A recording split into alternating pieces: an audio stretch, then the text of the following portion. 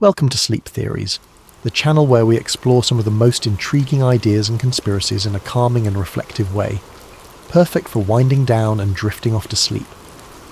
Tonight, we're diving into a thought-provoking and mind-bending story about the possibility that the world we live in might just be a simulation. Before we begin, I'd like to invite you to comment below and share where you're listening from and what time it is. It's incredible to connect with listeners from all over the world who share a curiosity for the unknown. If you enjoy this relaxing exploration of theories and mysteries, don't forget to subscribe to Sleep Theories. Now, find a comfortable position, close your eyes, and let your imagination wander as we journey into a world where reality itself might not be what it seems. It started on an ordinary day for Daniel, a young software engineer with a knack for solving puzzles. His life was structured and predictable. Mornings spent coding, afternoons troubleshooting, and evenings playing video games. But one evening, something changed. As Daniel sat at his desk, the hum of his computer filling the room, he stumbled across a theory he had heard before but had never truly considered: the simulation hypothesis. The idea wasn't new. Philosophers, scientists, and tech enthusiasts had discussed it for years. The premise was simple, yet profound. What if the world around us wasn't real? What if everything, every tree, every cloud, every person, was part of a highly sophisticated computer simulation? Daniel had always dismissed the idea as science fiction, the stuff of movies and novels, but tonight, something about it struck a chord. He began reading obsessively, diving into articles, forums, and even academic papers. The theory was grounded in logic, with prominent figures like Elon Musk and Nick Bostrom lending it credibility. Bostrom's argument was particularly compelling. If humanity ever reached a point where it could create hyper-realistic simulations, it was likely that countless simulated worlds would be created. Statistically, the odds of living in the one base reality were slim. Most likely we were already in a simulation. At first, Daniel laughed it off, but the more he read, the harder it became to ignore. Strange memories surfaced, moments from his past that didn't quite add up. A childhood friend he could remember vividly one day seemed like a distant blur the next. Patterns began to emerge in the world around him. Coincidences that felt too perfect, glitches that he had previously chalked up to his imagination. One night, Daniel decided to test the theory for himself. It had been weeks of consuming forum posts, articles, and late-night podcasts about the simulation hypothesis. The idea had started as a passing curiosity, but now it gripped him, gnawed at the edges of his perception, and made him question the very ground beneath his feet. If reality was as structured and artificial as the theories suggested, there had to be a way to prove it, or at least glimpse behind the curtain. He sat at his desk, illuminated by the glow of his computer screen, and began writing a simple program. It wasn't anything extraordinary, just a piece of code designed to generate random numbers. The logic was straightforward. The output should be completely unpredictable. Yet, as he stared at the rows of numbers that scrolled across the screen, he noticed something unsettling. At first it seemed like a coincidence. A number here, a number there, repeating after a few cycles. He rubbed his eyes, convinced he was imagining things, but the more he watched, the clearer the pattern became. Every few intervals the same sequence appeared, like a song stuck on loop. The numbers weren't random at all. It was as if an invisible hand was guiding them, injecting order where there should have been chaos. Daniel's heart raced. He ran the program again, tweaking variables, trying different algorithms. Yet no matter how he adjusted the parameters, the pattern remained. It was subtle, but undeniable. It felt deliberate, like someone, or something, wanted him to notice, and that was only the beginning. Once Daniel began paying attention, the glitches seemed to follow him everywhere. Lights in his apartment flickered without warning, even though his landlord had just installed new fixtures. Objects on his desk seemed to shift position when he wasn't looking. His coffee mug moved slightly to the left. A pen rolled a few inches away from where he'd placed it. He told himself he was imagining things, but deep down he wasn't so sure. The strangest moments happened when he ventured outside. On his usual walk to the park, he began to notice strangers behaving oddly. One day, a man in a dark coat walked past him, muttering to himself. Daniel didn't think much of it until later, when he saw the same man again, walking in the exact same way, muttering the exact same words. It wasn't déjà vu. It was like a scene repeating in a poorly rendered video game. And then there was the bird. It was a quiet afternoon, the kind Daniel usually enjoyed. He sat on a park bench sipping coffee when he saw a sparrow dart across the sky. It was an ordinary sight, but halfway through its flight the bird froze. It wasn't slowing down or adjusting its path, it was frozen in mid-air, its wings caught in an unnatural pause. Daniel blinked, his heart pounding. A second later the bird resumed its flight, as if nothing had happened. He stood up, his coffee forgotten, and scanned the park. No one else seemed to notice. Parents pushed strollers, joggers passed by, and kids chased each other near the swings. To them, the world was moving as it always had. But to Daniel, something was wrong. The bird's pause had lasted only a fraction of a second, but it was enough to shatter his sense of normalcy. He began to see these glitches everywhere. A car parked on the street blinked out of existence for a moment, only to reappear in the same spot as if nothing had happened. Digital clocks glitched, showing impossible times, 4:73 a.m. or 25:01 p.m., before correcting themselves. Even conversations with strangers felt scripted. A cashier at the grocery store repeated the same phrase twice, word for word, with the same intonation and rhythm, as though she had been reset mid-sentence. Daniel couldn't escape the feeling that the world around him was unravelling. Or perhaps it wasn't unravelling. It was revealing itself layer by layer, as if daring him to dig deeper. As weeks passed, Daniel's obsession consumed him, like a fire spreading through dry wood. What had started as a casual curiosity about simulation theory had evolved into an all-encompassing fixation. His once tidy apartment now resembled a war room. Walls covered in hastily scribbled notes, strings of red yarn connecting photographs and diagrams, and stacks of open books teetering precariously on every available surface.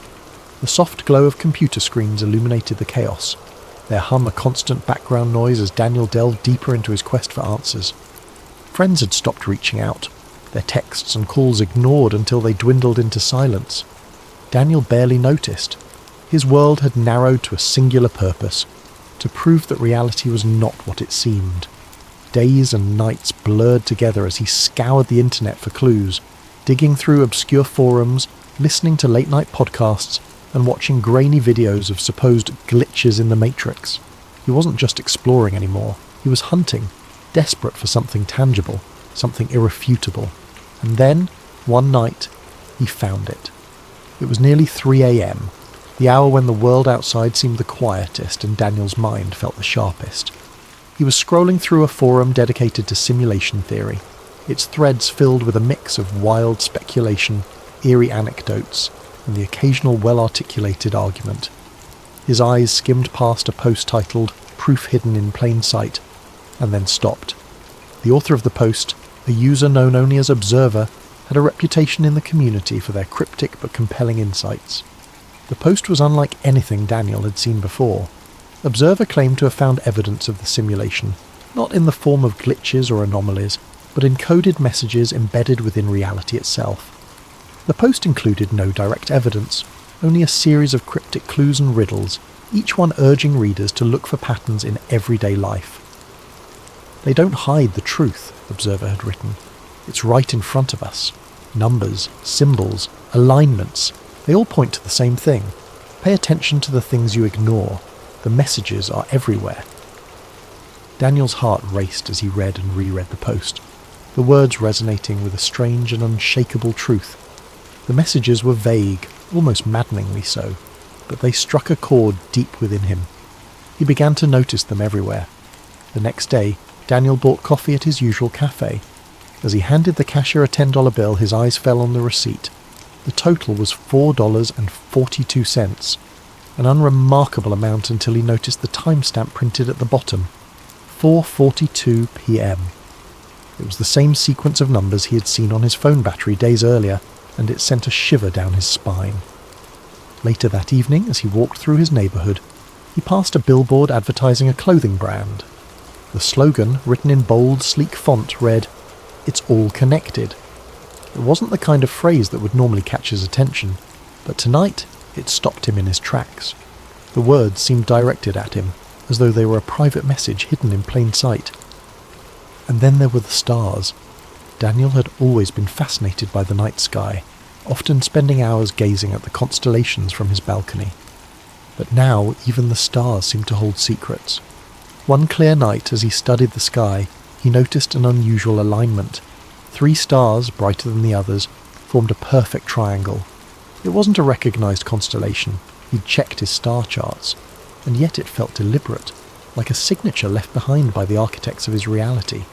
The more Daniel looked, the more he found. Random numbers on receipts began to repeat with eerie precision.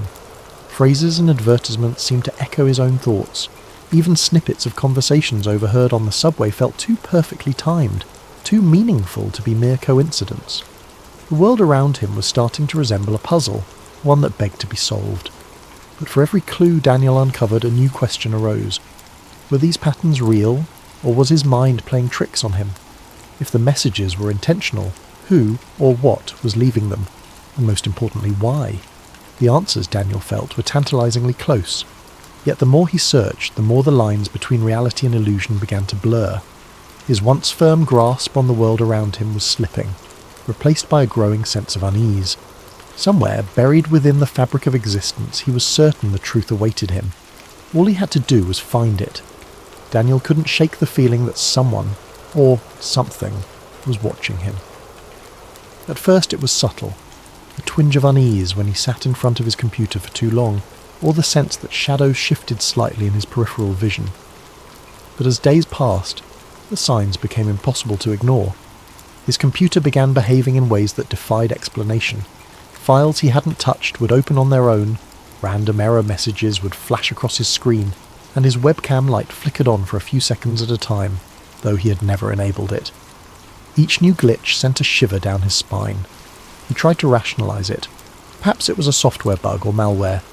He ran scans, reinstalled programs, even replaced his webcam entirely. But the anomalies persisted, and with each one, the sensation of being observed grew stronger, like an invisible presence was scrutinizing his every move. Then came the night everything changed.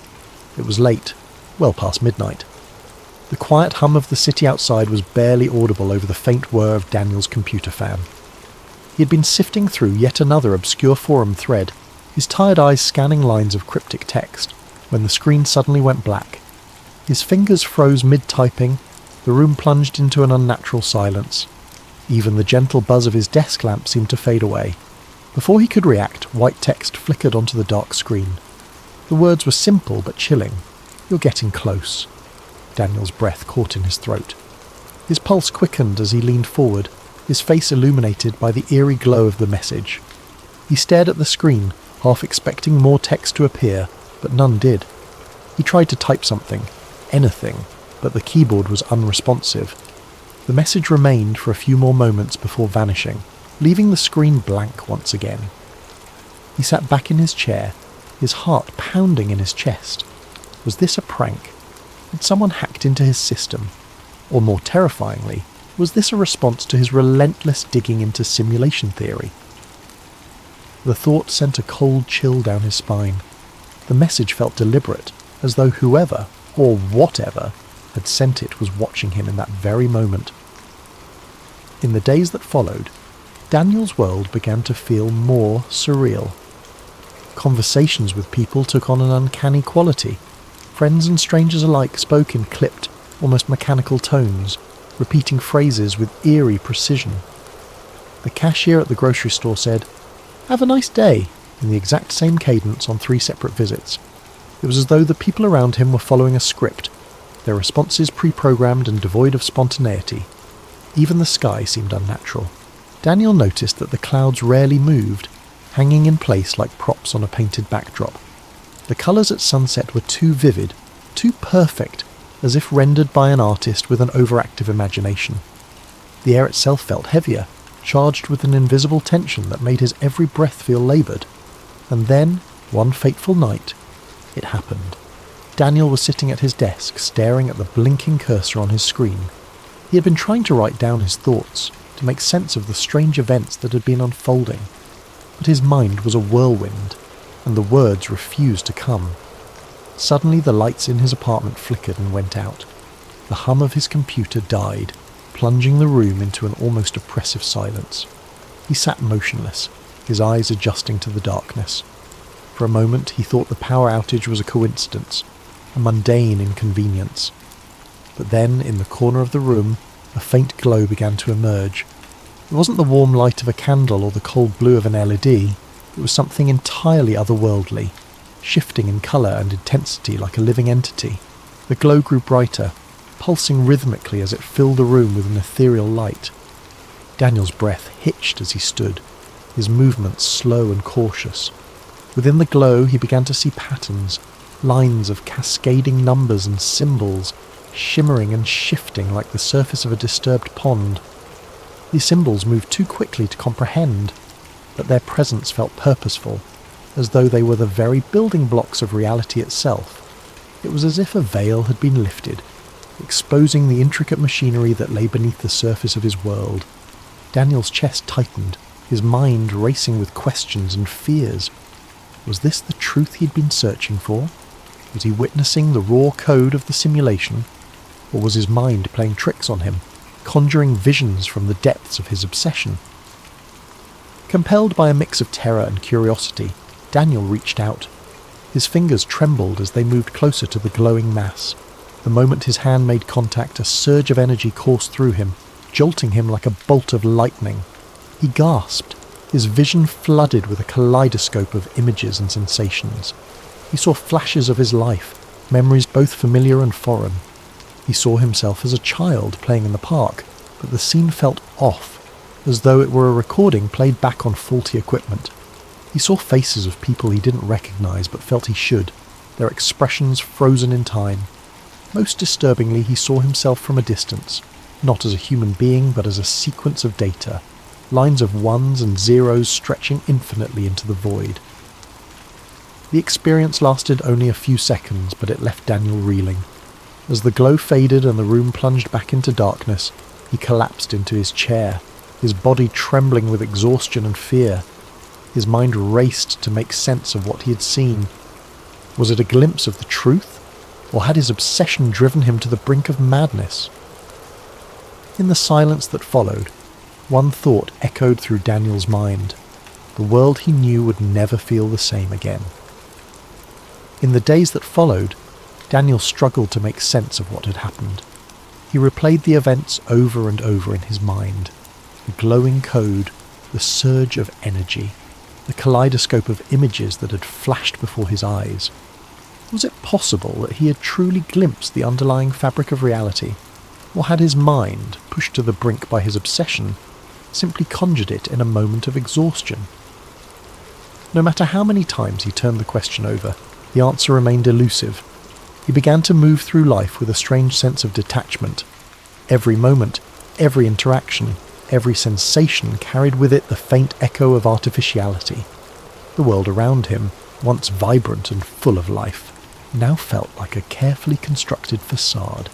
Conversations felt scripted, as though the people around him were reading from lines they didn't fully understand. The sound of traffic outside his apartment seemed monotonous, like a looped recording playing on repeat. Even the city lights that twinkled in the distance felt calculated, their brightness too perfect, their arrangement too deliberate. Daniel spent hours staring out the window of his apartment, watching the world unfold below. He noticed details he had never paid attention to before. The way pedestrians seemed to walk in synchronized patterns, the way the wind rustled the trees as though following an unseen rhythm. It was as if the simulation, if that's what it was trying harder than ever to convince him of its authenticity. But the harder it tried, the more artificial it felt. One evening, as he watched the sun set behind the city skyline, a strange calm settled over him.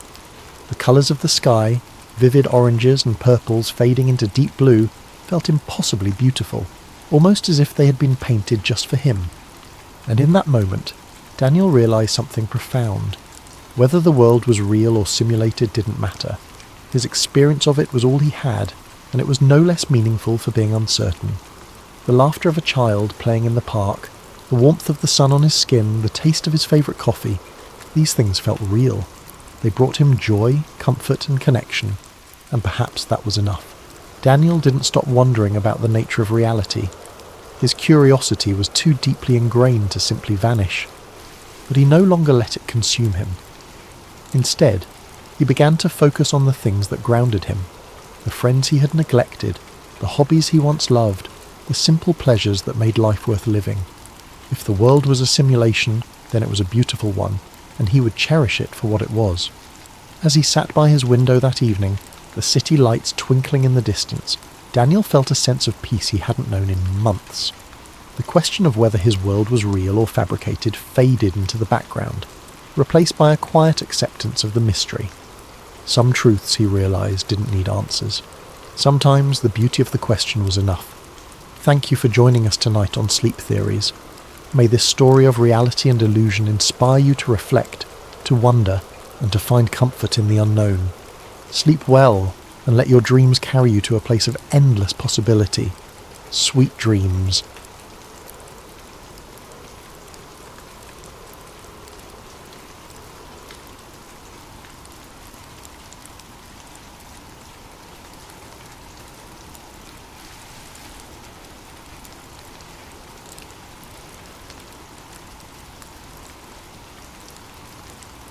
James Hart stood there, his breath hanging in the cool morning air as he stared at the sign. The words, US Government Property, Restricted Area. No trespassing glared back at him, each letter bold and unyielding against the worn metal.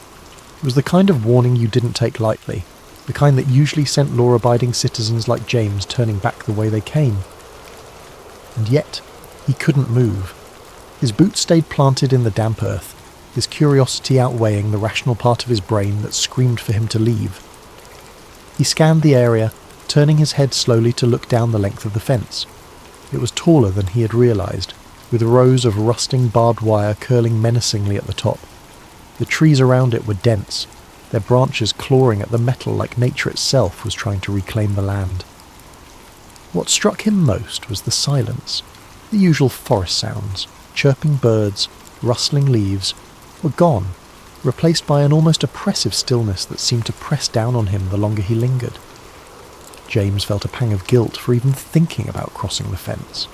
He was a man who followed the rules, who had lived his life avoiding unnecessary risks. But something about the place gnawed at him.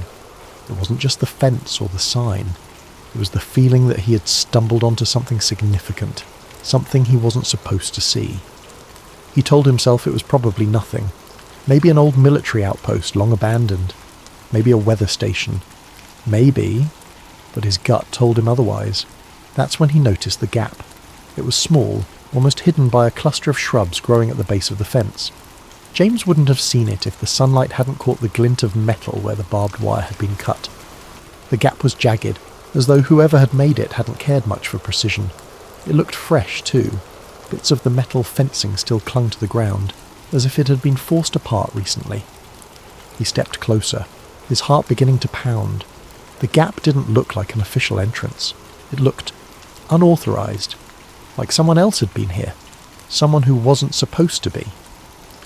The thought made James hesitate, a chill running down his spine. If someone had cut their way in, they'd done so for a reason. And if they'd gone to that much trouble, whatever lay beyond the fence was likely worth hiding, or discovering. James knelt down, brushing a hand over the torn edges of the wire. His fingers trembled slightly as he touched the cold, sharp metal. He glanced around, half expecting to see a patrol or hear the bark of a guard dog. But the forest remained silent.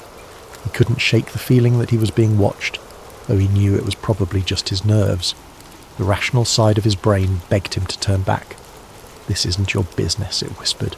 "You don't need to know what's in there. Just go home." But something deeper, something instinctual urged him forward. It wasn't just curiosity, it was a sense of unease, a need to understand what was hidden behind the fence. It was as though the gap had been placed there for him, daring him to cross the line. Before he could talk himself out of it, James took a deep breath and stepped through. The world seemed to change the moment he crossed the threshold. The air felt heavier, cooler, as though he had entered a different realm. The trees on this side of the fence were darker, their branches tangled like skeletal fingers reaching for the sky. The ground was soft and uneven, the moss beneath his boots muffling his steps. James moved cautiously, keeping low as he navigated the unfamiliar terrain. Every sound felt magnified. The crunch of leaves underfoot, the faint rustle of his jacket. His pulse thundered in his ears, but he kept moving, drawn forward by an invisible force. He didn't know what he was looking for, but he felt certain he would know it when he found it. The forest seemed to close in around him as he pressed deeper. The light filtering through the canopy grew dimmer, casting long shadows that danced with every movement of the trees. James felt a growing sense of unease, like he was being funneled towards something he couldn't yet see. He paused to catch his breath, leaning against a tree and glancing back the way he had come. The fence was no longer in sight, obscured by the dense undergrowth. For a moment he considered turning back, but the thought of leaving without answers felt unbearable. He pressed on, his senses on high alert. Then, through the thick curtain of trees, he saw it. A clearing. The sight made him stop in his tracks, his breath catching in his throat. It was unlike anything he had expected. He crouched low, creeping toward the edge of the clearing to get a better look.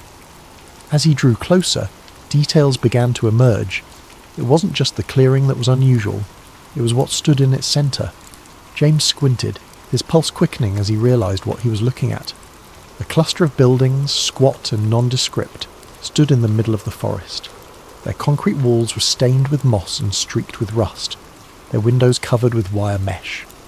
The dirt road wound through the clearing, leading to a set of large steel gates. Nearby, a handful of vehicles sat parked in a neat row, trucks with government plates, their sides marked with stenciled letters he couldn't quite make out. James ducked behind a tree, his mind racing. What was this place? It didn't look abandoned. Lights flickered in the windows and faint voices carried on the wind. He spotted figures moving between the buildings, some in lab coats, others in military uniforms. They moved with purpose, as though part of a carefully choreographed routine. Whatever this place was, it was active, and it was hidden for a reason. James's heart pounded as he crouched in the shadows, watching the scene unfold. Every instinct told him he shouldn't be here, that he was stepping into something far bigger than he could understand, but he couldn't look away. Something about the place drew him in, a nagging sense that he had stumbled onto something important, something he wasn't supposed to see. And yet, despite the fear gnawing at the edges of his mind, James couldn't bring himself to leave. Not yet, not without answers. Inside, the forest grew darker, the trees denser. James moved cautiously, his footsteps muffled by the soft earth. He expected to find... well, he didn't know what he expected. Maybe a weather station, or some kind of outpost. But what he found was something else entirely. After about a mile, the trees gave way to a clearing. In the centre stood a cluster of nondescript buildings, their concrete walls stained with moss and grime. A few trucks were parked nearby, their tyres caked with mud. The place looked abandoned, but as James got closer, he realised it wasn't. Lights flickered behind the windows and faint voices carried on the wind. James crouched behind a tree, his heart pounding. What was this place? He watched for a while, trying to make sense of what he was seeing. People in lab coats walked between the buildings, carrying files and equipment. Soldiers patrolled the perimeter, their rifles slung casually over their shoulders. It looked like something out of a spy movie, and James couldn't shake the feeling that he had stumbled onto something he wasn't supposed to see. That night, James couldn't sleep. The events of the day replayed endlessly in his mind, the scene at the facility refusing to fade into the background. Every time he closed his eyes, he saw the soldiers again, their movements precise, their presence unnervingly authoritative. Research facilities didn't have armed guards, especially not in the middle of nowhere, and certainly not guards who seemed so vigilant, so ready for trouble. He tossed and turned, trying to rationalise what he'd seen. Maybe it was a military outpost, some kind of training site or a storage depot for sensitive equipment. But that didn't explain the secrecy, the barbed wire fence, or the sense of isolation. It was as if the place was deliberately hidden from the world, tucked away where no one would think to look. He told himself he was overthinking it, that his imagination was running wild. Yet the image of the soldiers lingered, refusing to let him find peace. By morning, his curiosity had turned into something stronger, a need to know. He couldn't just leave it alone, not after what he'd seen. His rational mind warned him against going back, but a deeper part of him, the part that craved answers, overruled the hesitation. He decided to return, this time more prepared. James gathered his old pair of binoculars and a camera he hadn't used in years, stuffing them into a worn backpack. He threw on his hiking boots and jacket, telling himself it was just another day exploring the woods. If anyone asked, he was just a curious hiker with a camera, documenting the beauty of the forest. But in his gut, he knew this wasn't a casual outing. He was crossing a line, stepping further into something he didn't fully understand. When he reached the gap in the fence, the forest was eerily quiet. The usual hum of birdsong and rustling leaves seemed muted, as though the woods themselves were holding their breath. James crouched low as he slipped through the gap, his senses on high alert. Every sound, every shadow felt amplified, his heartbeat thudding in his chest like a drum. He followed the same path as before, weaving through the dense undergrowth until the clearing came into view. The facility was just as he had left it, its squat buildings clustered together like silent sentinels. The guards were there too, patrolling the perimeter with methodical precision. James found a spot where the trees provided cover, settling in with his binoculars. At first it was uneventful. Trucks came and went, their drivers unloading crates and disappearing into one of the larger buildings. James adjusted the focus on his binoculars, trying to make out the stenciled letters on the side of the crates, but the angle was wrong. He snapped a few photos anyway, hoping they might reveal more later. Hours passed, and James was beginning to think this trip might have been a mistake. He was cold, his legs were cramped from crouching, and his nerves were fraying from the constant vigilance. He was about to pack up and leave when something caught his eye. A small group of people emerging from one of the buildings. He froze, lifting the binoculars to his eyes. At first it looked like more workers or guards, but then he saw the man. Unlike the others, he wasn't wearing a uniform or a lab coat. He looked like an ordinary civilian, his clothes rumpled and his posture defeated. He was flanked by two guards, their hands gripping his arms as they marched him across the clearing. James's breath hitched as he adjusted the focus. The man's hands were bound behind his back, and his face was pale, almost ghostly. There was a hollow look in his eyes, a mixture of fear and resignation that sent a chill down James's spine. He watched as the man turned his head, glancing over his shoulder as if searching for a way out, or perhaps for someone who might come to his aid. The guards didn't give him a chance to hesitate. One of them shoved him roughly, forcing him to quicken his pace. James followed their movements through the binoculars, his grip tightening as they approached a building with heavy steel doors. The building was unlike the others. Its walls were reinforced, its windows small and barred. It radiated an aura of foreboding, as though it held secrets too dangerous to escape. The guards stopped in front of the doors, one of them stepping forward to punch a code into a keypad. James watched as the doors slid open with a low mechanical hum. For a moment the man hesitated, his body stiffening as though he might resist. But the guards didn't give him a choice. They shoved him inside, the doors sealing shut behind them with a finality that sent a shiver through James. He lowered the binoculars, his mind racing. Who was that man? Why was he being treated like a prisoner in what was supposed to be a government facility? Nothing about this made sense. James felt a surge of unease, the questions piling up faster than he could process them. He had stumbled onto something much bigger than he had imagined, something that felt wrong in every possible way. He debated leaving, retreating to the safety of his normal life. But as he crouched there in the shadows, watching the facility from a distance, he knew he couldn't walk away. Not yet. Not without answers. James's stomach turned. Whatever was happening here, it wasn't normal. He knew he should leave it alone, but he couldn't. He spent the next week digging for information, searching the internet for any mention of a government facility near his town. He found nothing. No maps, no records, not even a rumour. But James wasn't ready to give up. The questions gnawed at him, consuming his thoughts and erasing the boundaries of his once quiet life. Each day at the post office felt like an eternity, his mind drifting back to the strange facility hidden in the woods. At night, his resolve only deepened. He had to know more, even if it meant taking greater risks. He began his nighttime visits cautiously, dressing in dark clothing and timing his excursions to align with the guards' shift changes. Through careful observation, he mapped the layout of the facility. There were at least 6 buildings, each with its own purpose. One seemed to be a storage depot, where crates were unloaded and stacked before being transported elsewhere. Another appeared to house the guards, a smaller structure with a steady glow of light and the occasional sound of muffled laughter or clinking cups. But it was the larger, heavily fortified building, the one with the steel doors, that intrigued him most. It exuded an air of secrecy that demanded further investigation. James kept his distance at first, watching from the tree line with his binoculars. He noted the times of deliveries, the duration of guard patrols, and the comings and goings of people in lab coats. His camera captured grainy images of crates being unloaded, their labels too obscured to read clearly.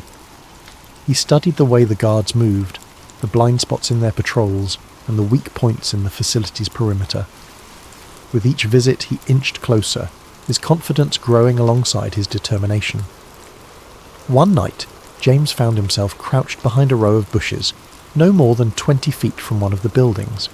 A single window was left slightly ajar, allowing faint voices to drift into the night air. He strained to listen, his heart pounding as he caught fragments of a conversation.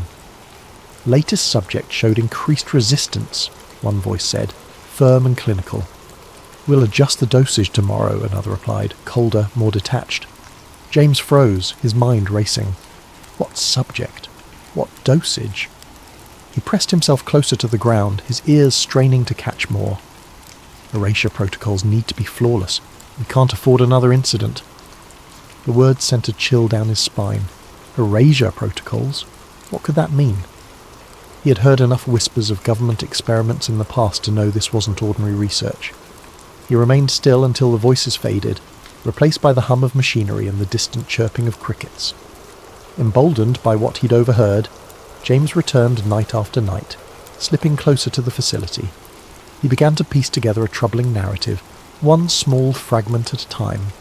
On one of his visits, he managed to slip into the shadows of an open loading dock, hiding behind stacks of crates as workers moved about. The crates were marked with cryptic codes, but a few bore labels that made his stomach drop. Test Compound 47A, Behavioral Protocols, Cognitive Analysis. As the workers left, their voices echoed faintly in the cavernous space. James crouched low, his camera forgotten as he strained to listen. Dr. Reinhardt wants the new batch prepped by Monday. Has Subject 18 stabilised yet? Not after the last round. They're talking full sedation this time. The words painted a grim picture. James felt his pulse quicken as he realised the scale of what he was uncovering. These weren't just experiments, they were human experiments. His suspicions were confirmed a week later when he found an unguarded corner of the facility, where a small vent emitted a low hum. The air smelled faintly of chemicals, and through the grate he could hear voices, clearer this time. Initial trials showed significant memory suppression. Hallucinations are an acceptable side effect as long as obedience metrics remain stable. James barely dared to breathe. He fished a small audio recorder from his backpack and held it close to the vent, capturing every word. The voices continued, their tone cold and detached, as though discussing a set of tools rather than human lives. MKUltra is yielding promising results in behavioural modification. We'll present the findings to the higher-ups next quarter. James's blood ran cold. MKUltra. He had read the name before in conspiracy forums, but he'd always dismissed it as exaggerated speculation. Yet here it was, spoken aloud in the dead of night, in a hidden facility guarded like a fortress. The pieces began to fall into place. The mind control experiments, the forced drug trials, the psychological manipulation. It wasn't just a theory. It was real. And it was happening right here, in the woods he had hiked so many times before. Driven by a mix of horror and determination, James began to push his limits. He found an unlocked utility shed near the facility, a cluttered space filled with tools and discarded paperwork. In the dim light of his flashlight he discovered a stack of files that appeared hastily stashed. He flipped through them, his heart pounding as he read terms like hypnotic induction, psychoactive administration, and neurological reprogramming. One file stood out. It contained a list of names, some crossed out, others annotated with cryptic notes. One name was circled with the words Phase 3, Complete Erasure, scrawled in the margins. James stared at the page, his hands trembling. These weren't just experiments. They were controlling people, erasing their memories, turning them into... what? He didn't know, but the implications were too terrible to ignore. It wasn't long before James became a regular visitor to the facility, slipping past guards and documenting everything he could. He sketched crude maps, took photos of documents and buildings, and recorded snippets of conversations. Each night he returned home with more evidence, his small apartment becoming a chaotic archive of secrets. But the closer he got to the truth, the more the weight of his discovery began to press down on him. He knew he was walking a dangerous line. The facility was guarded for a reason, and the people running it clearly had no intention of letting their secrets escape. Yet James couldn't stop. He was driven by a need to expose what he'd found, to pull back the curtain on a conspiracy that had remained hidden for too long. He didn't know it yet, but his time was running out. But James made a mistake. On his final visit to the mysterious facility, James's growing confidence got the better of him. It was late, the forest cloaked in the thick silence of the night. He had planned this visit meticulously, timing his movements with the guards' rotations and using every shortcut he'd learned over weeks of careful observation. This time, he was determined to get inside the main building, the one with the steel doors and faint flickering lights that seemed to pulse with a sinister rhythm. He slipped through the gap in the fence as he had done before, his heart pounding in his chest. Armed with a flashlight, a notebook and a new camera, James crept closer to the structure. As he approached the building, he noticed a delivery truck parked near the loading dock. Its back was open, revealing rows of metal crates with cryptic labels. He crouched low behind a stack of barrels, taking photos of the crates, hoping the camera's silent shutter wouldn't betray him. But then he heard it, a sharp crack, the unmistakable sound of a branch snapping underfoot. His body froze as the beam of a flashlight swept through the darkness, illuminating the area just feet from his hiding spot. A guard's voice broke the silence, gruff and alarmed. "Who's there?" Panic surged through James. He bolted, his boots pounding against the forest floor as he darted back toward the fence. The shouts of the guards followed him, along with the heavy thud of their boots as they pursued him. His breath came in ragged gasps, his chest burning as he pushed himself harder, faster. But the guards were trained, and they were gaining on him. He felt the impact before he saw it, a crushing weight against his side as one of the guards tackled him to the ground. His camera skittered across the dirt, landing out of reach. A second guard grabbed his arms, pinning him as he struggled. "Don't move!" one of them barked, his voice cold and commanding. James's mind raced, scrambling for an explanation, an excuse, anything that might save him. But no words came. He was yanked to his feet, his wrists bound tightly with a rough rope, and dragged toward the facility. The camera, his notebook, and any shred of evidence he'd gathered were confiscated, leaving him defenseless. Inside the compound, James was shoved into a small, dimly lit room. The walls were concrete, the air stale and suffocating. A single overhead light buzzed faintly, casting harsh shadows that seemed to dance menacingly on the walls. He sat in a metal chair, his wrists still bound, as a man in a dark suit entered the room. The man's face was expressionless, his eyes cold and calculating. "Who are you?" the man demanded, his voice sharp and clipped. James swallowed hard, his mouth dry. I'm no one. I was just hiking. I got lost." "Don't lie to me," the man interrupted, slamming a file onto the table. Papers spilled out, some of them familiar to James. Copies of photos he'd taken, sketches of the facility's layout, and notes he'd written about what he'd overheard. The sight of them made his stomach drop. "How did you find this place?" the man continued.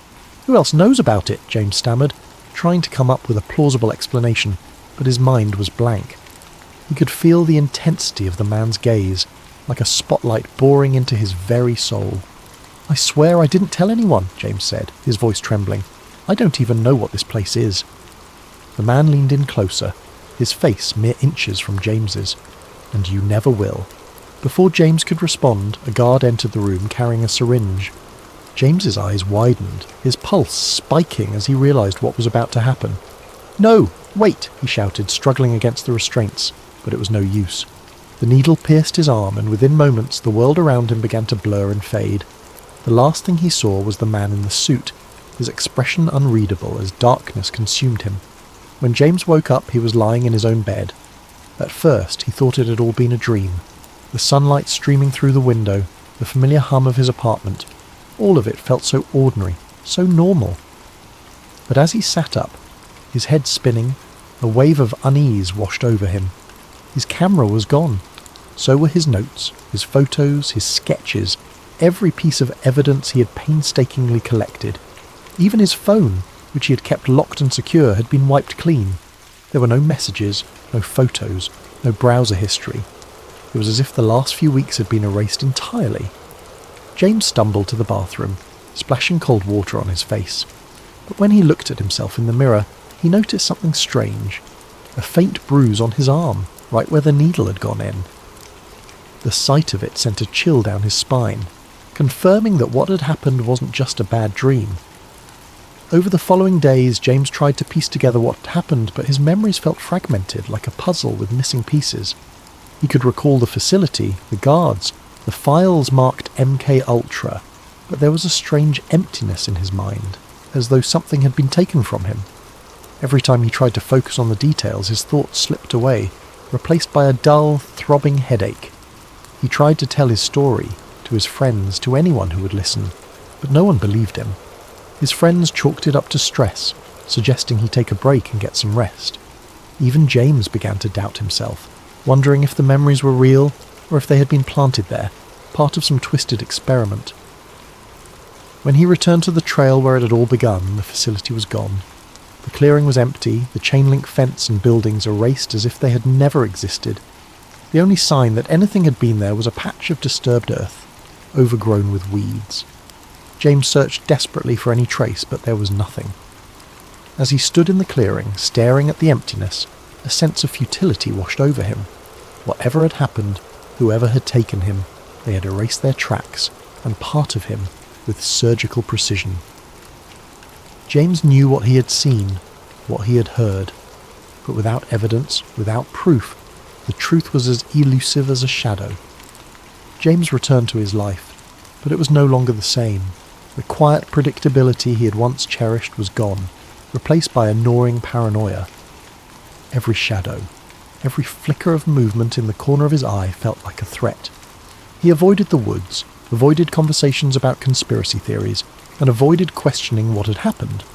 But deep down, he knew the truth. Some secrets were never meant to be uncovered, and some questions once asked could never be unasked. Thank you for joining us tonight on Sleep Theories.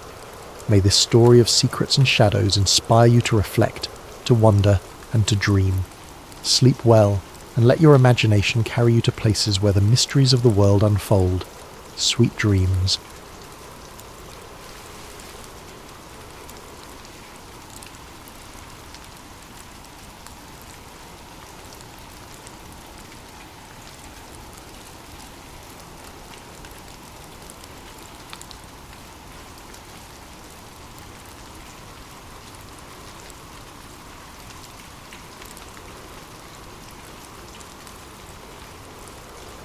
Charlie Grayson was an ordinary guy with an ordinary job.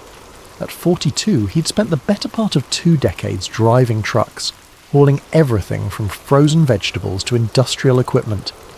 He didn't mind the solitude of the open road. In fact, he preferred it. Life behind the wheel was simple.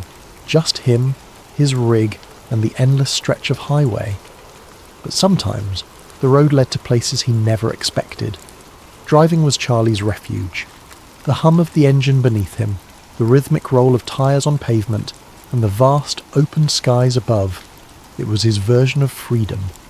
There were no office politics to navigate, no meetings to attend, and no deadlines beyond the one set by his dispatcher. It was a job that required focus and patience, qualities Charlie had in abundance. He liked the routine of it, the way each delivery started and ended with a clear purpose. Most days the miles blurred together. The roads were familiar, even comforting. He knew the best diners to stop at for a slice of pie, which truck stops had the cleanest showers, and the stretches of highway where the sunsets seemed to last forever.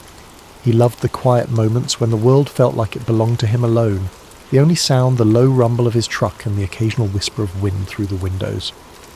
Charlie didn't consider himself the adventurous type. He wasn't the kind of guy who went looking for excitement or mystery. In fact, he avoided it whenever possible. His life was a steady rhythm of pickups and drop-offs, punctuated by the occasional call to his sister, or a quick stop to visit a friend on the way through town. It was predictable, and he liked it that way. But driving wasn't without its surprises. Over the years, Charlie had seen his share of odd things on the road. A bear wandering too close to the interstate, strange lights hovering in the distance late at night, and once, a car inexplicably abandoned in the middle of nowhere, its doors wide open as if the occupants had vanished into thin air. None of it had rattled him too much. He chalked it up to the quirks of life on the road and kept moving. Still, there was something about the open road that always felt a little otherworldly. Maybe it was the way the landscape seemed to stretch on forever, or the way the stars looked brighter and closer when you were miles from the nearest city. Charlie had spent countless nights parked at rest stops, leaning against the hood of his truck and staring up at the night sky. He liked to imagine the stories those stars might tell if they could talk. Stories of travellers like him, crisscrossing the country in search of something they couldn't quite name. Charlie wasn't a dreamer by nature, but he did have a quiet appreciation for the unknown. He liked the idea that there were still mysteries in the world, things waiting to be discovered just beyond the horizon. But those thoughts were fleeting, passing through his mind like the tumbleweeds that sometimes skittered across the highway. For the most part, Charlie kept his focus on the road ahead, content with the life he'd built and the steady rhythm of his days. He never imagined that one of those roads, the same roads he'd travelled countless times, could lead him somewhere he wasn't meant to go, somewhere that would shatter his carefully constructed world of routine and simplicity, somewhere that would make him question everything he thought he knew about the job he'd always thought was so ordinary. It started with a routine delivery. His dispatcher called it a special route, which wasn't unusual. These jobs usually meant more pay and tighter deadlines. Charlie didn't ask questions. He wasn't the type to pry. He picked up the sealed cargo from a nondescript warehouse outside of Las Vegas, a heavy reinforced crate with no markings. The manifest simply read, "High-value equipment." That wasn't uncommon either. Truck drivers carried plenty of things they weren't meant to ask about. The instructions were precise. Follow a specific route, no detours, and arrive at the drop-off point by 2 a.m. The GPS coordinates were deep in the Nevada desert, but Charlie didn't think twice. He'd driven through the desert plenty of times, delivering goods to remote military installations. It was all part of the job. The sun was setting as Charlie turned onto a narrow, unmarked road. The desert stretched out in all directions, the horizon glowing in shades of orange and purple. The only signs of life were the occasional jackrabbit darting across the cracked pavement and the faint hum of his engine echoing in the stillness. His headlights cut through the growing darkness as he followed the route on his GPS. After an hour of driving, he approached a security checkpoint. The road was blocked by a high chain-link fence topped with razor wire. 2 armed guards stood by a small booth, their faces shadowed by the brim of their caps. The insignia on their uniforms was unfamiliar, but their presence made it clear. This was no ordinary delivery. Charlie rolled down his window as one of the guards approached. The man didn't speak, just motioned for Charlie's paperwork.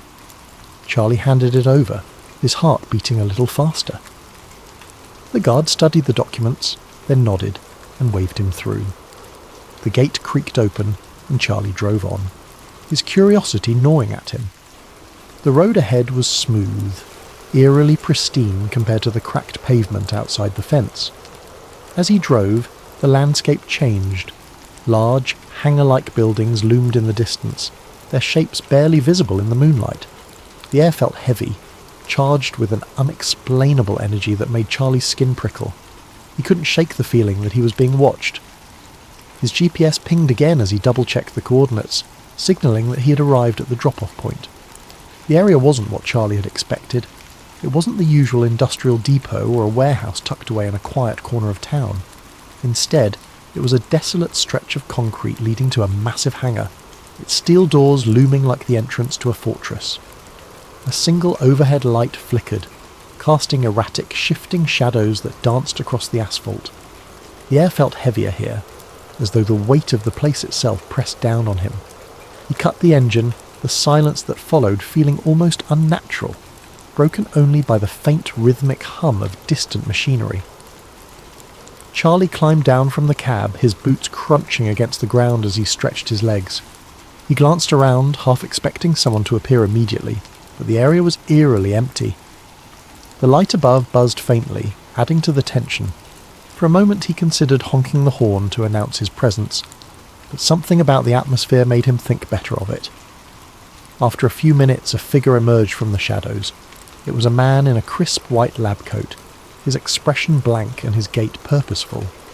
Behind him were two guards, each wearing dark uniforms and carrying weapons holstered at their hips.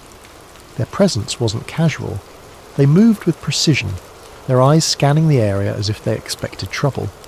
The man in the lab coat stopped in front of Charlie, his gaze sharp but devoid of any warmth or friendliness. He held out a clipboard without introducing himself, his movements mechanical. Charlie hesitated, then took the clipboard, scanning the document briefly. It was the standard delivery confirmation, but the strange location and the armed guards made him feel like he was signing away more than just a shipment. "You'll unload the crate and bring it inside," the man said, his tone clipped and efficient. He didn't offer a name, an explanation, or even a hint of small talk. Charlie simply nodded, sensing this wasn't the kind of place where questions were welcomed. As he moved to the back of his truck, the guards followed closely, their boots echoing against the concrete. He could feel their eyes on him, scrutinizing every move he made. The crate was large, heavy, and reinforced with thick steel edges. It was unmarked, save for a series of stenciled numbers on its side, nothing that gave away its contents. Charlie had hauled plenty of odd cargo over the years, but something about this crate set his nerves on edge. Using the pallet jack, he carefully wheeled the crate down the truck's ramp, the metal clanking softly as it touched the ground. He manoeuvred it toward the hangar doors, where the man in the lab coat was waiting. The guards stayed close, their presence more oppressive than helpful. The hangar's interior was unlike anything Charlie had ever seen. The air was cooler, carrying a faint metallic tang, and the overhead lights bathed everything in a harsh, sterile glow. Rows of equipment lined the walls, machines with sleek, futuristic designs that looked more at home in a science fiction movie than a government facility. Some hummed faintly, their lights blinking in patterns Charlie couldn't decipher. Others were silent but ominous, their purposes entirely alien to him. As he wheeled the crate into place, Charlie's eyes darted around the room. He couldn't help but notice the way the lab coat man and the guards avoided looking directly at certain pieces of equipment, as though even they weren't entirely comfortable with what surrounded them. A strange tension hung in the air, an unspoken understanding that this was no ordinary workspace. The man in the lab coat gestured to a designated spot near the back wall. "Right there," he said, his voice devoid of inflection. Charlie complied, carefully lowering the crate into place. He secured it as instructed, the guards watching every movement as though they expected him to do something wrong. "Is that it?" Charlie asked, breaking the silence. His voice sounded too loud in the cavernous space, echoing off the walls. The man in the lab coat didn't respond. He simply nodded, his attention already shifting to the crate as if Charlie no longer existed. As Charlie turned to leave, something caught his eye. A large translucent panel mounted on the far wall. The surface glowed faintly, its opacity shifting like frosted glass under a faint light. Behind it, he thought he saw movement. It was subtle, almost imperceptible, a flicker of shadow that disappeared as quickly as it had appeared, but it was enough to make him stop in his tracks. "What's behind?" he started to ask, but the words died in his throat. One of the guards stepped forward, his hand resting on the holster at his hip. "Time to go," the guard said, his tone leaving no room for argument. Charlie's mouth went dry. He nodded quickly, forcing his eyes away from the panel. As he walked back toward his truck, he could feel the guards' presence behind him, their steps measured and deliberate. It was as if they were herding him out, ensuring he didn't stray or look too closely at anything he wasn't supposed to see. Climbing into the cab of his truck, Charlie's hands trembled slightly as he gripped the wheel.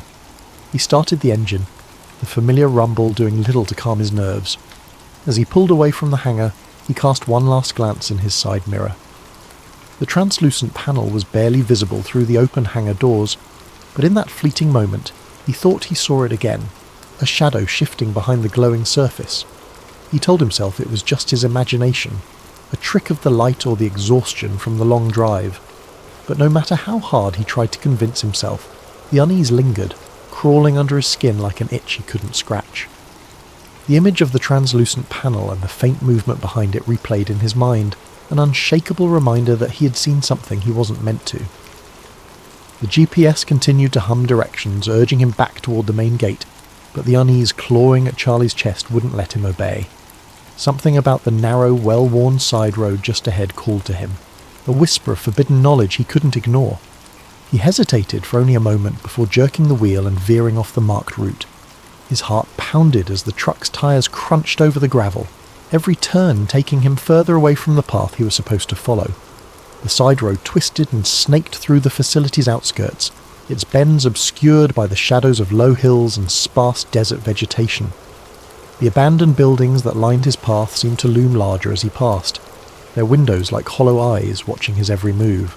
At first, he saw no signs of life, just darkness and the occasional rusted chain-link fence, rattling faintly in the breeze. But as he drove deeper, things began to shift. He noticed subtle signs of activity, a faint glimmer of light from a distant structure, tyre tracks freshly carved into the dirt, the unmistakable silhouette of guards patrolling a perimeter. His breath quickened. The urge to turn back tugged at him, a voice of reason growing louder in his mind, but his curiosity burned too hot to be extinguished. He pressed forward, gripping the wheel tighter as the road widened and led him into what felt like the heart of the facility. At last, he pulled his truck into the shadow of a massive hangar, its dark metal walls blending into the night. He killed the engine, the abrupt silence amplifying the sound of his own rapid breathing. For a moment he just sat there, the weight of what he was doing pressing down on him. Then, as though compelled by an unseen force, he climbed out of the cab. The air here was different, thick, charged, as if it hummed with an invisible current. Every step Charlie took felt deliberate, his boots crunching softly on the gravel as he crept closer to the hangar. A faint glow seeped through a crack in the enormous doors, and he found himself drawn to it like a moth to a flame. He crouched low, the cool metal of the hangar's sidewall brushing against his hand as he leaned in to peer through the gap. The interior of the hangar was breathtakingly vast, stretching farther than his eyes could follow. The air inside was cold, a stark contrast to the desert night beyond. Rows of futuristic workstations lined the walls, each manned by technicians clad in pristine white lab coats. They moved with quiet precision, their faces illuminated by the pale blue light of glowing monitors. Charlie's eyes scanned the room, drinking in details that felt like something out of a dream or a nightmare. And then he saw it.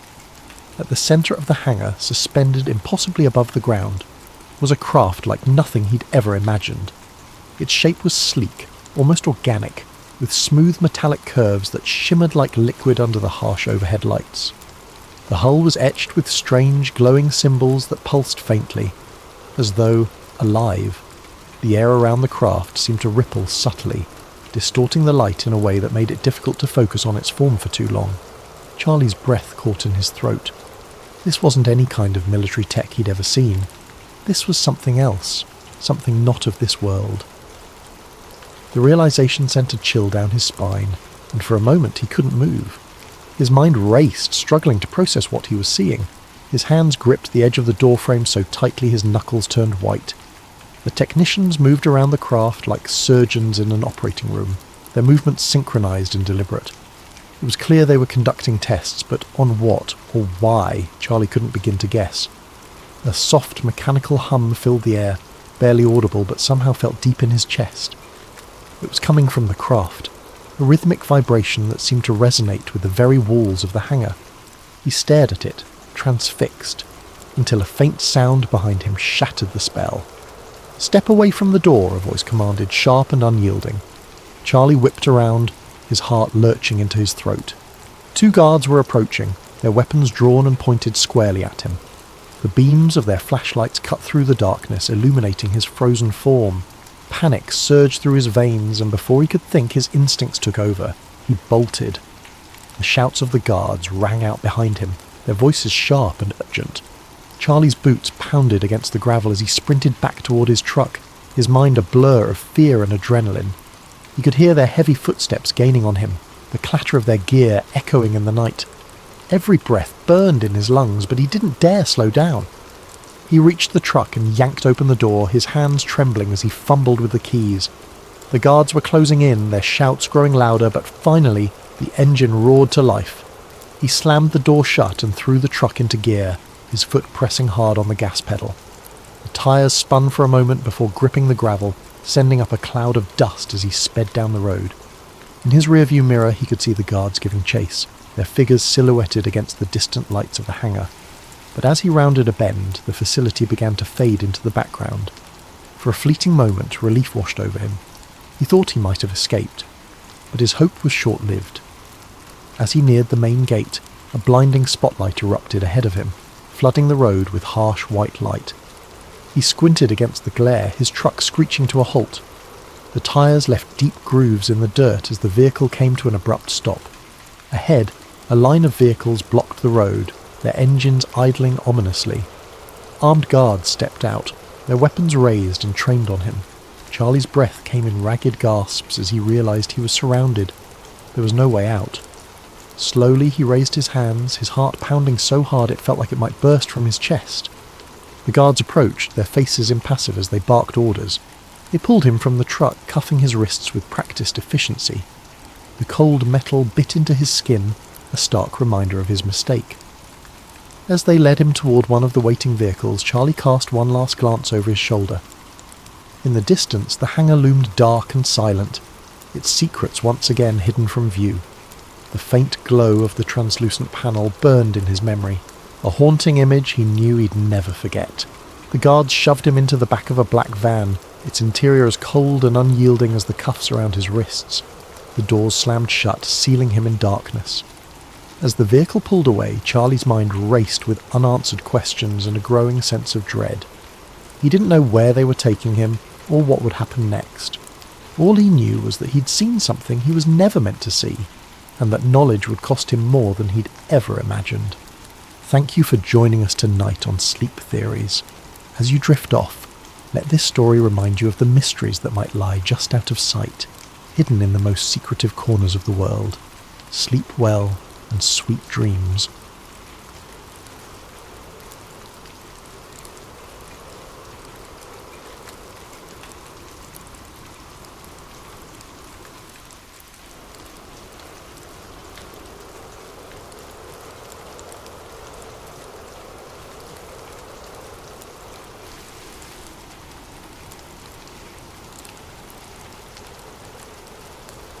Evan Carter wasn't the kind of person who believed in conspiracies.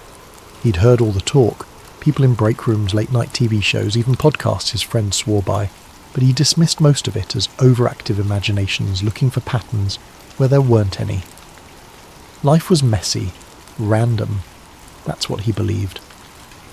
So when his flight was unexpectedly rerouted through Denver International Airport, he wasn't expecting anything other than a mundane layover. The airport had always been a source of fascination for conspiracy theorists, but Evan had never paid much attention to the stories. Murals with hidden messages, strange architecture, underground tunnels leading who knows where. It all sounded like something out of a movie. Yet, as his cab pulled up to the massive structure, something about the place gave him pause. The Blue Mustang statue outside the airport was the first thing he noticed. Towering over the entrance, its glowing red eyes pierced through the dusk like a warning.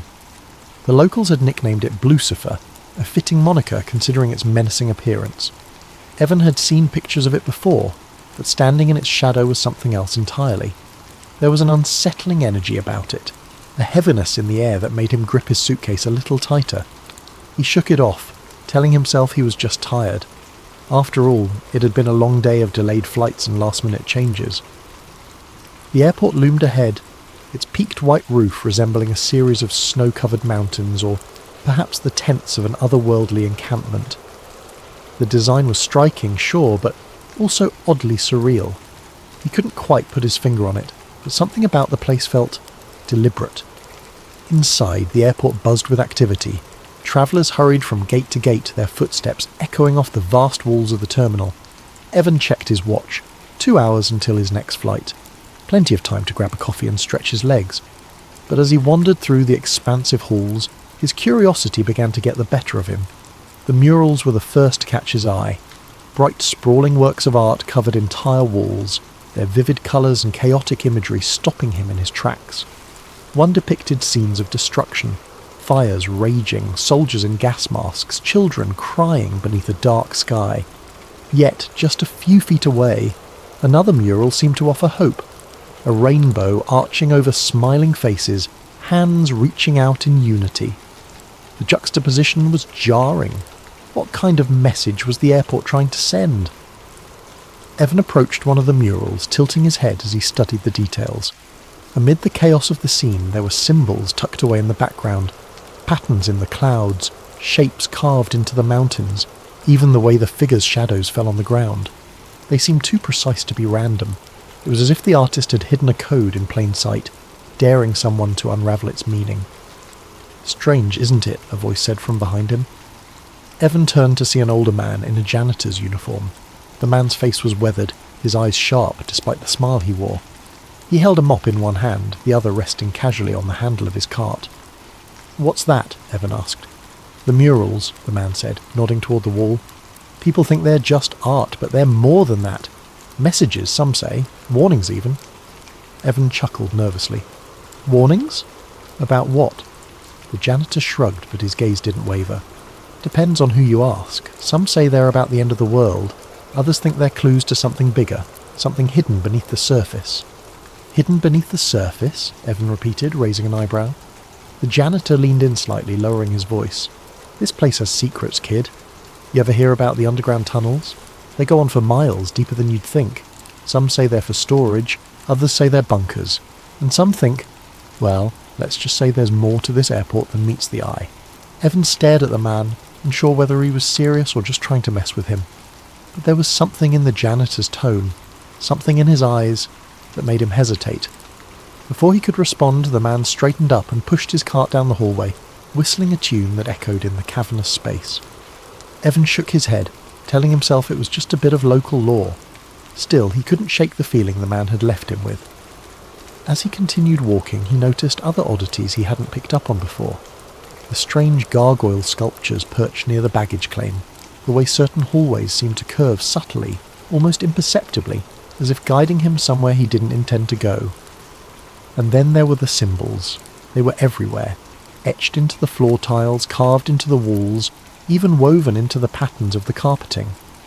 They weren't immediately noticeable, but once he started looking, he couldn't stop seeing them. Some were geometric, others more abstract, but they all seemed to share a common language, one Evan didn't understand but couldn't ignore. With over an hour left before his flight, Evan found himself wandering deeper into the airport, drawn by a mix of curiosity and unease. The main terminal, with its bustling crowds and steady hum of announcements, faded into the background as he moved into a quieter section. The lighting seemed dimmer here, the polished floors giving way to scuffed tiles that reflected the occasional flicker of a fluorescent bulb.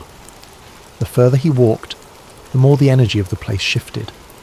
It wasn't just the physical quiet, it was an oppressive stillness, the kind that crawled under his skin and made his instincts prick with unease. At first, he tried to dismiss the feeling, attributing it to nothing more than nerves. He had always been a bit anxious in unfamiliar places, and Denver International Airport was massive, its labyrinthine layout disorienting even for frequent travellers. But as he passed row after row of empty seating areas and darkened kiosks, the sensation grew stronger. It wasn't just that the crowds had thinned out, it was as though this section of the airport had been entirely forgotten. The usual comforting backdrop of distant conversations, rolling suitcases and footsteps was gone, replaced by an eerie silence that pressed against his ears. That's when he saw it. At the end of a dimly lit corridor, tucked between two maintenance doors, was another door, unmarked and slightly ajar. The fluorescent light above it buzzed faintly, casting a pale glow that seemed to draw his eyes like a beacon. Something about the door felt inherently wrong. It didn't belong here, out in the open yet somehow hidden, as though it were waiting for someone to notice it. Evan stopped a few feet away, his heart pounding in his chest. He hesitated, his logical mind urging him to turn back. This wasn't his business, and it was probably just a service area or a restricted zone. But something about the door gnawed at him, a whisper of a challenge that tugged at his curiosity. His eyes darted to the corners of the hallway. There were no security cameras, no signs warning him to keep out, and no staff nearby. The area was so still, so utterly devoid of life, that it felt almost unreal. Evan stepped closer, his sneakers squeaking softly against the tiles. He pushed the door open slowly, the hinges creaking in protest. Beyond it was a narrow stairwell, the kind you might find in a service area or a building's emergency exit. The air here was different, cooler, almost damp, with a faint metallic tang that clung to the back of his throat. A fluorescent light at the top of the stairs flickered intermittently, casting uneven shadows that danced along the walls. As his footsteps echoed against the concrete, Evan's unease deepened. Every step felt heavier than the last, his breathing shallow as the dim light at the top of the stairs faded further into the distance. He could hear the faint hum of machinery, a low vibration that seemed to emanate from the very walls, thrumming in his chest like a heartbeat. It was hypnotic in a way, pulling him forward even as every rational part of him screamed to turn back. At the bottom of the stairs, he found himself in a long, sterile hallway. The walls were stark, made of plain concrete and steel, lined with doors that bore no signs or labels.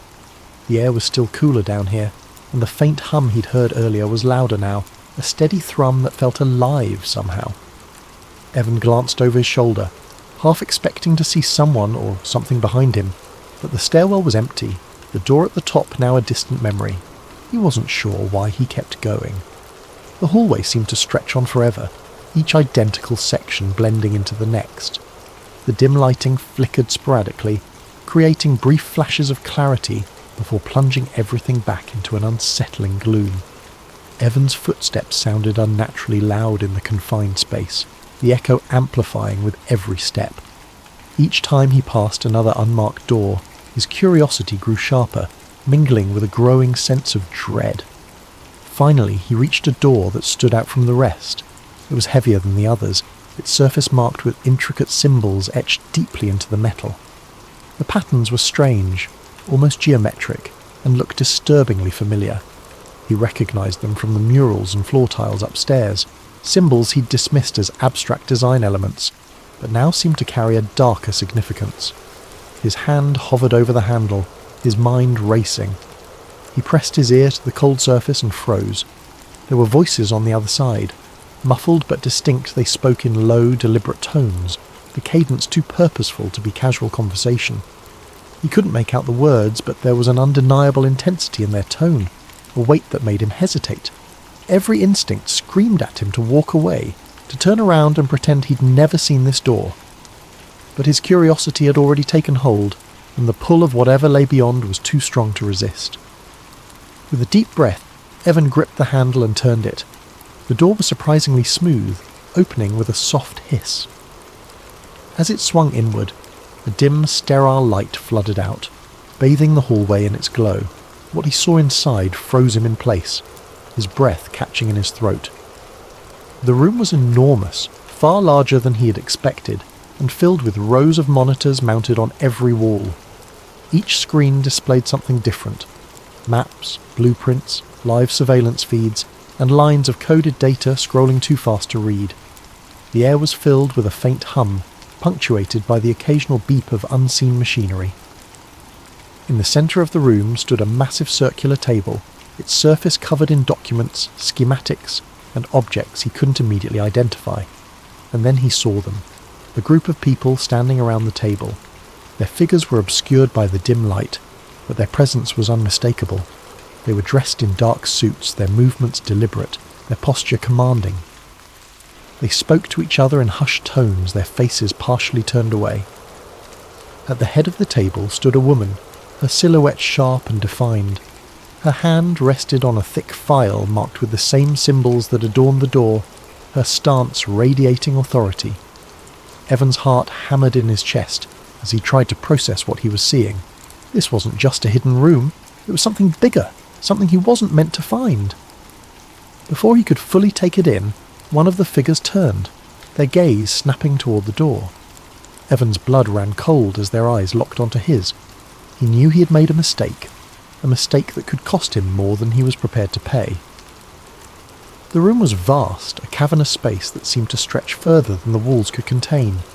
Every inch of the surface was covered with monitors, glowing softly in the dim light. They displayed a dizzying array of information, maps marked with pulsing red dots, documents covered in densely packed text, and live surveillance feeds that shifted between locations Evan couldn't recognise. Some screens displayed lines of code scrolling so fast it was impossible to read, while others showed weather patterns, air traffic routes and satellite images. The sheer volume of data was overwhelming, each screen a piece of a puzzle Evan couldn't begin to comprehend. In the centre of the room stood a circular table, its surface illuminated by built-in lights that cast an eerie glow onto the faces of those gathered around it. The people there, at least a dozen of them, spoke in low, urgent tones, their words blending into a murmur that carried a weight of authority. Their suits were impeccably tailored, their movements deliberate and practiced, as though they were accustomed to the gravity of whatever decisions were being made in this room. Shadows danced across their faces, obscuring their features, but not their presence. At the head of the table stood a woman who exuded control. Her posture was ramrod straight, her piercing eyes scanning the room with an intensity that made Evan freeze in place. One hand rested on a thick folder marked with a symbol he immediately recognised, the same strange geometric pattern from the murals on the floor tiles above. It was etched into the folder as though branding it with a significance Evan couldn't understand. Her other hand occasionally gestured as she spoke, her words too low for him to hear, but commanding nonetheless. Every movement she made seemed deliberate, calculated, as if she were the axis around which this entire operation revolved. Evan's breath hitched, his heart hammering against his ribcage. He tried to process what he was seeing, but his thoughts felt sluggish, his mind racing to connect the pieces. This wasn't just a hidden room. It wasn't a storage area, or some forgotten maintenance corridor. This was something far bigger, something that wasn't meant to exist, at least not in a place as mundane as an airport. He felt like a trespasser in a world he didn't belong to, an unwelcome observer of a secret that should never have been uncovered. As he stood there, paralysed by the scene before him, one of the figures around the table turned. Their movement was subtle, a casual glance toward the door, but when their eyes locked onto Evan, the air seemed to shift. A chill ran down his spine, and the weight of their gaze pinned him in place. His instinct was to run, to turn and bolt back down the hallway, but his feet refused to move. He was frozen, his mind caught in a battle between fear and disbelief. Before he could react, he felt a hand clamp down on his shoulder. The grip was firm, unyielding, and he spun around to see two men in black uniforms standing behind him. Their faces were expressionless, their eyes cold and assessing. They exuded the kind of quiet menace that came from absolute confidence in their authority. One of them stepped closer, his voice low and menacing. "You're not supposed to be here," he said, each word deliberate as though there were no room for misunderstanding. Evan opened his mouth to respond, to stammer out an excuse, but no sound came. His mind raced, searching for an explanation, an apology, anything that might diffuse the tension, but the words wouldn't come. His breath quickened, his vision narrowing as panic began to set in. One of the men exchanged a glance with his partner, and before Evan could fully register what was happening, he felt the sharp prick of a needle in his neck. The sensation was quick, almost painless, but it was enough to send a jolt of adrenaline through his system. He tried to twist away, to protest, but the world around him began to blur. The room, the monitors, the people, all of it faded into a haze of light and shadow. The last thing he saw before everything went dark was the woman at the table, her piercing eyes locking onto his with a look that sent a shiver down his spine. It wasn't anger or fear, it was something colder, more calculated, and then nothing.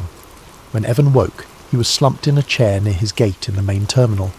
The bustling noise of the airport washed over him like a wave, jarring and disorienting after the suffocating silence of the room below. His head throbbed, a dull ache spreading from the base of his neck. For a moment he sat there, trying to piece together what had happened, but his thoughts were fragmented, hazy. He reached up to rub the spot where the needle had pricked his skin, but there was no mark, no evidence that anything had occurred. His flight was boarding. The announcement crackled over the loudspeakers, jolting him back to reality. He stumbled to his feet, his legs unsteady, and grabbed his bag. But as he lifted it, a strange realization hit him. His bag felt lighter. He unzipped it hastily, his hands trembling and his stomach dropped. His camera, the one he always carried with him, was gone. So were the spare memory cards he kept in the side pocket. Any evidence he might have captured of what he'd seen had been taken. As he boarded the plane, the unease in his chest deepened. He couldn't shake the feeling that something was missing. Not just the camera, but pieces of his memory, fragments of the time he'd spent in the hidden room. It was as though his mind had been deliberately fogged, the details slipping through his grasp like sand through his fingers. The symbols, the monitors, the woman with the piercing eyes, they lingered on the edges of his consciousness, just out of reach. Evan left Denver that night, but the airport never left him. The strange events he had witnessed became like a splinter in his mind, impossible to ignore but equally impossible to fully grasp. He tried to tell friends about it, to explain the unsettling feeling that had taken root in his chest, but the words sounded absurd even to him. Every time he brought it up, he saw the skepticism in their eyes, the subtle shift in their demeanour as they tried to humour him without outright dismissing his story. Eventually he stopped talking about it. He buried the memories, convincing himself it was easier to let them fade. But every so often, when he saw a news story about Denver International Airport, or caught a glimpse of its distinctive roofline in a photograph, that old unease would creep back in. The symbols, the murals, the strange room beneath the surface, they haunted him like a half-remembered dream, a puzzle he could never quite solve. In the years that followed, Evan avoided flying through Denver whenever he could, but no matter how far he stayed from the airport, he couldn't shake the feeling that he had stumbled onto something vast and hidden, a secret he was never meant to uncover. And though he tried to push it from his mind, one question lingered, gnawing at the edges of his thoughts. What had he seen beneath the airport that night, and how far would someone go to ensure he never found out? Thank you for spending this time with us at Sleep Theories. May this story of intrigue and mystery lull you into a peaceful slumber. As you drift off, remember that the line between the known and the unknown is often thinner than we think. Sleep well and sweet dreams.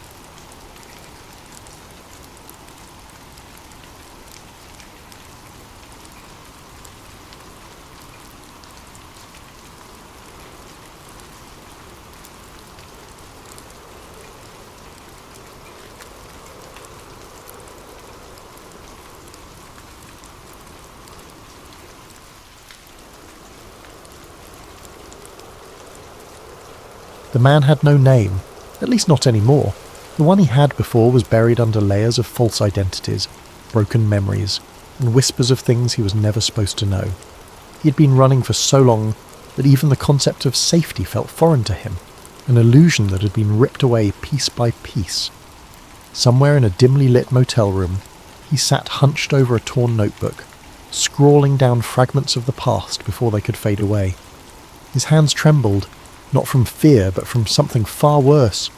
The after effects of the experiments, the things they had done to his mind, to his body, the things he still didn't understand. He had been a young man when it started, naive enough to believe that he was untouchable. The government had taken him, he was sure of that much. Whether it was through coercion, deception, or outright force, he couldn't remember. His past had been shredded, rewritten, manipulated in ways he could barely comprehend. But he knew what had happened to him. He remembered the cold rooms, the sterile walls, the doctors who spoke in monotones as they'd injected things into his veins, strapped devices to his skull. He remembered the lights, flashing too fast for his mind to process, the voices, some real, some manufactured, drilling into his subconscious. They were trying to break him, to rebuild him. He remembered the first time they took him into the chair, the cold metal pressing against his arms as they strapped him down. The restraints weren't meant just to hold him. They were designed to make him feel powerless, to remind him that he was nothing but a subject. Wires were attached to his temples, to his chest, even to his fingers. The air smelled of antiseptic and something metallic, something he could taste at the back of his throat. The first dose had made everything slow, as if he was drifting underwater. Voices became distorted, stretching out unnaturally. His vision blurred and the lights above flickered in rhythm with his heartbeat. Then the voices began, whispering phrases in monotone repetition. Some were familiar, words he thought he had once believed in. Others were foreign, ideas planted into his mind like seeds forced into barren soil. The room was always the same, cold, sterile and suffocating. The walls were a dull grey, the kind of colour that seemed to absorb light rather than reflect it. The air smelled faintly of antiseptic, a sharp clinical odour that clung to the back of his throat. He sat in the chair, his wrists and ankles bound by thick leather straps, his head held in place by a metal brace. The electrodes attached to his temples hummed faintly, a low, constant vibration that made his teeth ache. He had stopped struggling weeks ago, or maybe it was months. Time had lost all meaning. The lights came first. They were blinding, flashing in erratic patterns that seemed to bypass his eyes and drill directly into his brain. The pulses were timed to his heartbeat, each flash syncing with the thud of blood in his ears. At first he had tried to close his eyes, to turn his head away, but the brace held him firm. The lights were relentless, strobing in colours that didn't exist in nature. Vivid greens, deep purples, and a sickly yellow that made his stomach churn. The pain wasn't physical, not in the traditional sense. It was deeper, more insidious. It felt like his thoughts were being scraped away, layer by layer, until there was nothing left but raw, exposed nerves. And then the voices began. They came from everywhere and nowhere, a cacophony of whispers that filled the room and his mind. Some were soft, almost soothing, like a mother comforting a child. Others were harsh, guttural, the kind of voices that made his skin crawl. They spoke in fragments, disjointed phrases that looped endlessly. You're weak. You belong to us. Nothing you remember is real. At first, he had tried to fight back. He repeated his own thoughts, his own beliefs, like a mantra. My name is... But before he could finish, the voices would drown him out, their words overlapping and merging until his own voice was lost in the noise. He tried to focus on memories, his childhood, his family, anything that felt real, but the lights would shift, the patterns becoming more chaotic, and the memories would slip through his fingers like sand. The dreams came next, though he wasn't sure if they were dreams at all. They felt too vivid, too real. He would wake up in different rooms, each one more surreal than the last. Sometimes he was in a forest, the trees towering above him, their branches twisted into grotesque shapes. Other times he was in a city, but it was unlike any city he had ever seen. The buildings were impossibly tall, their surfaces covered in shifting kaleidoscopic patterns. The sky was a deep, unnatural red, and the air was thick with the smell of burning metal. He would wake up in these places with no memory of how he got there. His body would ache, his muscles stiff and sore, as if he had been running for hours. His hands were often numb, the skin tingling as if he had been gripping something tightly for too long. Sometimes he had bruises, dark mottled patches on his arms and legs that he couldn't explain. Other times he would find marks on his skin, thin, precise lines that looked like they had been made by a scalpel. The voices followed him into these dreams, or whatever they were. They whispered to him, their words echoing in his mind long after he woke up. They told him things, secrets, lies, truths he didn't want to hear. They told him that he had always been theirs, that his life before the experiments was just an illusion, a construct designed to keep him compliant. They told him that he would never escape, that he belonged to them now, and the worst part was, he was starting to believe them. There were moments, brief and fleeting, when he could still remember who he was. But those moments were becoming rarer, harder to hold on to. The more they broke him down, the more he felt himself slipping away. It was like watching a reflection in a cracked mirror. The image was still there, but it was fragmented, distorted, unrecognisable. He could feel it working, the conditioning. It wasn't just the lights, or the voices, or the dreams. It was everything, the isolation, the pain, the constant, unrelenting pressure. They were reshaping him, moulding him into something new, and the terrifying truth was, it was starting to feel normal. The fear, the confusion, the doubt, it was all becoming part of him, like a second skin. He didn't know how much longer he could hold on. He didn't even know if he wanted to, because deep down, in some hidden corner of his mind, he was starting to wonder if they were right. Maybe he had always been theirs. Maybe there was no escape.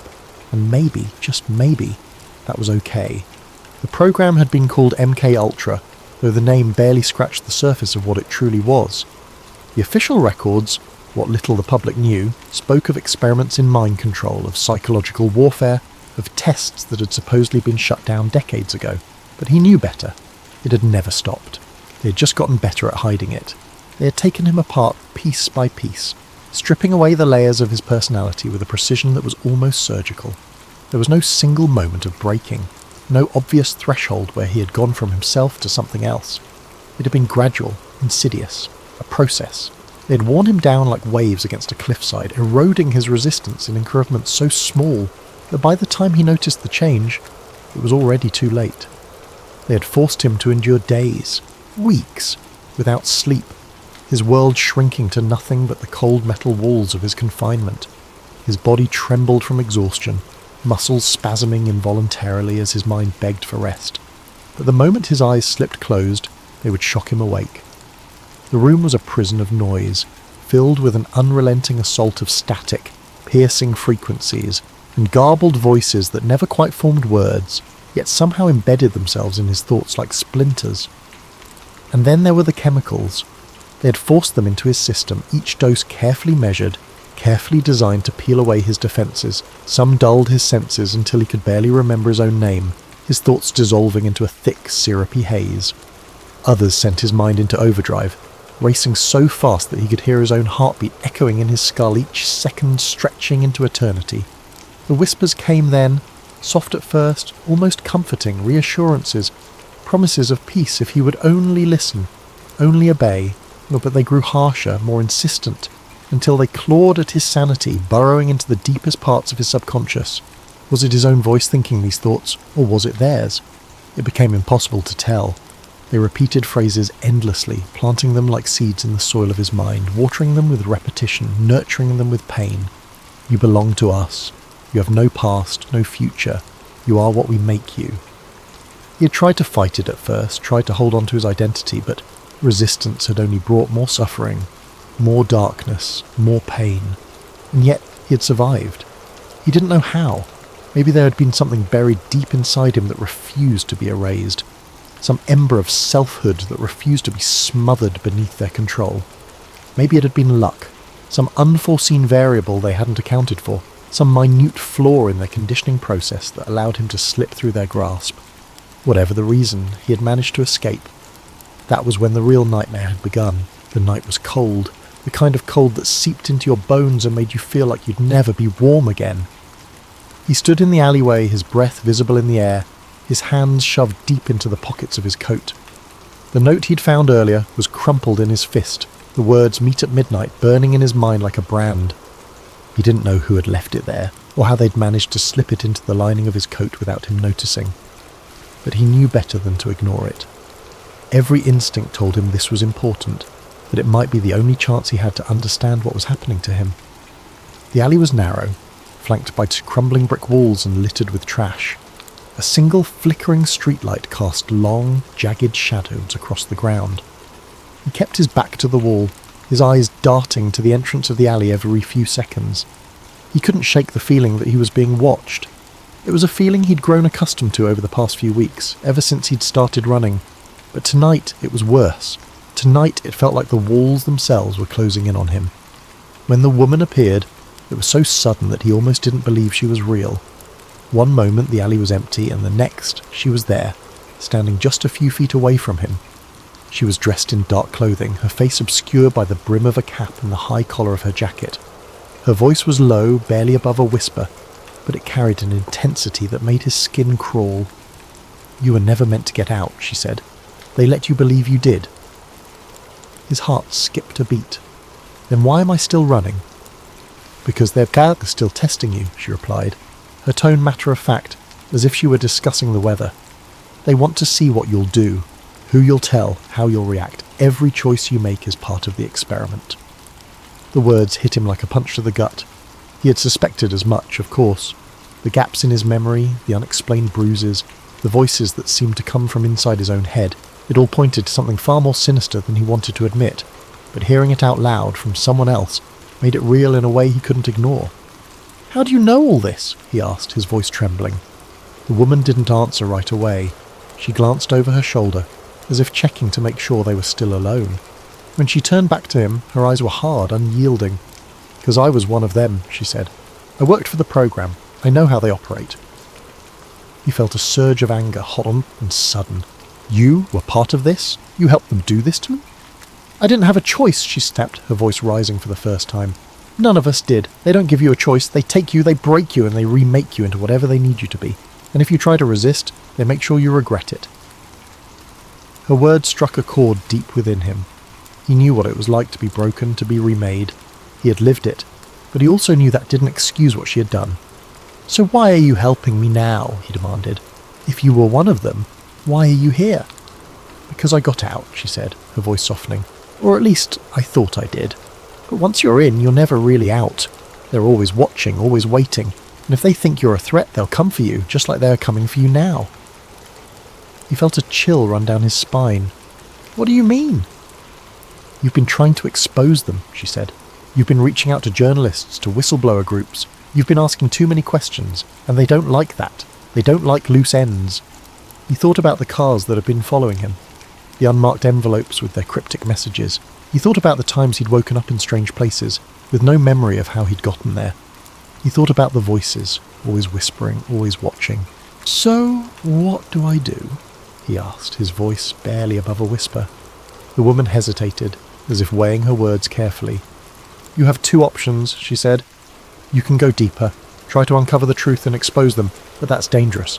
They'll do everything in their power to stop you, or you can disappear, change your name, your face, your life, start over somewhere they'll never find you." He stared at her, his mind racing. Both options felt impossible. Going deeper meant risking everything, including his life. But disappearing, that meant giving up, letting them win, and he wasn't sure he could do that. The woman reached into her pocket and pulled out a small key. She held it out to him, her expression unreadable.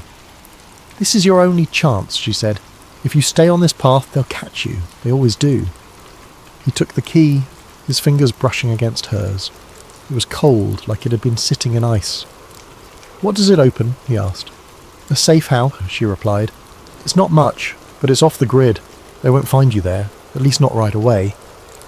He looked down at the key, then back up at her. "Why are you helping me?" For the first time he saw a flicker of emotion in her eyes. Something like regret or maybe guilt. "Because I couldn't save myself," she said. "But maybe I can save you." Before he could respond, there was a noise in the distance. The sound of footsteps, heavy and deliberate, echoing off the walls of the alley. The woman's head snapped up, her body tensing. "They're here," she whispered. "You need to go, now." He hesitated, torn between the need to run and the need to know more. "What about you?" "I'll be fine," she said, though he wasn't sure he believed her. "Just go, and whatever you do, don't look back." He nodded, clutching the key tightly in his hand. He turned and started to run, his feet pounding against the pavement. The alley seemed to stretch on forever, the shadows closing in around him. He could hear the footsteps behind him, growing louder, closer. He didn't dare look back. When he finally reached the end of the alley, he burst out onto the street, his chest heaving.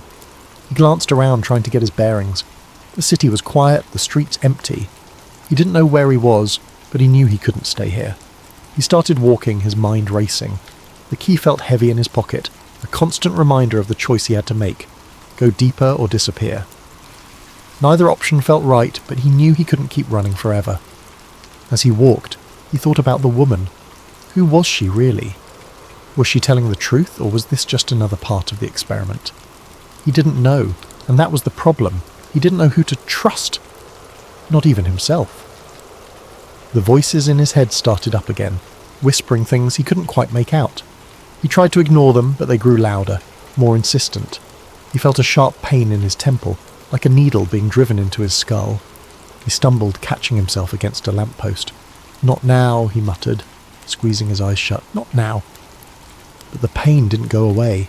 If anything, it got worse. He could feel his thoughts slipping away, like sand through his fingers. He didn't know how long he stood there, clinging to the lamppost, trying to hold on to some semblance of reality. When the pain finally subsided, he opened his eyes and found himself in a different part of the city. He didn't remember walking here. He didn't remember anything. All he knew was that he was holding the key and that he had to make a choice. He looked down at the key, then at the coordinates the woman had given him. They were written on a scrap of paper, the numbers smudged but still legible. He didn't know where they would lead him, but he knew he had to find out. He started walking again, his steps more determined this time. He didn't know what he would find at the safe house, or if it would even be safe, but he knew one thing for certain: he couldn't keep running, not anymore. The voices in his head grew quieter as he walked, as if they were retreating into the shadows. He didn't know if that was a good sign or a bad one. But for the first time in weeks, he felt a glimmer of hope. Maybe, just maybe, he could find a way out of this. Or maybe he was just fooling himself. Maybe this was all part of the experiment, and he was still just a pawn in their game. But he had to try, he had to know, and so he kept walking, the key clutched tightly in his hand, Teistung, the coordinates burning in his mind. He didn't know what lay ahead, but he knew one thing for certain. He was done running.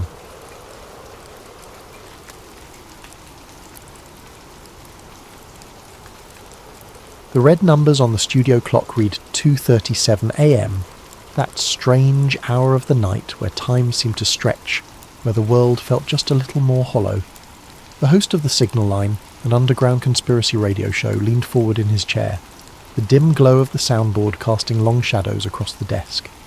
The studio was small, barely more than a booth lined with fading soundproof foam, but to the outside world it was a beacon, a place where the people who knew too much, or thought they did, could speak freely.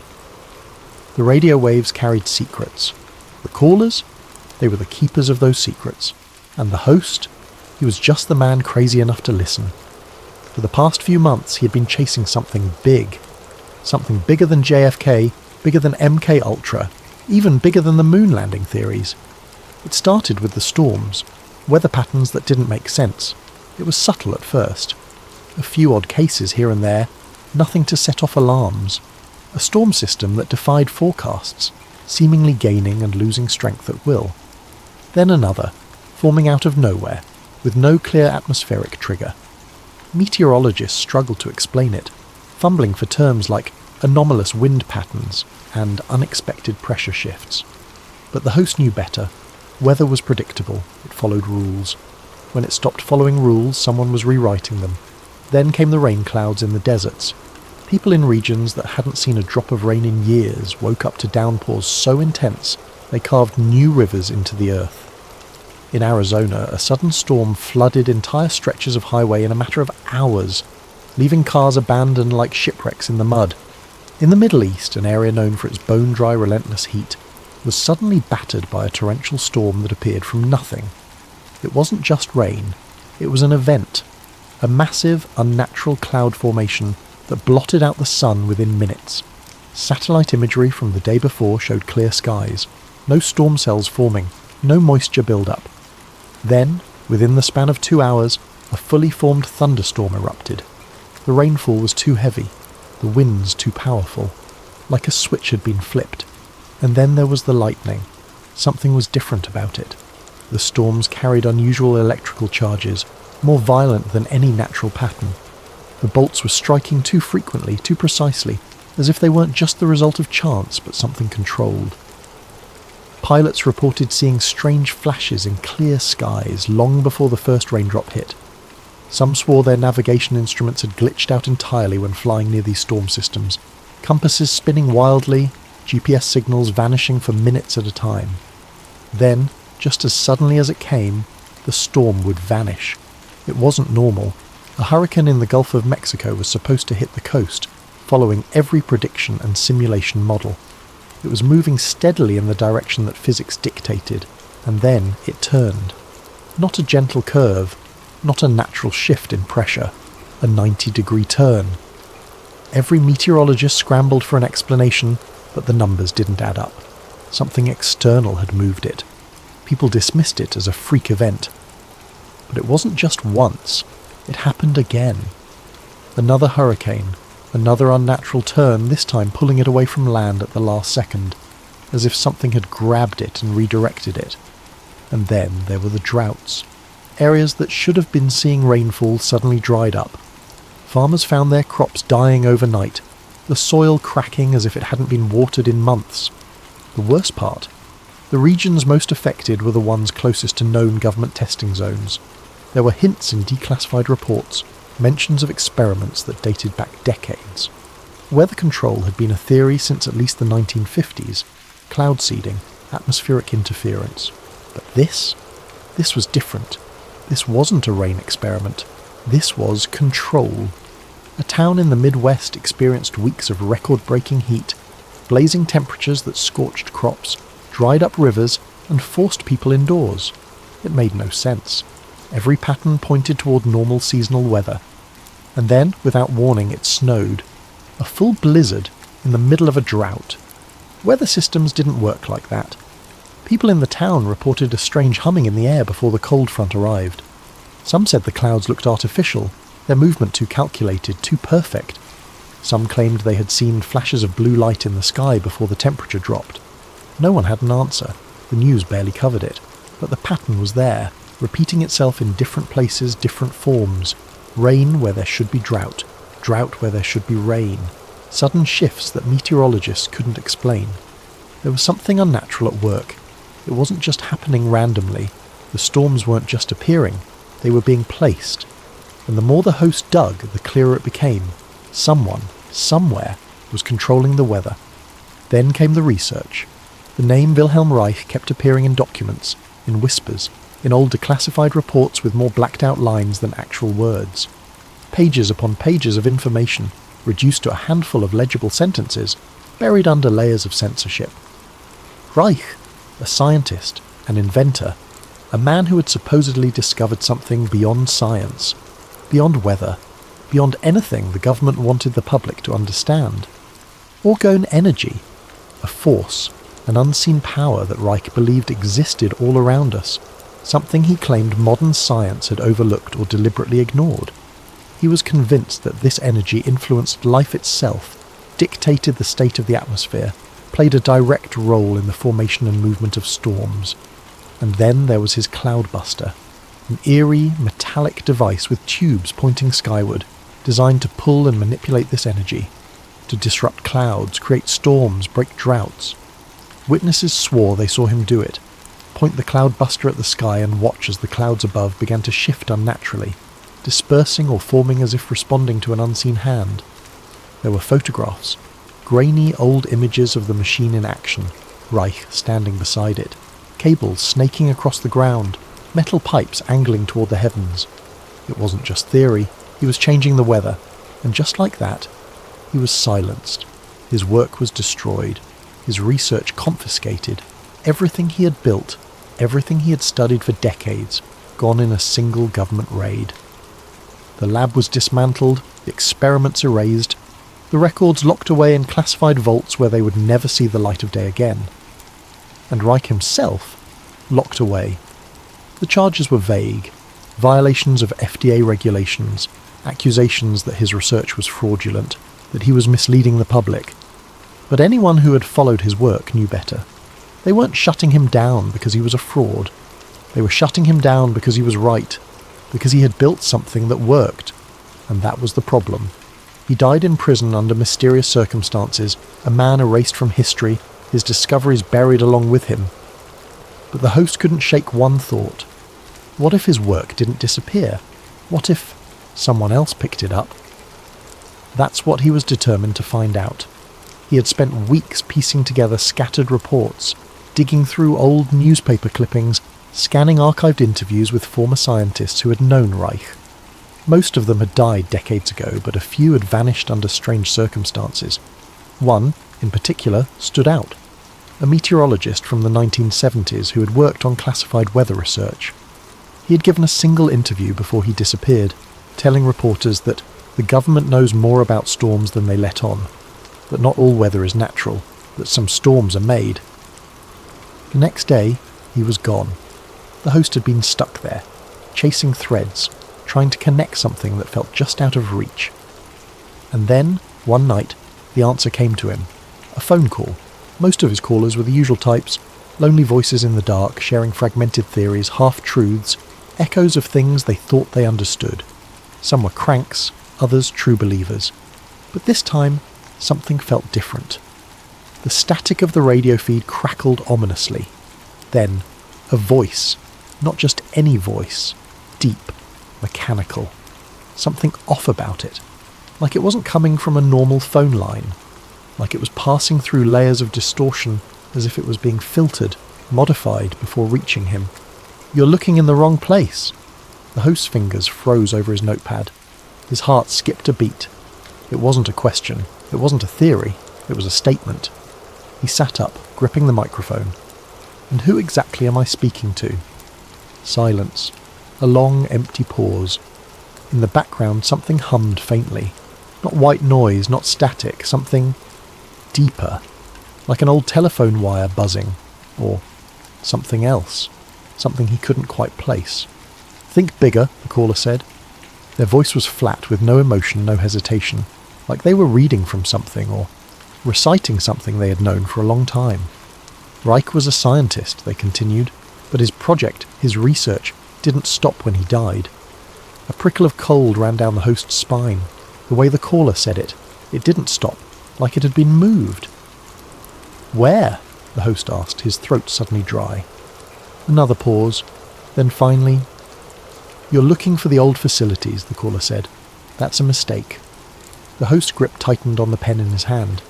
He had spent months looking through old records, trying to find traces of Riker's lab, trying to piece together what the government had taken. But this caller, whoever they were, was telling him he was wrong. "Where should I be looking?" he asked. Silence again. For a second he thought they were gone. Then, "West." A single word spoken with absolute certainty. The host's pulse jumped. "High altitudes," the caller continued, "and government clearance zones. Think about it. What do you think those unmapped facilities are really for?" A sharp click, and just like that, the line cut out. The hum vanished. The static fell silent. No number, no trace, just dead air. The host sat there, the weight of the moment pressing in on him. His mind raced. West. High altitudes. Government clearance zones. He reached for his maps, his notes, his records. It had never occurred to him before. He had been looking for old, abandoned labs, trying to dig into the past. But what if the work never stopped? What if someone had continued it? Not in the ruins of Reich's lab, not in forgotten storage rooms filled with dust-covered files, but somewhere active, somewhere classified, somewhere that had no record of existing. His fingers hovered over the keyboard. A thought hit him. The weather anomalies, the storms, the strange energy spikes before unnatural lightning. Every incident he had investigated, every unexplained weather event, they all traced back to the same areas. Military zones, government research facilities, high-altitude locations. It wasn't Reich's work that had disappeared. It had been absorbed, repurposed, weaponized. His breath caught in his throat. He had been looking in the wrong place all along. The host barely slept that night. His mind was racing, thoughts overlapping in a blur of research, fear and determination. He sat hunched over his desk, surrounded by maps, declassified reports, satellite images, the glow of his screen casting flickering shadows against the wall. His fingers hovered over the keyboard, rapidly pulling up records, documents, anything that could confirm what he already suspected. Hours passed. He barely noticed. The air in his small studio felt heavy, as if the walls were pressing in on him. The world outside was quiet. Too quiet. He traced storm patterns, mapped unusual shifts in pressure, cross-referenced military movements and funding allocations that shouldn't have existed. That's when he found it. A remote facility in the Rocky Mountains, buried so deep in restricted airspace that even satellites had limited imaging of it. No records of ownership. No public knowledge of its existence. The surrounding area was marked as Federal Research Site, but no official name, no listed purpose. But then he saw the towers. Massive cylindrical structures, cold and metallic, eerily resembling the sketches of Wilhelm Reich's cloudbuster, only amplified to an unimaginable scale. His breath hitched. It wasn't a theory anymore. Someone was controlling the weather, and he had to see it for himself. The roads leading into the mountains were desolate. As he drove, the air felt wrong, like the atmosphere itself was charged with something unseen. The trees stood eerily still. No wind, no movement, only an unnatural, suffocating silence. Then the storm began. It didn't roll in gradually like most storms did. It was instant. The sky darkened unnaturally fast, clouds boiling above him, the first raindrops striking his windshield like bullets. The deeper into the mountains he drove, the worse it became, as if something, or someone, was trying to push him away. He had the sinking feeling that they knew he was coming. Then, in the distance, he saw it. A massive structure, towering toward the storm-filled sky. Metallic tubes stretched high above the facility, angled toward the clouds, pulsing with an invisible energy that he could feel in his bones. His breath caught in his throat. It was exactly what Reich had built in the 1950s. But this wasn't just an experiment. This was an operation. A functioning machine, running at full capacity, pulling at the very fabric of the sky itself. The storm above him churned violently, but as he squinted he noticed something unnatural. The wind wasn't random, it was controlled. The rain didn't fall erratically. It moved in perfect synchronization with the facility below it. They weren't predicting the weather, they were making it. He grabbed his camera, snapping photos. His hands were shaking, but he pressed record, zooming in on the facility, on the towers, on the way the clouds above seemed to respond to something unseen. Then, movement. A black SUV, its headlights cutting through the storm, tearing up the dirt road toward him. They had seen him. His heart pounded. He barely had time to react before his instincts kicked in. Run. He turned, stumbling over loose gravel, rushing back to his car. The wind howled around him, pushing against him, making every step feel like wading through water. The engine roared to life. Tires skidded as he sped down the mountain, rain hammering against the windshield. Headlights grew closer in his rearview mirror. He took sharp turns at reckless speeds, his mind racing just as fast. They knew he had seen too much. By the time he reached his studio, his hands were still shaking. His face was pale, his clothes soaked through. He slammed the door shut behind him, locking it. He had it. The photos, the videos, proof. And tomorrow night, he would show the world. The studio felt colder than usual. He sat in his chair, fingers hovering over the keyboard. The images of the facility flashed across his screen. The machines at work, shifting the weather above them. The pulsing energy coursing through the metallic tubes. This was it. He hit the broadcast button. "Tonight, I have something that will change everything," he said. His voice was steady, but his hands trembled. The footage was queued up. He took a deep breath, and then the power cut out. The entire studio went black. The hum of the equipment stopped instantly. The signal went dead. For a moment there was nothing but silence. Then, footsteps. Heavy boots on concrete. His pulse spiked. In the darkness, he reached for his phone. His fingers fumbled, shaking as he tried to dial. Before he could hit the call button, the door burst open. A blinding flashlight beam cut through the blackness, illuminating the studio in harsh white light. Silhouettes filled the doorway. Government officials, their faces unreadable, emotionless, mere shadows against the brightness. The last thing he saw was the flicker of red and blue lights through the window before they grabbed him. A sharp pain shot through his skull as his body was forced forward, hands wrenched behind his back. Darkness. A car door slamming shut, the hum of an engine revving. Then, nothing. The next day, the signal line didn't air. His website, gone. His channel, deleted. No explanation, no warning. The only thing left behind was static, as if he had never existed. And the storm clouds overhead, they still moved. Not naturally, not randomly, as if pulled by an invisible hand. Because the machine, it never stopped running. Somewhere, out in the mountains, they were still controlling the sky. And the man who tried to expose it, he vanished. Stay curious, my friends. Keep questioning everything. And remember, sometimes the truth is just a little too dangerous.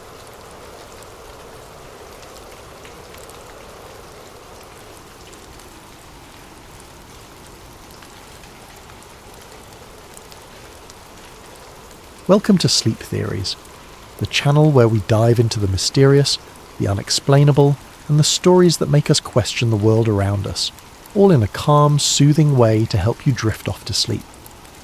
Tonight, we're exploring a tale inspired by one of the most controversial conspiracy theories of all time, the idea that the moon landing was staged. Imagine accidentally stumbling upon proof of such a hoax, and the risks you'd face in trying to expose it. As we unfold this story, I'd love for you to comment below. Where are you listening from, and what time is it for you right now? It's incredible how stories like these connect us across time zones and places. If you enjoy thought-provoking tales designed to intrigue and relax, don't forget to subscribe to Sleep Theories. Now settle into a comfortable position, close your eyes, and let's begin tonight's tale. Ryan Jacobs wasn't looking for trouble. Trouble, it seemed, had a way of finding him. At 32, Ryan lived a relatively quiet life. He was a freelance video editor, the kind of guy who spent most of his days hunched over a laptop, meticulously cutting together wedding videos, corporate ads, and the occasional independent film. His work was steady, predictable, and as far removed from the world of controversy as one could imagine. And that was exactly how Ryan liked it. But everything changed on a rainy afternoon in early November. Ryan sat frozen in his chair, the faint whir of the projector the only sound in the otherwise silent room. The flickering black and white images on the screen felt both surreal and undeniable. His pulse quickened as the scenes replayed in his mind, each frame embedding itself deeper into his memory. The footage wasn't just strange, it was damning. The camera lingered on the astronauts for longer than it should have, capturing moments that felt oddly unguarded. One of them adjusted his helmet, not with the slow, deliberate movements one might expect in a low-gravity environment, but casually, as though he were preparing for a costume party rather than stepping onto an alien world. Another tapped his foot impatiently as a crew member hurried over to adjust the angle of a prop rock. Ryan's gaze darted to the edges of the screen, where cables and sandbags were just barely visible, betraying the illusion. Then there were the voices. They drifted through the crackling audio, clear but dispassionate, issuing commands like a director orchestrating a scene. Hold the flag higher. It's got to look heroic. Cut the glare on the visor. We need the reflection clearer. Ryan's chest tightened as he heard a voice say, almost jokingly, "Don't forget to kick up the dust. This isn't supposed to look like Earth." Each instruction chipped away at his sense of reality, the layers of disbelief peeling back to reveal something darker. He found himself staring at the details in the background, the crisscrossing beams of the soundstage's metal scaffolding, the faint glimmer of an exit sign reflected in the glossy surface of a prop panel. A crew member, oblivious to the camera, walked through the set holding a clipboard, his shadow long and distorted under the bright studio lights. When the shot cut to a wide angle of the entire set, Ryan instinctively leaned forward. The clarity of the image left no room for doubt. The soundstage sprawled out in front of him, its false lunar surface meticulously crafted down to the tiniest detail. The craters looked deliberate, like someone had sculpted them to fit a template rather than formed naturally over eons. The lunar module, iconic in its design, sat precariously on the artificial terrain, its metallic sheen too pristine, too calculated. The director's chair was the final nail in the coffin. K. Kubrick, the name boldly emblazoned on its back, stood out against the monotone backdrop. The implications hit Ryan like a freight train. The whispers he'd dismissed for years, the outlandish theories about the moon landing being a Hollywood production, suddenly felt less ridiculous. Was this what the conspiracy theorists had been talking about all along? Had one of cinema's greatest minds been enlisted to craft the ultimate illusion? Ryan's hands trembled as he paused the reel, the final frame frozen on the screen. A crew member leaned against the set wall, casually holding a cup of coffee as the astronauts rehearsed another take. The mundanity of the scene juxtaposed against its monumental implications made Ryan's stomach churn. If this footage was real, if this was truly what it appeared to be, then one of humanity's greatest achievements was nothing more than an elaborate deception. He rewound the reel, watching certain segments again, searching for any sign that it was fake or a clever hoax. But the more he analysed it, the more authentic it seemed. The imperfections in the film stock, the casual banter of the crew, the technical jargon, it all felt too natural, too unscripted to be anything but genuine. This wasn't some amateur's attempt at discrediting NASA. This was something far more sinister. Ryan's mind raced with questions. How had this footage ended up here, in a forgotten corner of a small-town historical society? Why hadn't it been destroyed or locked away in a government archive? Was it a mistake, an oversight by someone who never expected it to see the light of day? Or was it left here intentionally, a breadcrumb for someone like him to stumble upon? He sat back in his chair, his breathing uneven as he stared at the now blank screen. The room felt colder, the hum of the projector an eerie echo in the quiet. He glanced at the other reels still sitting in the box, their cryptic labels taunting him. If this was just the first reel, what could the others contain? What more was there to uncover? Ryan's gaze lingered on the canister labelled Lunar Simulation Final Take.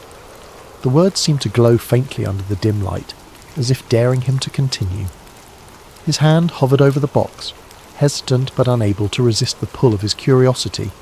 He knew he should stop, should pack the reels away and pretend he'd never seen them. But he also knew that wasn't an option. Not now. Swallowing hard, he reached for the next reel, his fingers brushing against the cool metal surface. As he loaded it into the projector, a single thought repeated in his mind, over and over like a mantra. This changes everything. Ryan leaned back in his chair, the hum of the projector fading into the background as his mind struggled to make sense of what he had just witnessed. His chest felt tight, his breaths shallow, as though the weight of the film reels was pressing down on him. The footage he had seen replayed in his mind like a broken record. The meticulous soundstage, the harsh studio lights casting sharp shadows on the fake lunar surface, the director's chair bearing that unmistakable name. He had always prided himself on being a rational thinker, someone who could separate fact from fiction with ease. The rumours about the moon landing being staged had always been laughable to him, dismissed as the ramblings of those with too much time on their hands. But now, with the undeniable images burned into his memory, the neat lines of his logic blurred, and he felt the unsettling tug of doubt. Ryan ran a hand through his hair, his fingers catching on a few strands damp with sweat. He stared at the box of reels, their cryptic labels taunting him like a riddle he wasn't sure he wanted to solve. He knew what he had just seen, but admitting it, even to himself, felt like crossing a line he couldn't return from. Was this truly proof? Or was it some kind of elaborate hoax in itself? And if it was real, why was it here, forgotten and gathering dust in a small-town archive? He considered putting the reel back in the box, sealing it shut and walking away. He could pretend he hadn't seen it, chalk it up to a strange coincidence or a relic of an old Hollywood production. After all, his job wasn't to investigate, just to digitize and catalogue. But the thought of leaving it behind gnawed at him. This wasn't just another reel of forgotten history, it felt like a piece of something much larger, a thread in a tapestry that could unravel everything people thought they knew. The editor in him, a part of his brain that had always been drawn to uncovering hidden truths, wrestled with the fear tightening in his chest. What if this was his chance to expose something monumental? To bring the truth into the light, no matter how uncomfortable or dangerous it might be? The weight of that possibility settled heavily on his shoulders, as thrilling as it was terrifying. Ryan leaned forward, his elbows resting on the edge of the desk as he buried his face in his hands. His mind raced through the implications. If this footage was real, it wasn't just a revelation. It was a bombshell. It meant that one of humanity's most celebrated achievements was built on a lie, a carefully constructed illusion designed to deceive the world. It called into question not just the moon landing, but the trustworthiness of the institutions behind it. And yet, the enormity of it all only made the decision harder. What would he even do with this footage? Who would believe him? And what kind of attention would it bring? The thought of stepping into the spotlight, of being the one to reveal something so controversial, sent a chill down his spine. He didn't want fame or notoriety, he just wanted answers. He sat there for what felt like hours, the reels of film a silent presence in the room. The faint scent of aged celluloid hung in the air, grounding him in the reality of the moment. His eyes drifted to the projector, where the film still threaded through the machine seemed to glow faintly in the dim light. The temptation to watch it again, to analyse every frame for something he might have missed, was almost overwhelming. But the thought of pressing play again filled him with equal parts curiosity and dread. The more he replayed it in his mind, the more questions it raised, and with each question came a mounting sense of unease. What if this footage was never meant to be seen? What if it had been hidden here intentionally, discarded like a secret too dangerous to keep but too damning to destroy?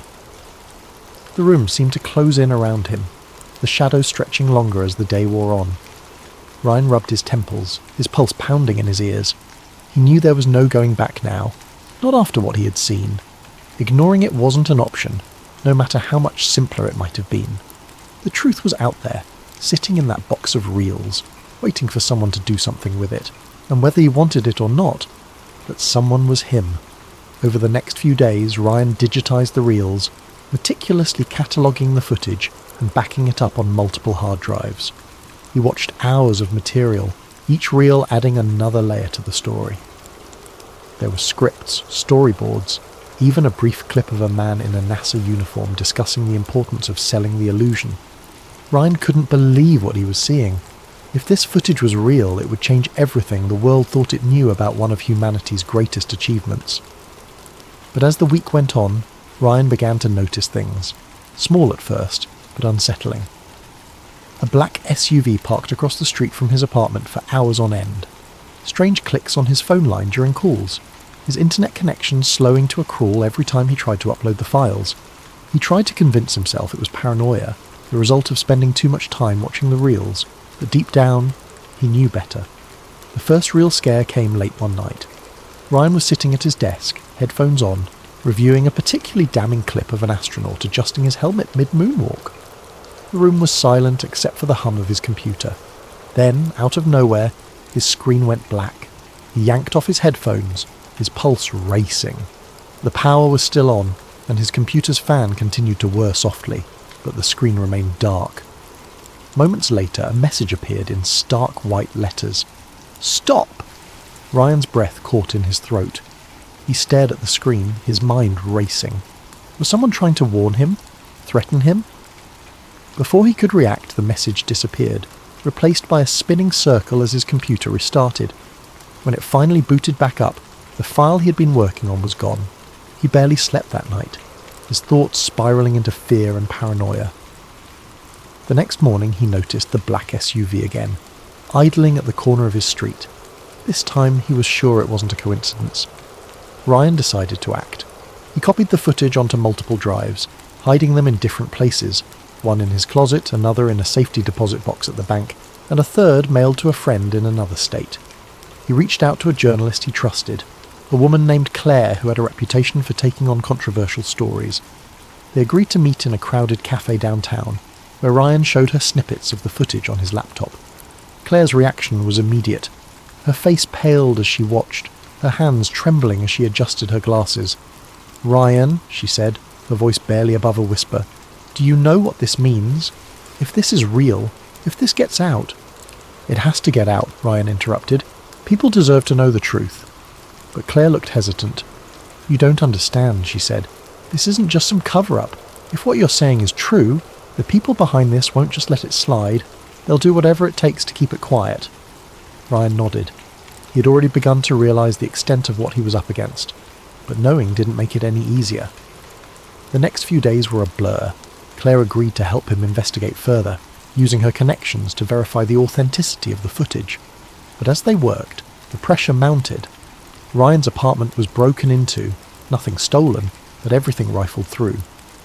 His phone buzzed constantly with unknown numbers, the calls ending in silence when he answered, and every time he looked over his shoulder, he saw the same black SUV parked just out of sight.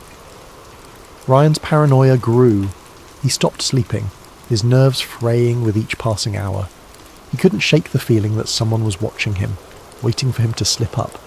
Even Claire began to worry, urging him to lay low while she handled the story. Then, one night, Ryan's worst fear came true. He was driving home from Claire's office when he noticed headlights behind him, too close and too persistent to be another commuter. He turned onto a side street, then another, his heart racing as the car followed him. Panic set in, his hands gripping the wheel so tightly his knuckles turned white. He didn't go home that night. Instead, he checked into a cheap motel on the outskirts of town, paying in cash and parking his car out of sight. He spent the night staring at the door, half expecting it to burst open at any moment. The hard drive with the original footage was in his bag, his last line of defence against the shadows closing in around him. By morning, Ryan knew he couldn't keep running forever. He contacted Claire, arranging to meet her at a secure location to hand over the footage. But when he arrived, she wasn't there. Instead, he found a note taped to the inside of the cafe door. "Trust no one. They're watching me too." Ryan's stomach dropped. He knew he was out of options. Alone and terrified, he boarded a bus to a city halfway across the country, the hard drive hidden in a pocket sewn into his jacket. He didn't know where he was going or how he'd expose the truth, but one thing was certain. The secret he carried was too important to bury. Thank you for joining us on Sleep Theories. As you drift off tonight, let this story remind you of the fine line between truth and deception, and the courage it takes to uncover what lies beneath. Sleep well, and sweet dreams.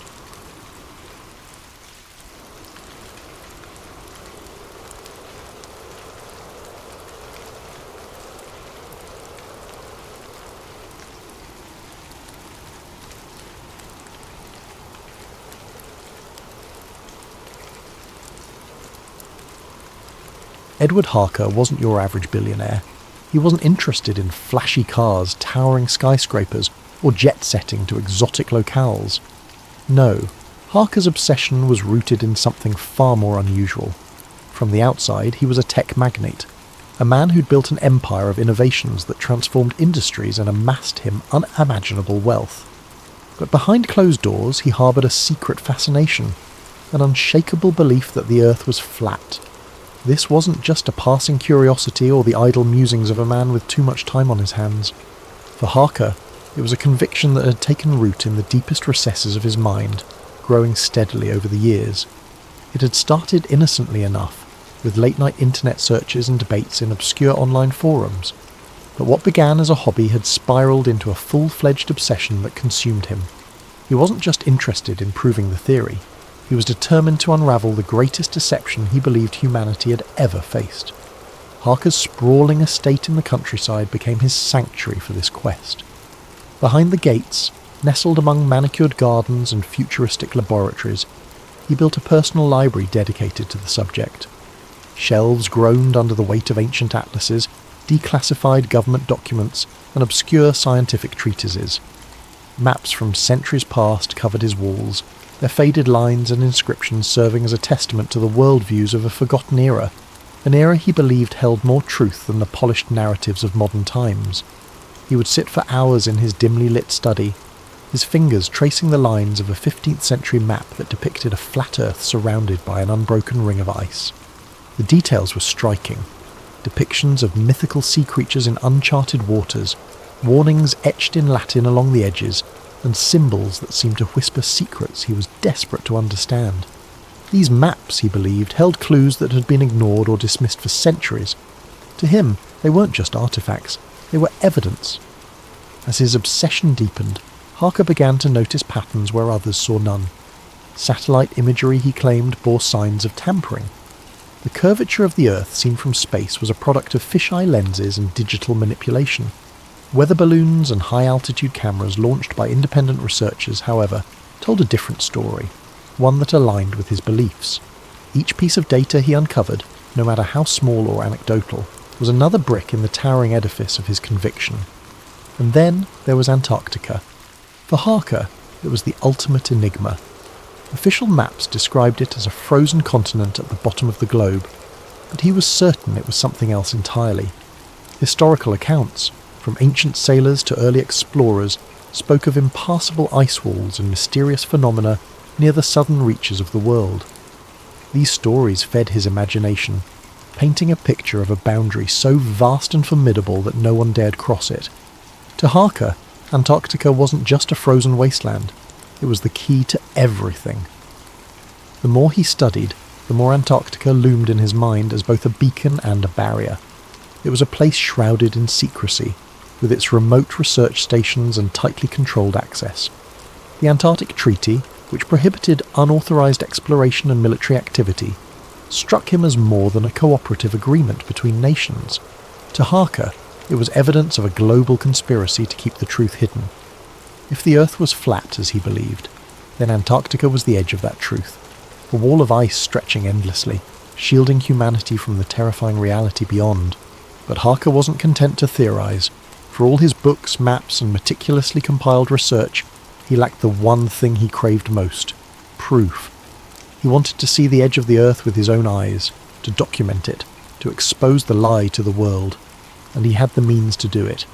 His wealth and influence had granted him access to the brightest minds, the most advanced technology, and the resources to launch an expedition on a scale few could imagine. The more he thought about it, the more he realized he was uniquely positioned to pursue the truth. Governments were constrained by treaties, scientists by funding, and ordinary people by logistics. But Harker had no such limitations. He could fund his own expeditions, equip them with state-of-the-art tools, and push further into the icy unknown than anyone had before. He could uncover what others dared not even search for. The idea consumed him. It wasn't just about proving the flat Earth theory. It was about vindication, about being the one man bold enough to challenge centuries of dogma. The thought thrilled him, even as it filled him with an undercurrent of unease. Deep down, he knew the journey would be perilous, both physically and reputationally. But the stakes only made it more irresistible. In the quiet moments, late at night in his study, he would stand before a massive map of Antarctica pinned to the wall. Its stark, featureless expanse stared back at him, daring him to venture into its depths.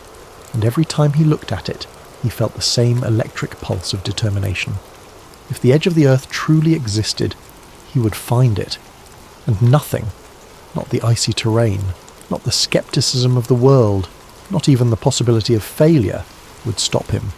It started small. He funded a series of private expeditions to Antarctica, hiring teams of seasoned explorers, scientists, and adventurers. Their mission was simple: document what lay beyond the ice, capture evidence of what the world had been told didn't exist, and bring back irrefutable proof. Each team was outfitted with cutting-edge technology, GPS systems, satellite communication devices, drones, and even experimental ice-penetrating radar. Money was no object. Harker spared no expense, convinced that if he gave these expeditions every possible advantage, success was inevitable. But none of the teams returned. The first group seemed to vanish into thin air. For weeks they sent regular transmissions filled with data and updates, their voices crackling with excitement as they described the surreal beauty of the icy landscape and their progress deeper into the frozen expanse. And then, without warning, the signal stopped. Search efforts were launched, but the desolation of Antarctica made the task nearly impossible. The rescue teams found no sign of the explorers, no abandoned camps, no wreckage, not even a single piece of discarded equipment.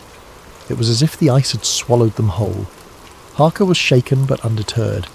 He doubled down, convinced that the first team had fallen victim to the harsh, unpredictable conditions. This time he hired an even more experienced group, one that included former military personnel, climatologists, and survival experts. Their preparations were meticulous. They carried weeks' worth of supplies, redundancies for every piece of equipment, and specialised training in Antarctic navigation. For a time, it seemed like they were making progress. The transmissions came regularly, filled with reports of treacherous terrain and weather conditions. Then, just like before, silence. Another team gone, as though the icy continent itself had consumed them. The third expedition was the most ambitious yet. Harker personally oversaw every detail, from the selection of the team to the design of their equipment. He incorporated lessons learned from the previous failures, adding more robust communication systems, heavier vehicles, and even aerial reconnaissance drones. He was determined to leave nothing to chance. This time, they were going to make it. This time, they were going to succeed. But the third team also disappeared. Their last transmission was garbled, frantic, and cut short mid-sentence. The rescue operation that followed was exhaustive, involving some of the most advanced technologies available, but the result was the same. Nothing. No bodies, no wreckage, no answers. The losses were staggering.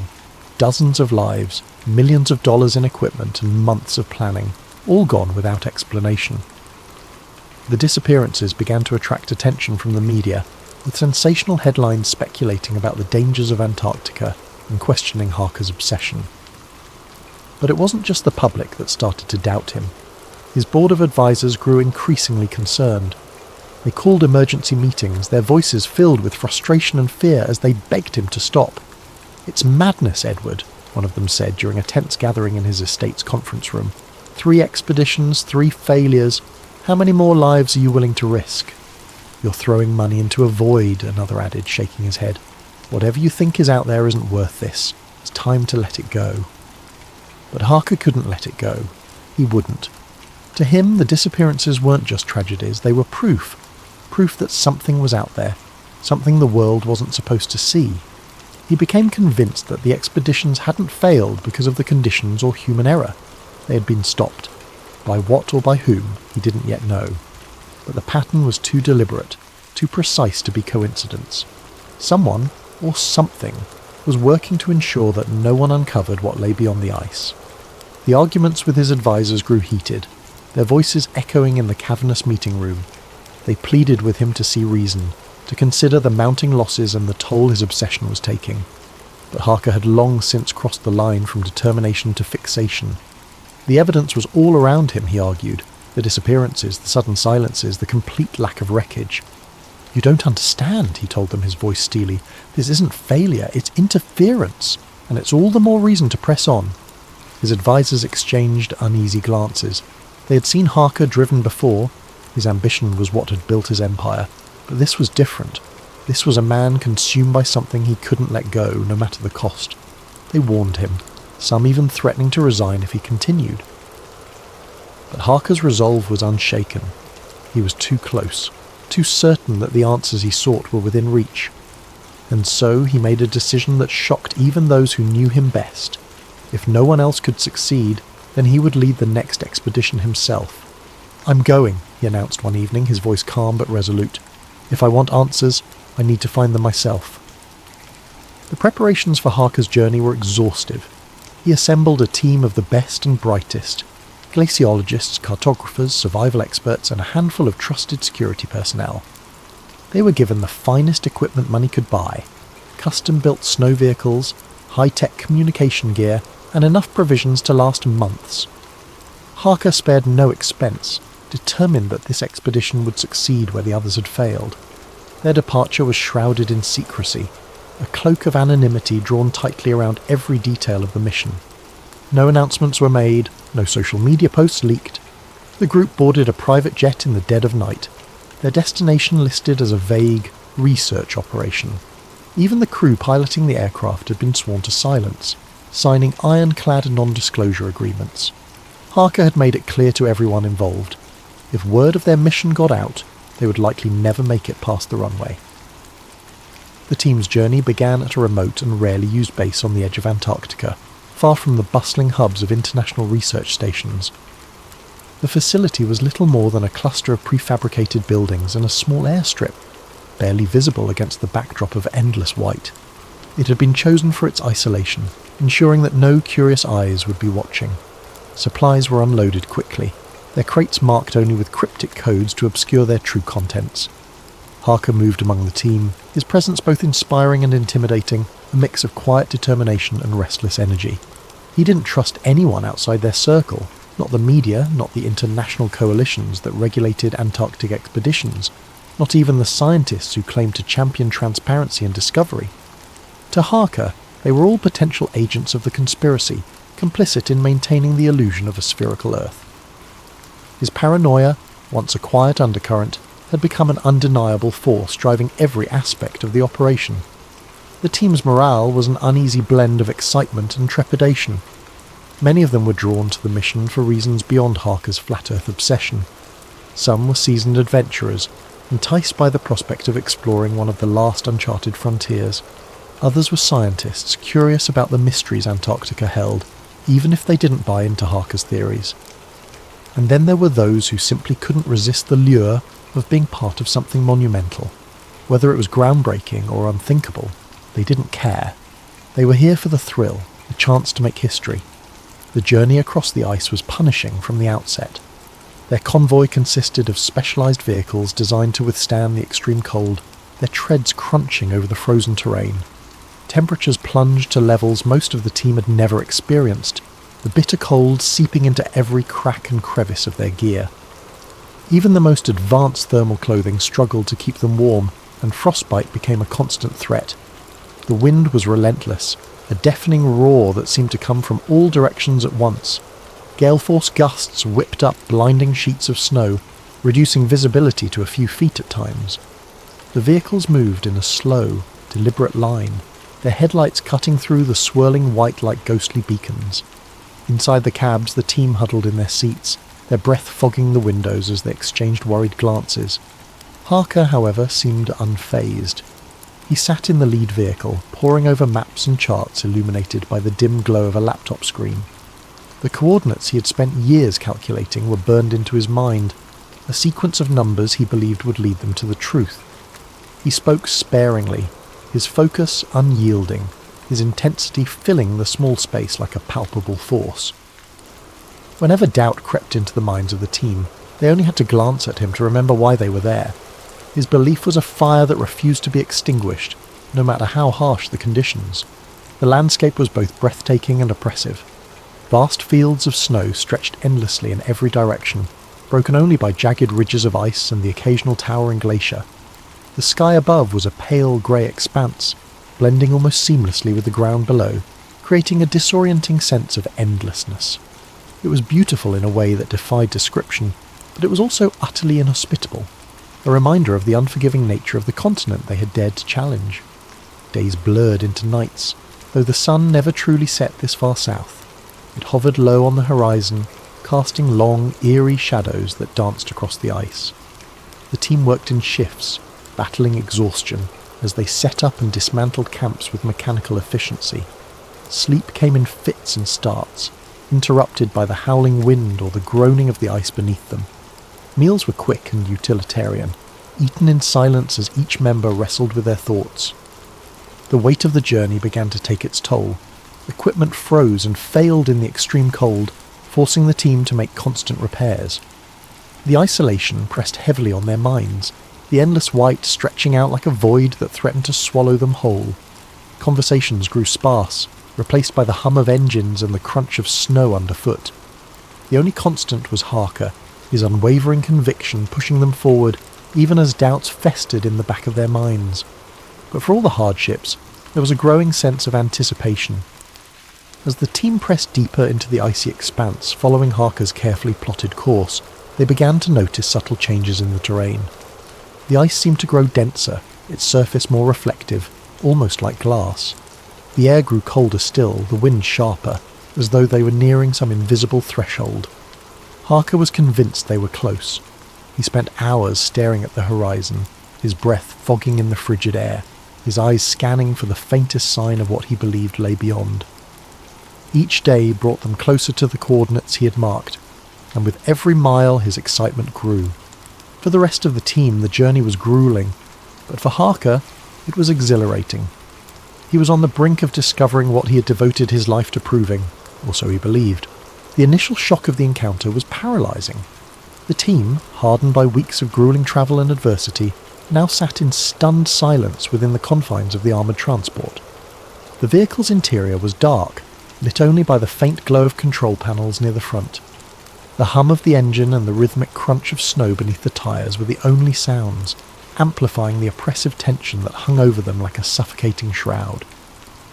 Harker sat closest to the door, his fists clenched tightly in his lap. His eyes were locked on the metal walls, his mind replaying the moment they'd been surrounded. He could still hear the commanding tone of the soldier, the cold finality in his voice. Harker's vision blurred with frustration and fury. How could they have been so close, only to be intercepted like this? Every step of the journey had led to that moment, to the edge of the earth, and now that truth had been yanked away from him like a cruel joke. The rest of the team exchanged nervous glances, their faces pale and drawn. Some of them whispered in hushed tones, their words too faint to catch. Others stared at the floor, their expressions a mix of fear and disbelief. The moments of strange sightings, the malfunctions, and the eerie silence of the ice, everything now seemed to point to an orchestrated effort to keep them away. But why? The questions loomed larger than ever, filling the cramped space of the transport like a tangible weight.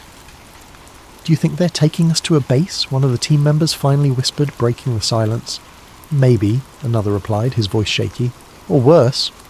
Harker turned toward them sharply, his voice cutting through the tension. "They won't stop us," he said, his tone resolute. "Whatever they're trying to hide, they know we're close. That's why they're doing this." A scientist on the team, the woman who had been sceptical of Harker's theories from the start, shook her head. "You don't get it, do you?" she said, her voice trembling with a mix of fear and anger. "We're not close to anything. We're prisoners now. They'll make sure we never see the light of day again." "Enough," Harker snapped, his eyes blazing.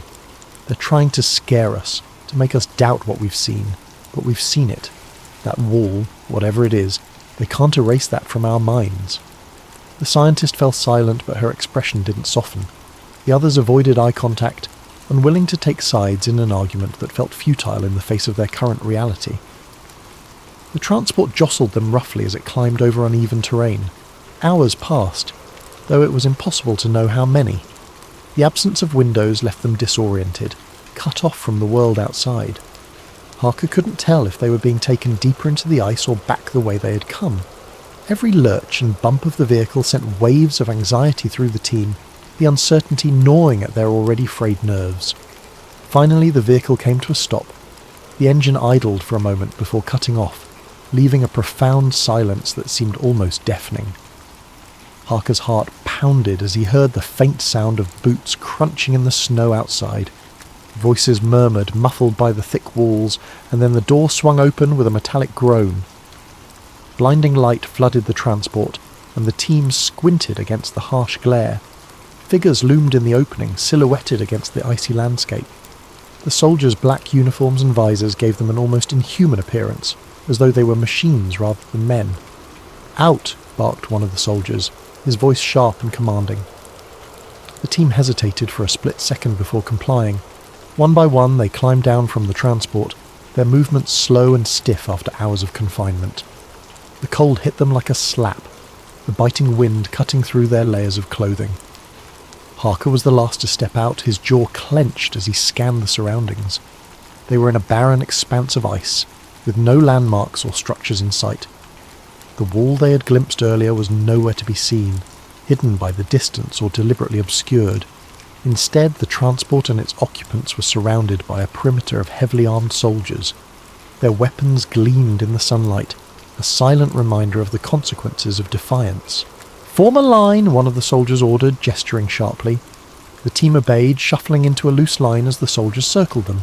Harker stood at the front, his gaze locked on the soldier who appeared to be in charge, the same man who had issued the warning at the wall. His helmet obscured most of his face, but his stance radiated authority. "You've been warned before," the soldier said, his tone devoid of emotion. "Your presence here violates international agreements and endangers the security of this region.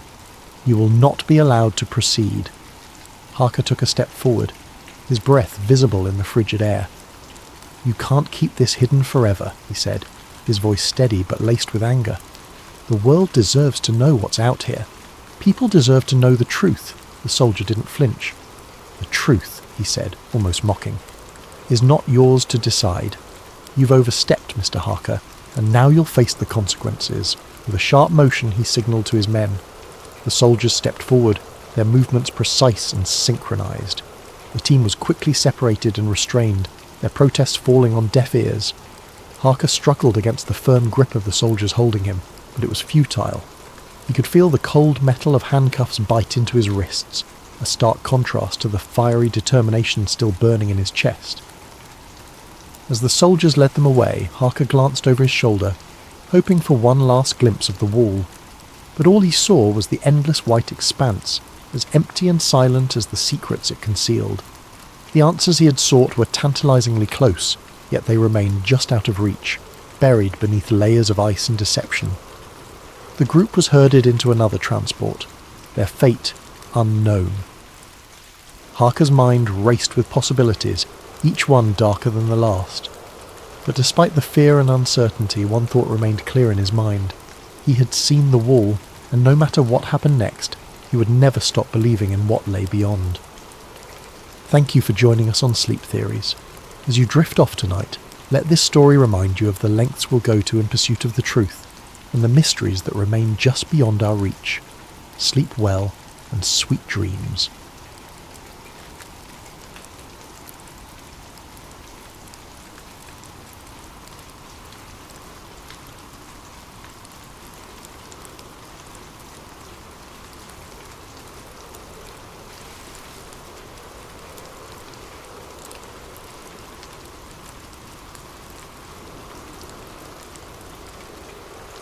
Jason Hart never imagined his government job would lead him to fear for his life. At 37, Jason had spent nearly a decade as a data analyst for a classified branch of the Department of Justice. His work was straightforward, if not monotonous, reviewing old case files, compiling statistics, and ensuring information stayed where it was supposed to stay.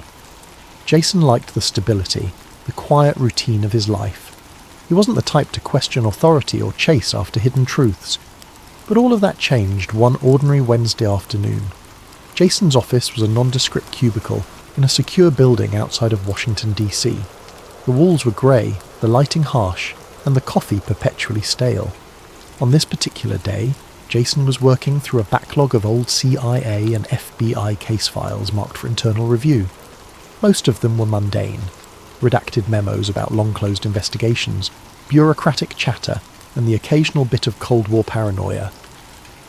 It was mind-numbing work, and Jason often found himself zoning out, his fingers mechanically scrolling through page after page. He settled into his worn office chair, the cushion compressed to the point of discomfort from years of use, and adjusted the angle of his monitor. The screen emitted a faint hum, blending seamlessly with the quiet clatter of keyboards in the adjacent cubicles. Occasionally he could hear muffled snippets of conversations from colleagues, though no one spoke louder than necessary. In this line of work, discretion was not just encouraged, it was mandatory. Jason's desk was as unremarkable as the office itself. A neatly stacked pile of file folders sat on one corner, a mug filled with an assortment of pens on another. A faded photo of his younger self and his parents sat in a simple frame, a reminder of a life that felt worlds away from the tightly controlled environment he now operated in. The only hint of personality in his workspace was a small stress ball shaped like the Earth, which he occasionally squeezed absent-mindedly as he worked. The task at hand was repetitive but familiar.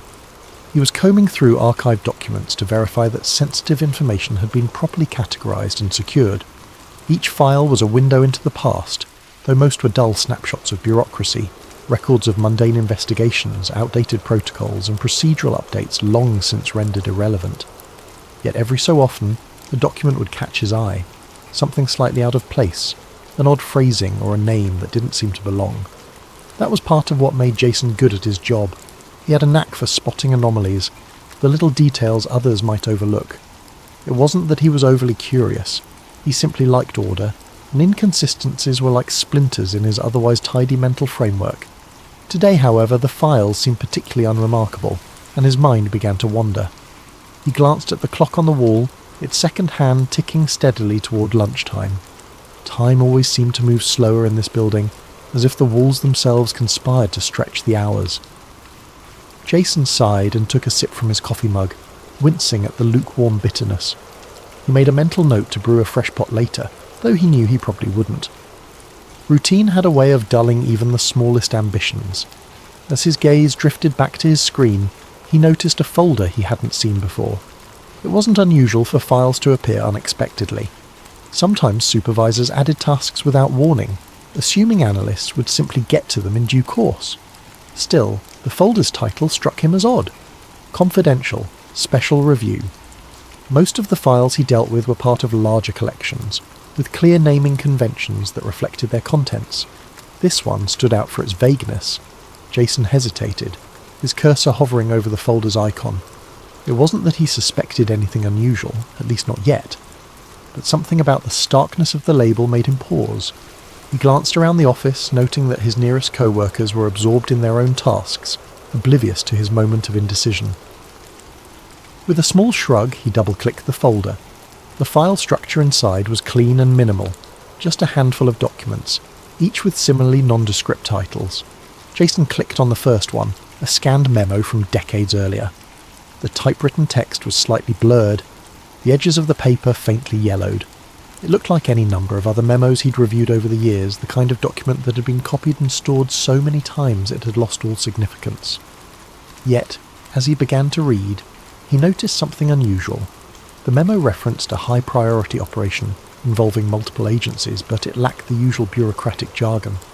The language was blunt, almost conversational, which was rare in official communications.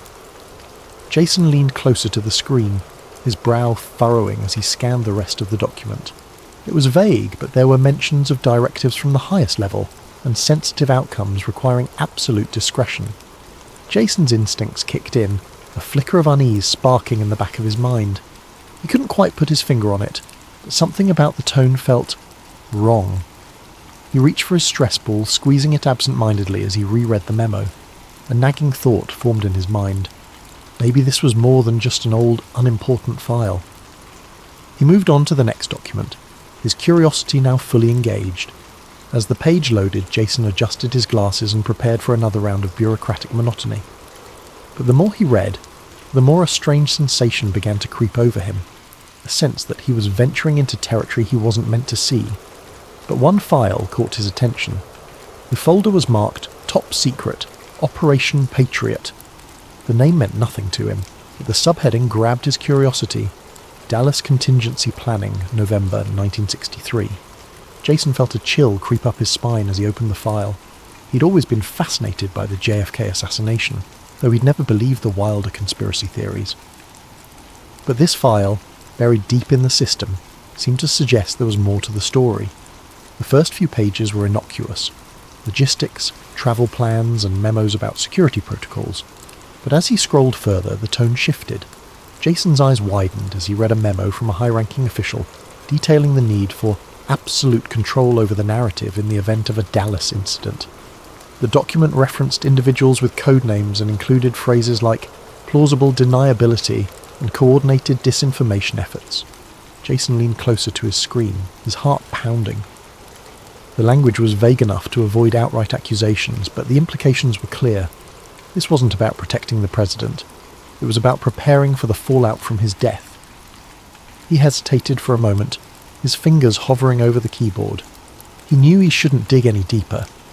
His clearance allowed him access to these files, but reading them and understanding them was another matter entirely. But his curiosity burned too brightly to ignore. He opened the next document. This one was worse. It was a transcript of a conversation between two officials, one of whom was labelled Director. The dialogue was chilling in its frankness. Are the assets in place? Yes, Dallas is secured, the fall guy is ready. Good, this has to look clean. No loose ends. Jason's stomach churned. The fall guy? They were talking about Lee Harvey Oswald, weren't they? He read further, finding references to altered ballistics reports, instructions to remove inconvenient witnesses, and even plans to intimidate local law enforcement into silence. The more he read, the clearer it became. This wasn't speculation or theory. This was a roadmap for covering up a murder. Jason pushed his chair back, his heart racing. He glanced around the office, half expecting someone to appear and yank him away from his desk. But the room was quiet, the hum of computers and faint rustle of papers the only sounds. He took a deep breath, trying to steady himself. This couldn't be real, could it? It had to be some kind of elaborate prank or disinformation campaign. But the official seals, the timestamps, the signatures, they all looked legitimate. He knew he should stop, report the file and move on, but he couldn't. He opened another document, this one a photographic scan of a handwritten note. The handwriting was neat, the tone matter-of-fact. Ensure ZR-104 is neutralised before the press gets wind of his testimony. The autopsy report is to remain classified indefinitely. Jason froze. ZR-104. He'd heard whispers of that code name before in conspiracy circles. It was rumoured to be connected to a key witness who had died under mysterious circumstances. His hands trembled as he saved the files to a secure flash drive, telling himself it was just for review later. But deep down, he knew he was crossing a line. That night, Jason barely slept.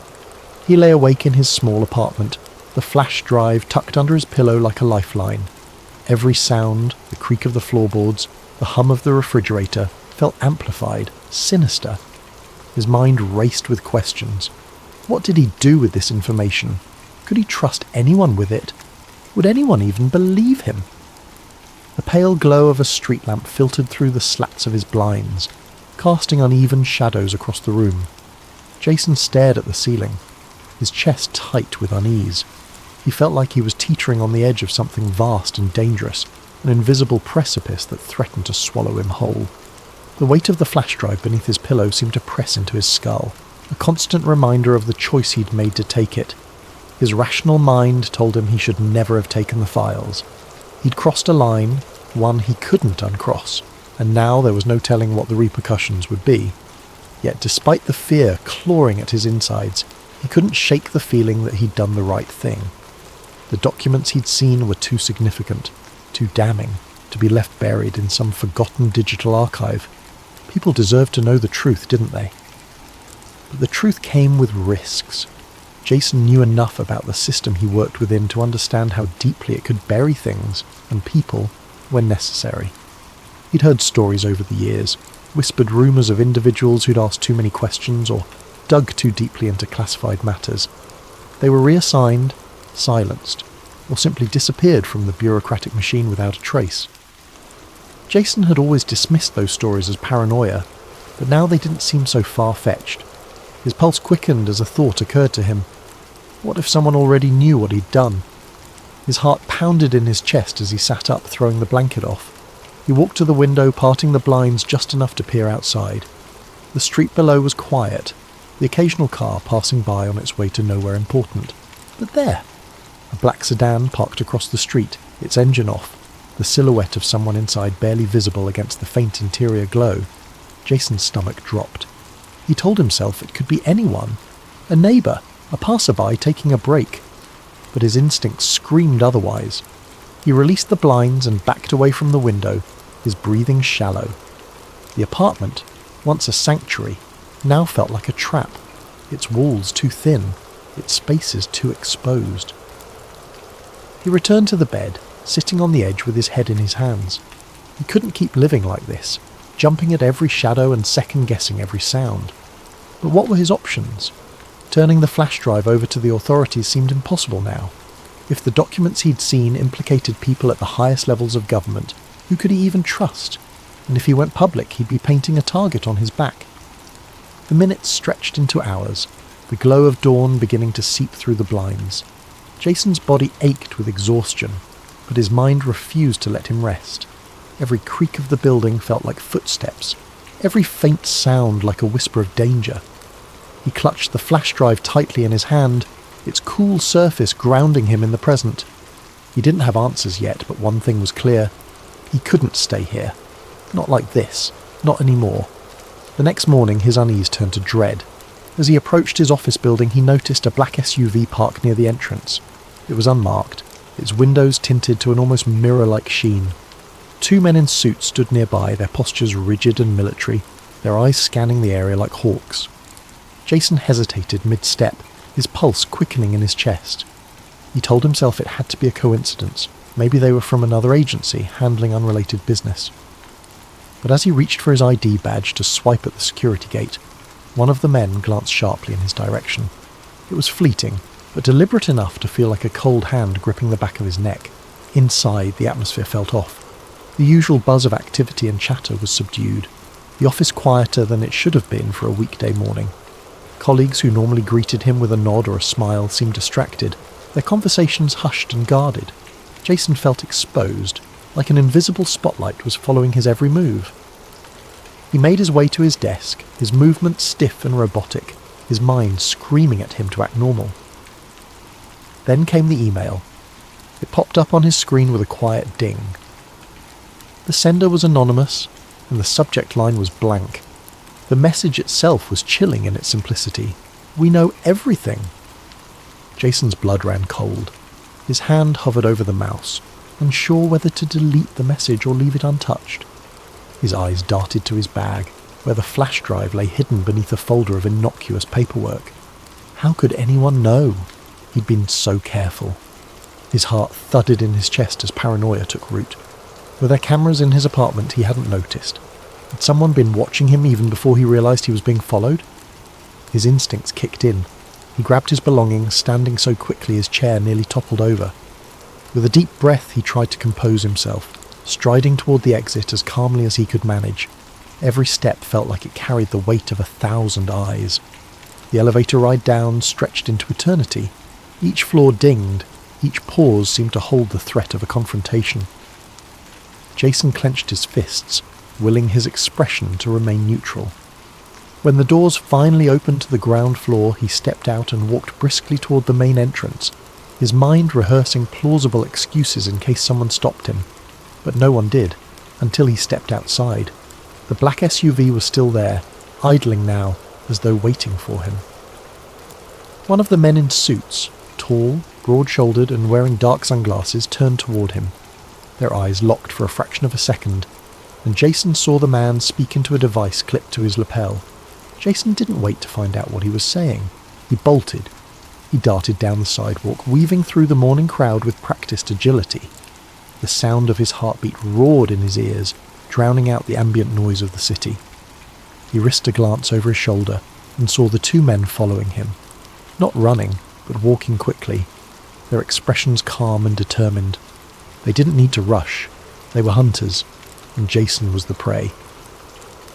Turning sharply into an alley, Jason tried to think. He needed a plan, a way to shake them off his trail. He reached for his phone, fumbling with the screen as he dialed the only person he thought might help, an old college friend, Mark, who had become an investigative journalist. The line rang once, twice, 3 times before going to voicemail. Jason cursed under his breath, leaving a hurried message. "Mark, it's Jason. I can't explain everything right now, but I have something big. Huge. I'm being followed. I need your help. Call me as soon as you get this." He hung up, his hands trembling. The sound of footsteps at the mouth of the alley jolted him into motion. Jason ran again, ducking through side streets and slipping into crowded areas whenever he could. The chase stretched into hours, the men in suits always seeming to appear just when he thought he'd lost them. By nightfall, he found himself in a rundown motel on the edge of the city, the flash drive clutched tightly in his hand. The room was dark, illuminated only by the dim yellow glow of a single bedside lamp. Jason sat on the edge of the bed, his body trembling with exhaustion and fear. The flash drive felt heavier now, as if the weight of its secrets had become physical. He knew he couldn't keep running forever. He had to do something. Pulling his laptop from his bag, he connected to the motel's painfully slow Wi-Fi. He opened an encrypted email service and began typing furiously, attaching the files one by one. He sent them to every journalist, whistleblower organisation, and trusted contact he could think of. Each email felt like a small victory, but also a step closer to an inevitable reckoning.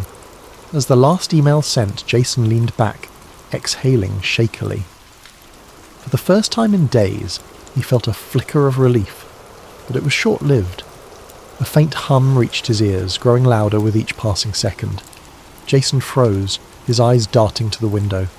He peeked through the curtains and saw it. The black SUV, parked under a flickering streetlight. The engine idled, its presence an ominous reminder that his time had run out. Jason's pulse quickened as he turned off his laptop, shoving it back into his bag along with the now empty flash drive. He couldn't stay here. He had to move. But as he grabbed his belongings and reached for the door, he heard footsteps approaching the room.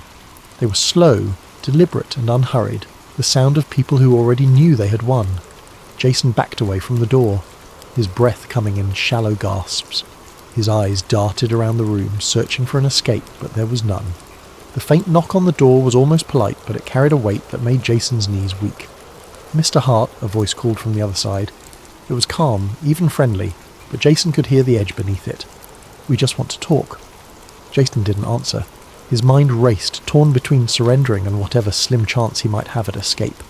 The knock came again, firmer this time. "Open the door, Mr. Hart. You've made things very complicated for yourself." Jason swallowed hard, his back pressed against the far wall of the room. He didn't move, didn't breathe. The silence stretched, the tension in the air thick enough to choke on. And then, with a crash, the door splintered open. The last thing Jason saw was the silhouette of a man stepping through the doorway, a glint of something metallic in his hand. And then, the world went dark. Thank you for joining us on Sleep Theories. As you drift off tonight, let Jason's story remind you that the pursuit of truth often comes at a price, and sometimes the greatest stories are hidden in the places we least expect. Sleep well and sweet dreams.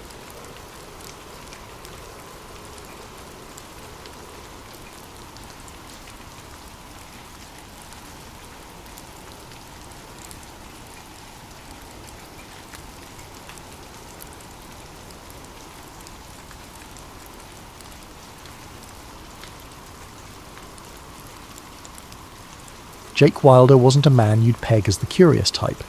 He lived a quiet, unassuming life in the suburbs, working as a freelance videographer. His days were a mix of editing wedding videos, filming promotional content for small businesses and the occasional passion project. It wasn't glamorous, but it paid the bills, and Jake liked the freedom that came with it.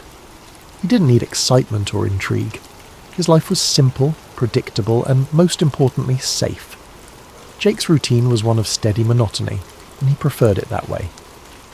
He enjoyed the hum of his editing software late into the evening, the predictable satisfaction of piecing together footage until it became a polished narrative. His small apartment was a reflection of his orderly world. Shelves neatly lined with camera equipment, stacks of meticulously labelled hard drives, and a corkboard above his desk cluttered with sticky notes about deadlines and client requests. Life wasn't thrilling, but it was his, and it was under control. But all of that changed one fateful weekend in early spring. Jake had been hired to film a corporate retreat at a luxury hotel tucked away in the mountains. These types of gigs had become a staple of his workload. Simple, well-paying assignments that didn't ask too much of him. His job was to capture team-building exercises, keynote speeches, and a few candid moments that could later be used in promotional materials. It was the kind of work that didn't require much creativity, but it was easy money. And in Jake's world, easy money was a good thing.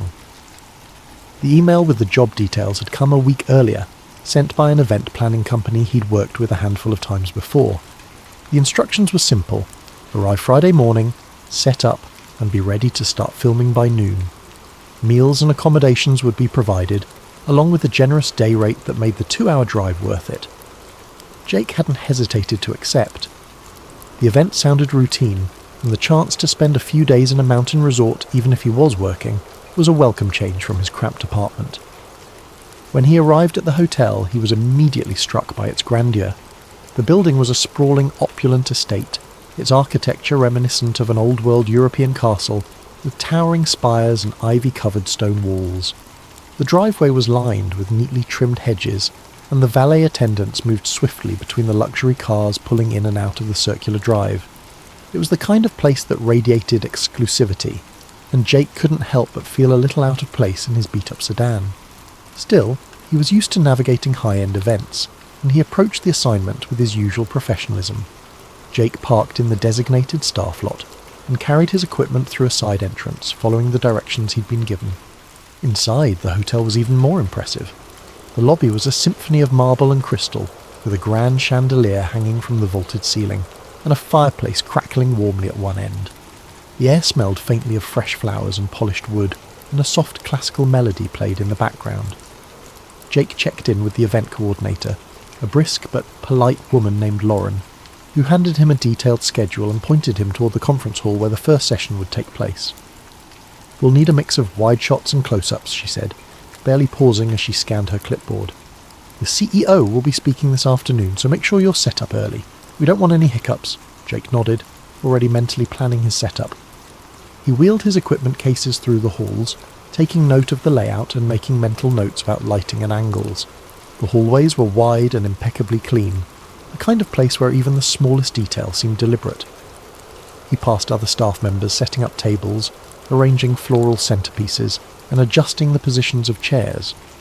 Everyone moved with a sense of urgency but also precision, as though they'd done this 100 times before.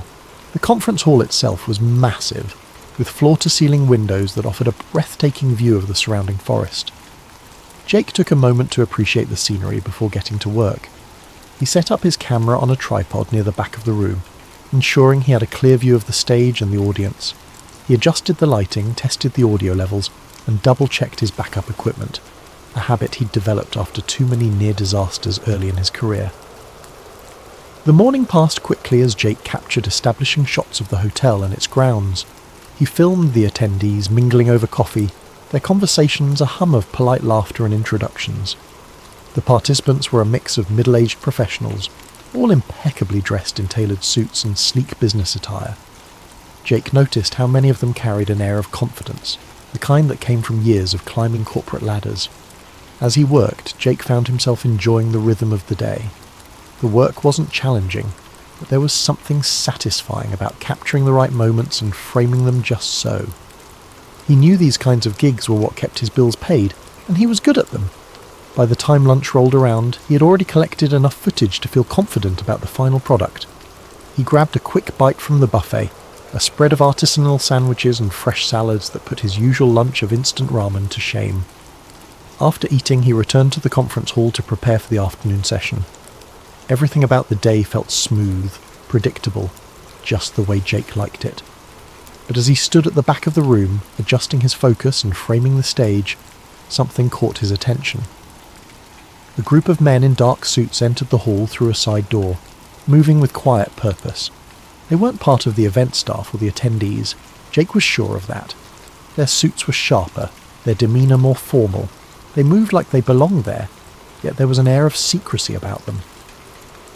Jake watched as they exchanged brief words with Lauren, the event coordinator. She nodded curtly, her expression unreadable, and gestured toward the far end of the hall.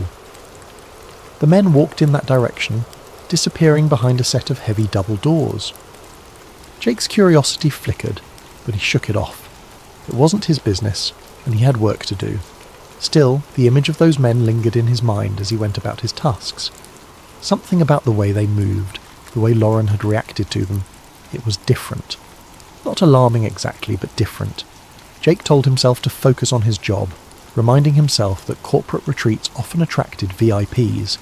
He'd seen his share of high-level executives and private security over the years. This was probably nothing out of the ordinary, or so he thought. What had started as an ordinary day, a simple job in a beautiful location, was beginning to feel like something more. Jake didn't know it yet, but the events of that weekend would unravel everything he thought he knew about the world, and his life, once so predictable, was about to take a turn he never could have imagined. The first oddity came on his second day at the hotel. Jake was heading back to his room after a long day of shooting, his camera bag slung over one shoulder, and his mind already on the edits he planned to tackle later that night. As he passed through the lobby, he noticed a group of men in dark suits clustered near the side entrance. They weren't staff, Jake could tell immediately. They lacked the friendly demeanour and polished smiles of the hotel employees. Instead, these men moved with a quiet but unmistakable sense of authority, their presence commanding attention without a word. Their voices were low, their conversations clipped, as they murmured into discreet earpieces. Jake couldn't make out what they were saying, but their body language told a story of urgency and precision. Each man stood straight, their eyes scanning the room with practiced subtlety. Jake slowed his steps, feigning a casual stretch as he observed them. His gaze drifted toward the side entrance, where several black SUVs were parked in a neat row. The vehicles were unmarked, their windows tinted so dark they reflected the towering pine trees outside like polished obsidian. Jake's curiosity flickered to life.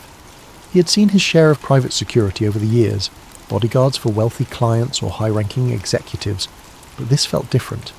There was a weight to the atmosphere, an intensity that he couldn't quite put his finger on. He lingered in the lobby for a moment longer, pretending to check his phone while he watched the group out of the corner of his eye. They were speaking too quietly for him to catch any words, but their clipped tones and the way they occasionally glanced toward the SUVs hinted at something serious. He told himself it wasn't his business, and continued toward the elevator, his footsteps echoing faintly against the marble floor.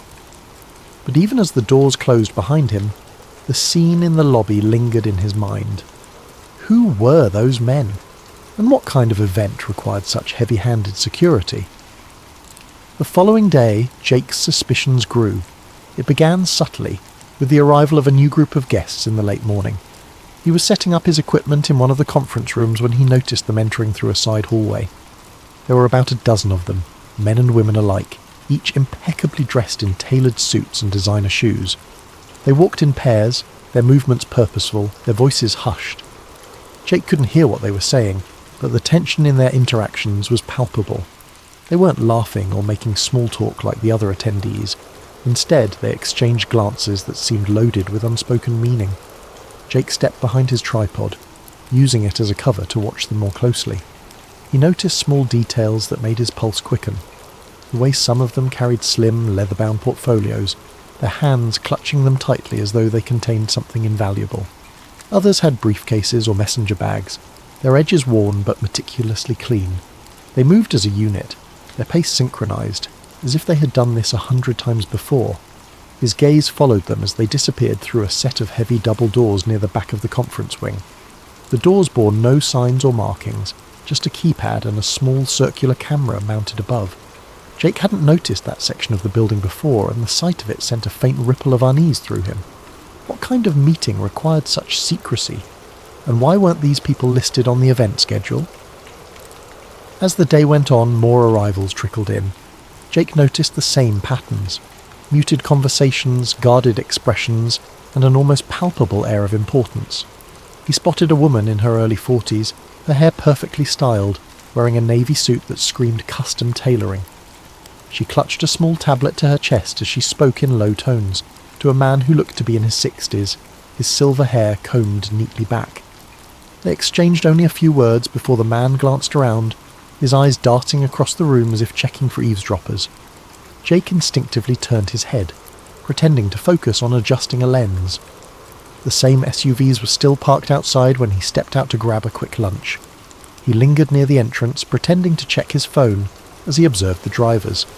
They were all dressed in identical black suits, their faces expressionless as they stood near the vehicles. One of them leaned against the hood of an SUV, his earpiece glinting faintly in the sunlight.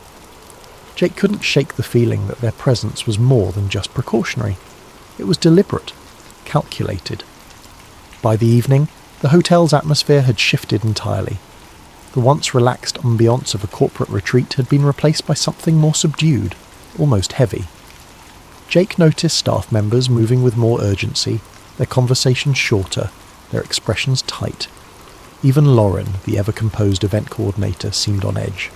She barked orders at her team with an intensity Jake hadn't seen before, her eyes darting toward the double doors at the back of the wing as though she were anticipating something. Jake's curiosity was no longer a flicker. It was a flame.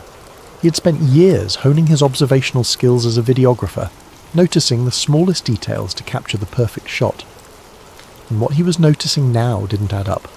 The guests, the security, the unmarked SUVs, it all pointed to something far bigger than a corporate retreat. But what? He didn't have an answer, and the lack of one only made him more determined to find out. As he headed back to his room that night, his thoughts raced. Jake wasn't the type to chase mysteries or seek out danger, but something about this felt too significant to ignore. He knew he should let it go, focus on his job and avoid stirring up trouble, but as he passed the silent, shadowed hallway leading to the unmarked doors, he couldn't shake the feeling that he was standing at the edge of something monumental, something that could change everything. Later that evening, as Jake reviewed his footage in his room, there was a knock on his door. It was one of the hotel staff, a nervous-looking man who handed Jake an envelope and said, "There's been a slight change in plans. The client requests that you avoid filming in certain areas tomorrow." The staff member pointed to a highlighted section on a map of the hotel, a part Jake hadn't yet explored. Jake frowned as the man hurried away. The restricted area wasn't near any of the planned events for the retreat, which only made the restriction more curious. That night, unable to sleep, Jake's curiosity got the better of him. He grabbed his camera and decided to take a walk. The hotel was quiet, its grand hallways illuminated by soft golden light. He wandered toward the restricted area, telling himself he just wanted to see what all the fuss was about. He wasn't planning to film, just a quick look and then back to bed. When he reached the cordoned-off wing, he noticed 2 security guards stationed at a set of double doors. They were chatting in low voices, their posture relaxed. Jake lingered in the shadows, debating whether to turn back, when one of the guards got a call on his radio. The other followed him down the hall, leaving the entrance momentarily unguarded. Jake's pulse quickened. This was his chance. He slipped through the doors, moving as quietly as he could. The corridor beyond was dimly lit, the air cooler, almost sterile.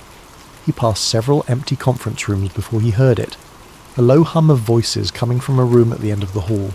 He crept closer, pressing himself against the wall as he approached the partially open door. What he saw made his breath catch. Inside was a large conference room, its walls lined with ornate wood panelling. Around a massive oval table sat dozens of people, their faces illuminated by the glow of a projector. Jake didn't recognize most of them, but a few were unmistakable. CEOs of major corporations, politicians, and even a royal figure he'd only seen on the news. They were deep in discussion, their voices too low for Jake to make out individual words.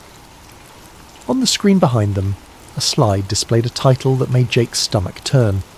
Global Economic Transition Strategy, Phase 3. Jake's hands shook as he lifted his camera, adjusting the focus to capture the scene.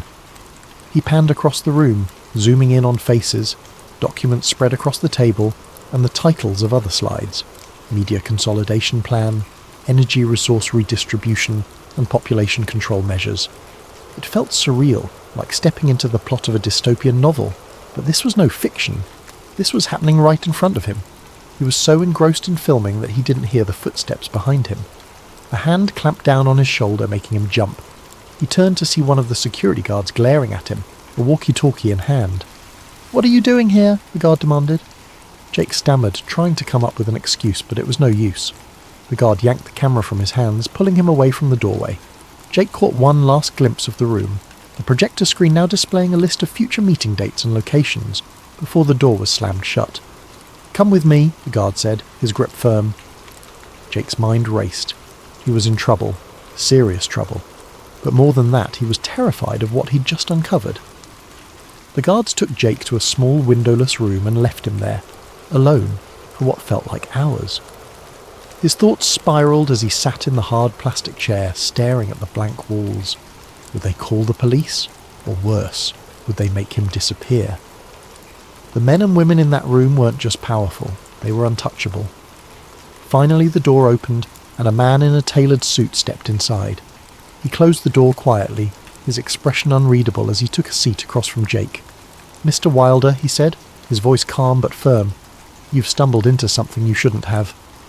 Jake didn't respond, his throat dry. The man placed Jake's camera on the table between them. "This footage never leaves this room," he said. "Do you understand?" Jake hesitated, then nodded. He didn't have much choice. The man leaned forward, his tone softening just slightly. "You seem like a smart guy. Let me give you some advice. Walk away. Forget what you saw. This isn't your fight."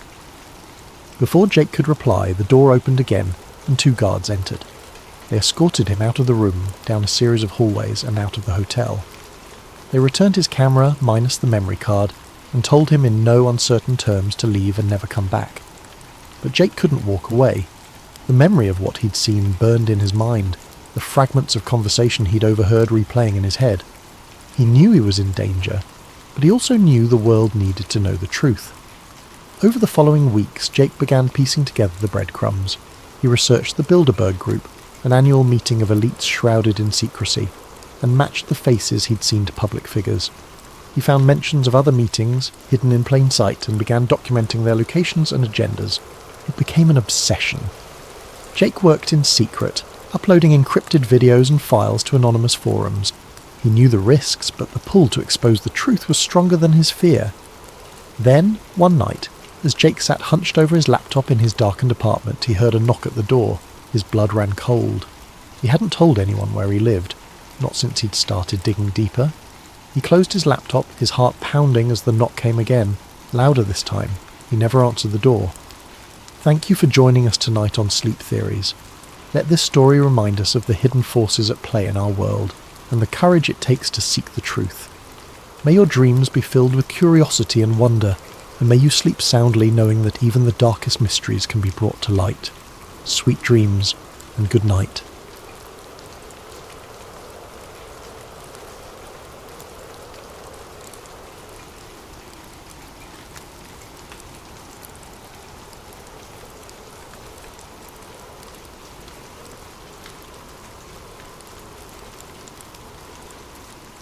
I sat back in my chair, the weight of the revelation pressing against my chest like a physical force. The folder's contents spilled out across my desk, a chaotic mess of paper and mystery, but my mind kept circling back to the photographs. They were haunting. The figures in the images wore expressions of guarded focus, their postures rigid, as if they knew their work was being watched, or worse, judged. I found myself drawn to the machinery in the background. It wasn't the clunky, rugged equipment I'd come to associate with early space exploration. No, this was sleek, sophisticated, almost futuristic, like something plucked from a science fiction novel. I picked up one of the photos and held it closer to the light. The scientist stood in front of a massive cylindrical object, its surface smooth and unmarked except for a faint emblem that looked like a fusion of the NASA logo and a Cyrillic design. My breath caught in my throat. If this was real, it meant something extraordinary, something the world had never been told. I set the photo down and turned to the memos. My fingers shook as I flipped through them, each one offering pieces of a puzzle I wasn't sure I wanted to solve. Phrases leapt off the pages: coordinated asset exchange, joint lunar initiative, narrative alignment essential for national security. These weren't just routine communications, they were agreements, contracts, written in the language of covert diplomacy. The words felt clinical, stripped of emotion, but the implications were anything but. What struck me most were the names. Many were redacted, replaced with black bars that ran across the memos like a visual silence, but a few escaped the censor's pen. One name in particular kept appearing: Dr. Anatoly Makarov. I didn't recognise it, but it was always accompanied by another: Dr. Robert Langston, a Soviet scientist and an American engineer, mentioned together in multiple documents. They were clearly key players in whatever this cooperative project had been. But why? And how had their collaboration escaped notice for so long? The cassette tape sat untouched on my desk, a silent witness to my mounting unease. I wasn't ready to listen to it yet, not until I'd exhausted the written records. I needed to anchor myself in what I could see and read before subjecting myself to whatever was waiting on that tape. I forced myself to examine the details in the memos more closely. One referenced a meeting in Geneva, labelled simply as Summit Directive 17. Another spoke of an unregistered launch site in Central Asia. But it was the final memo in the stack that truly unnerved me. It was dated July 1969, the same month as the Apollo 11 moon landing. The text was brief, written in cold, detached language. Ensure synchronized broadcast feed. Visual alignment parameters have been approved. No deviations permitted. Success contingent on absolute operational silence. My skin prickled as I read the last line again. Operational silence. What did that mean? And why was it tied to the moon landing, the very event that defined the space race? My mind raced with possibilities, none of them comforting. Had the moon landing been part of this synchronized effort? Had the entire world been duped by a carefully orchestrated performance? I pushed the papers aside and stared at the folder, my thoughts swirling. Everything about it felt wrong, impossible, and yet the evidence was undeniable. These weren't the ravings of a conspiracy theorist or the fabrications of a bored archivist. These were authentic documents, written by people who had been at the centre of the space race. People who had known the truth and worked to keep it hidden. The room felt smaller, the air heavier. I rubbed my temples trying to make sense of it all. If the space race had been a joint effort, if the United States and the Soviet Union had secretly collaborated, what did that say about everything we thought we knew about the Cold War? About history itself? And why now? Why had someone chosen to send this to me of all people? What was I supposed to do with it? These questions loomed larger with every passing second, their weight pressing down on me like the photographs, memos and cassette tape that now cluttered my desk. I wasn't ready to admit it to myself yet, but deep down I knew the truth. There was no going back. I'd opened Pandora's box, and the only way out was forward. The cassette tape was the final piece. It had no label, no indication of what it contained. My hands trembled slightly as I placed it in an old tape recorder I kept in my office. The machine whirred to life, and then a voice crackled through the speakers. It was faint, distorted, but I could make out fragments of a conversation in Russian, followed by a reply in English. Progress on the propulsion system. Mutual benefits. Ensure neither side is exposed. The tape ended abruptly, leaving only static in its wake. I sat back in my chair, my mind racing. I knew I was holding something explosive, something that could shake the foundations of what people believed about one of the most celebrated eras in history. But what was I supposed to do with it? Who could I trust? The days blurred together as I sank deeper into the research, my life narrowing to the glow of my computer screen, the shuffle of papers on my desk, and the whispers of the secrets I was chasing. Every spare moment I had was consumed by the documents, the photographs, and the cryptic phrases that had been plaguing my thoughts since the folder arrived. The room around me became a fortress of evidence. Printouts tacked to the walls, note cards filled with scrawled connections pinned together with red string, and stacks of books and files teetering precariously on the edge of my desk. Sleep became an afterthought. At night, I'd lie in bed staring at the ceiling, my mind racing with fragments of information I couldn't piece together. The same names and dates would loop in my head, like a song I couldn't shake. Makarov, Langston, Geneva, July 1969. The words were meaningless on their own, but together they felt like keys to a door I couldn't yet find. My editor's concern grew sharper with each passing day. She would stop by my desk, casting wary glances at the chaos surrounding me. "Are you sure you're okay?" she asked more than once. "You don't look like you've slept in days." "I'm fine," I'd reply, brushing her off with a quick smile, and a promise to deliver something soon. But even as I said it, I knew she could see through me. My face had grown pale, my eyes ringed with dark circles, and my usual confidence was replaced by a jittery energy I couldn't contain. Every so often, I'd catch my reflection in the window of the office, and the person staring back didn't look like me anymore. There was a wildness in my eyes, a desperation that hadn't been there before. But I couldn't stop. I didn't want to. The more I uncovered, the more convinced I became that I was onto something monumental. The phone calls started coming late at night. Unknown numbers, no one on the other end, just silence or faint static. At first I dismissed them as a coincidence, the product of a paranoid mind, but they kept coming, sometimes once a night, sometimes 3 or 4 times in a row. I stopped answering them, but even the sight of my phone lighting up sent a chill down my spine. I told myself I was imagining things, that I was just sleep-deprived and overthinking everything. But I couldn't shake the feeling that someone was watching me, monitoring my movements, waiting for me to make a mistake. I started double-checking my locks, peeking out my blinds at odd hours, and keeping my laptop password protected even when I was alone. It was ridiculous, I knew, but the unease was like a shadow that clung to me, growing darker with each passing day. One evening, as I stared at a grainy photograph of what looked like a joint US-Soviet meeting in some desolate facility, I found myself muttering under my breath. "What am I missing?" I asked the empty room. The silence felt heavier than usual, as if the walls themselves were listening.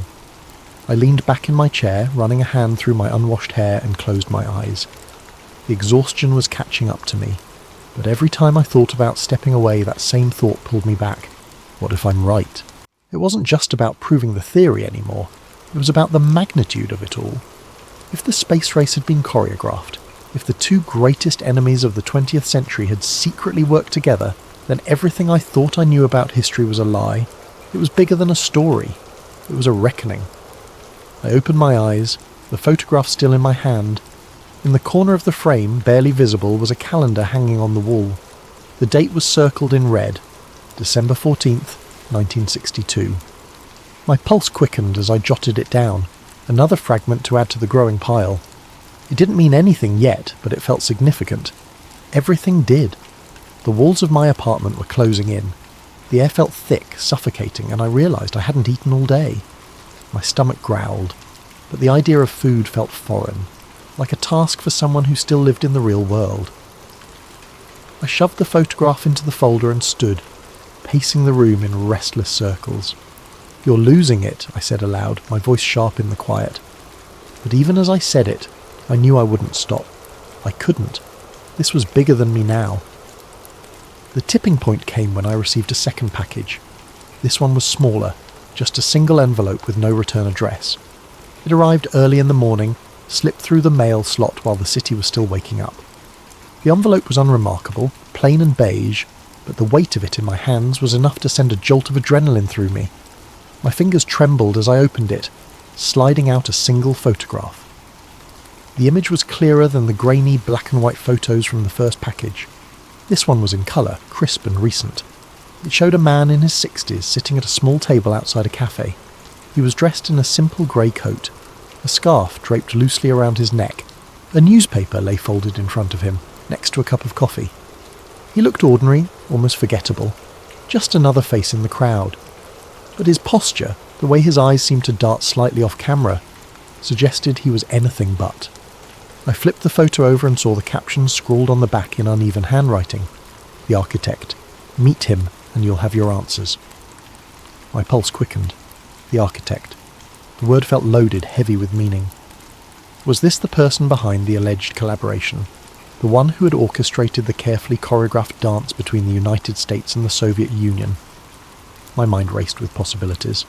This man could be the key to unravelling the entire conspiracy, or he could be a wild goose chase. I stared at the photograph for what felt like hours, analysing every detail.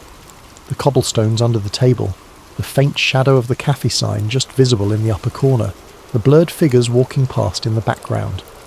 A part of me wanted to dismiss it as a prank, some elaborate hoax to throw me off, but the other part, the part that had been consumed by this obsession, knew better.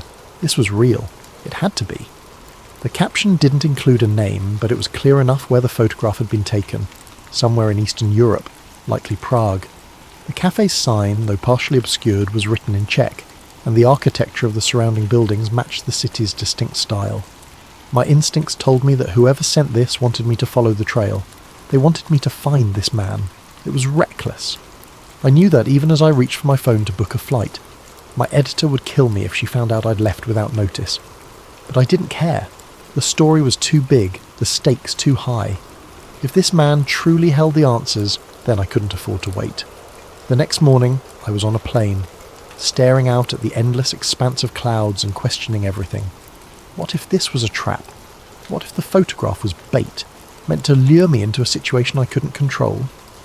I tried to silence the doubts, focusing instead on the possibility of finally finding the answers I'd been chasing.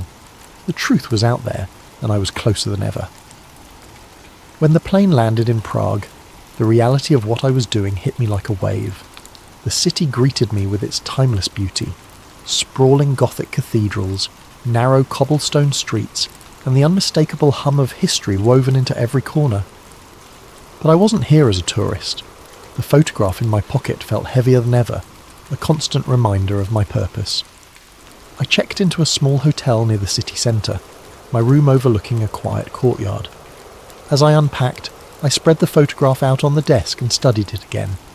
The cafe sign, now clearer under the bright lamp, read, Kavana Nadeje, Hope Cafe. A quick search on my phone confirmed it was a real place, tucked away on a side street not far from the old town. My stomach tightened. This was it. That evening I made my way to the cafe, the photograph clutched tightly in my hand. The streets were alive with the soft glow of streetlights, the chatter of locals and tourists blending into a soothing hum. But for me, the atmosphere was electric, every step bringing me closer to what felt like the edge of a cliff. When I arrived, the cafe looked almost exactly as it did in the photo. Small tables spilled onto the cobblestone street, their surfaces illuminated by dim lanterns. Inside, the warm glow of hanging lights reflected off the polished wooden walls. I hesitated at the entrance, scanning the tables for the man in the photograph. My heart raced as I saw him. Sitting at the same table, his posture identical to the image I'd studied 100 times. He didn't look up as I approached, his focus seemingly on the newspaper spread before him. My hands felt clammy as I cleared my throat. "Excuse me," I said, my voice shaking slightly. "Are you—" Before I could finish, he folded the newspaper neatly and looked up. His eyes met mine, sharp and assessing, and a faint smile tugged at the corner of his lips. "You've come a long way," he said, his voice calm and measured. "I was wondering when you'd find me." I froze, unsure of what to say. He gestured to the chair across from him, and I sat down, the photograph still clutched in my hand. For a moment neither of us spoke, the weight of the silence pressing down on me. Finally he broke it. "You have questions," he said simply, "and I have answers, but I need to know something first." He leaned forward slightly, his gaze piercing. "Do you truly understand what you're asking to uncover?" I swallowed hard, the enormity of the moment sinking in. "I don't know," I admitted, "but I need to know the truth." He studied me for a long moment, then nodded. "Very well," he said, "but be warned, once you know there's no going back." I nodded, my grip tightening on the photograph. Whatever he was about to reveal, I knew it would change everything. I wanted to press him further, to demand answers. But before I could, the door to the cafe opened and 2 men in dark suits walked in. The architect stiffened, his eyes darting to the exit. "You need to leave," he said, his voice urgent. "Now." "What about you?" I asked. He smiled faintly. "I've been running long enough." I hesitated, but his expression left no room for argument. Grabbing the folder and my bag, I slipped out the back door just as the men approached his table. That was weeks ago. Since then, I've been on the move, staying one step ahead of the shadows that seem to follow me everywhere. The evidence I collected is hidden in places even I can barely remember, scattered like breadcrumbs across the globe. I don't know who to trust, and I don't know how long I can keep this up. But one thing is certain, the story isn't over. Thank you for joining me on this journey through the hidden history of the space race. As you drift off tonight, let this story remind you that the line between truth and fiction is often thinner than we realise. Sleep well and sweet dreams.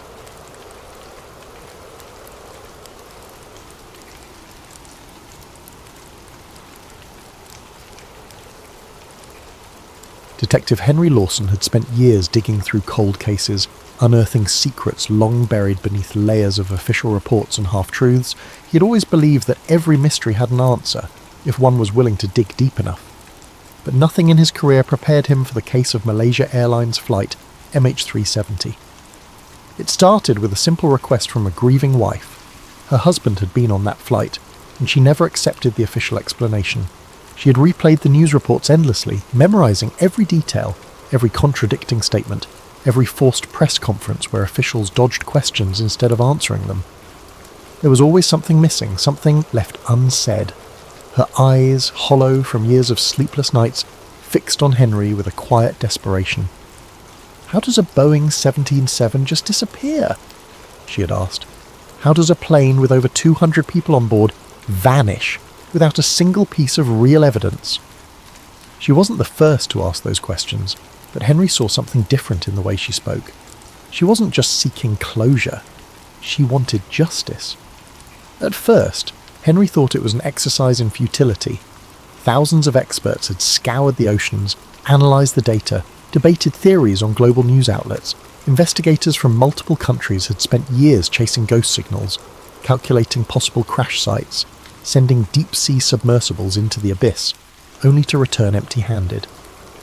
Governments, aviation experts and intelligence agencies had weighed in, each offering their own speculation. Pilot suicide, mechanical failure, hijacking. Every theory, no matter how implausible, was entertained, but none provided definitive proof. Henry had seen this before, a tragedy so large, so unexplainable that those in power rushed to fill the gaps with carefully curated stories.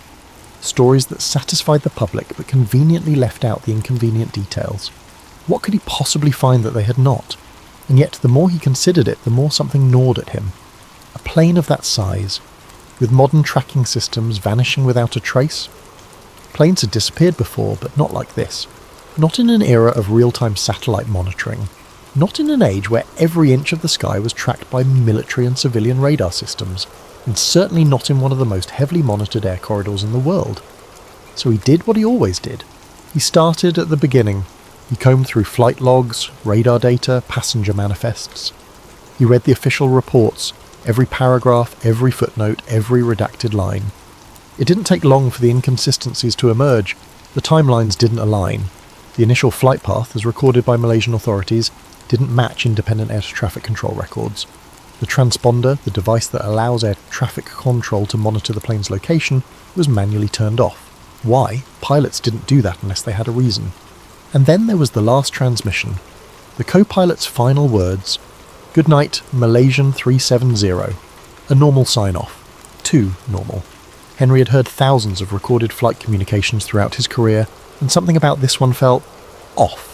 There was no urgency, no distress, no sign of technical difficulties.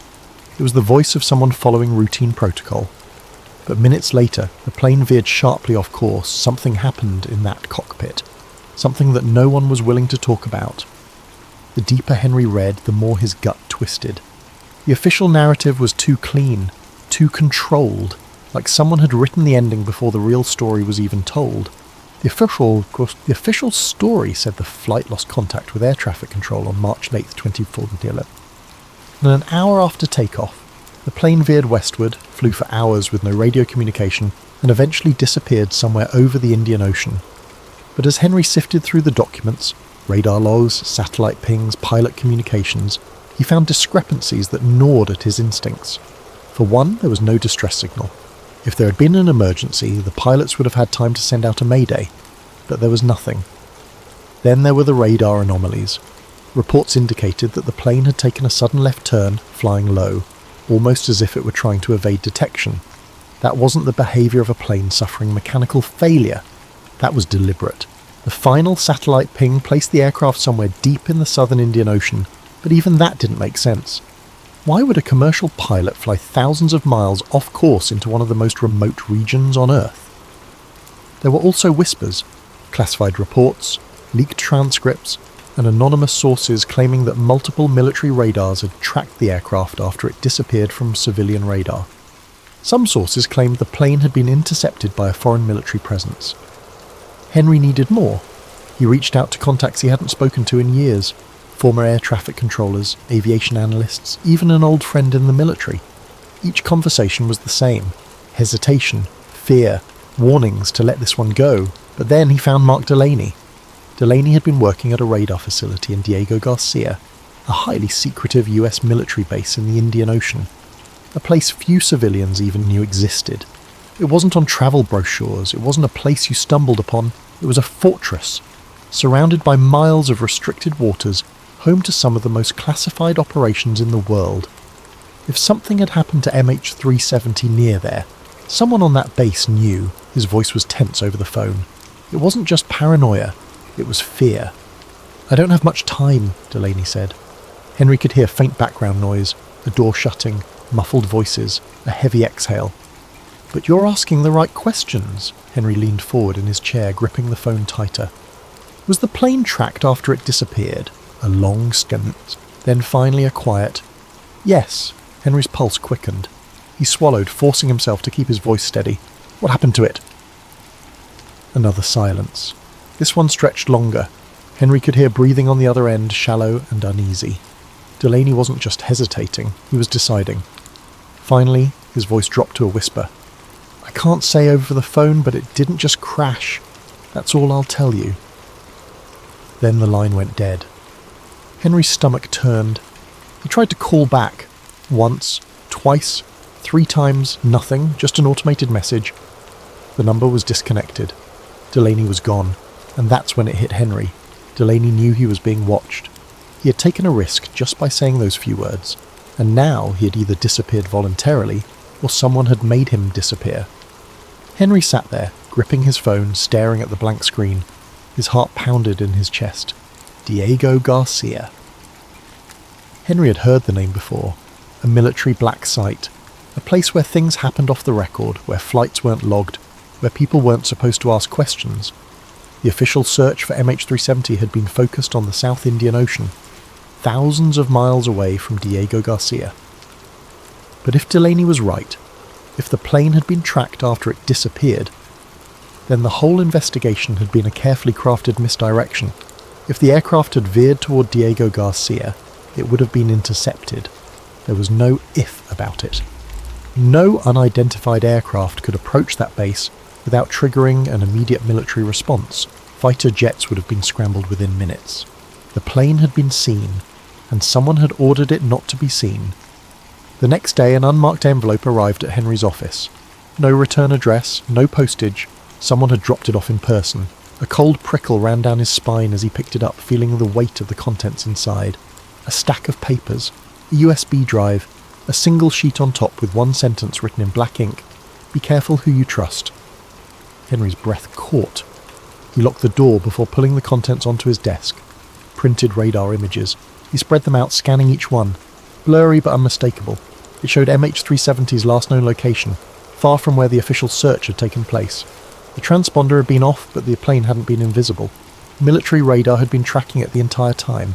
And then, the final image. Henry froze. There, in the grainy black and white capture, was another aircraft. Not a commercial plane, not a weather balloon. A fighter jet.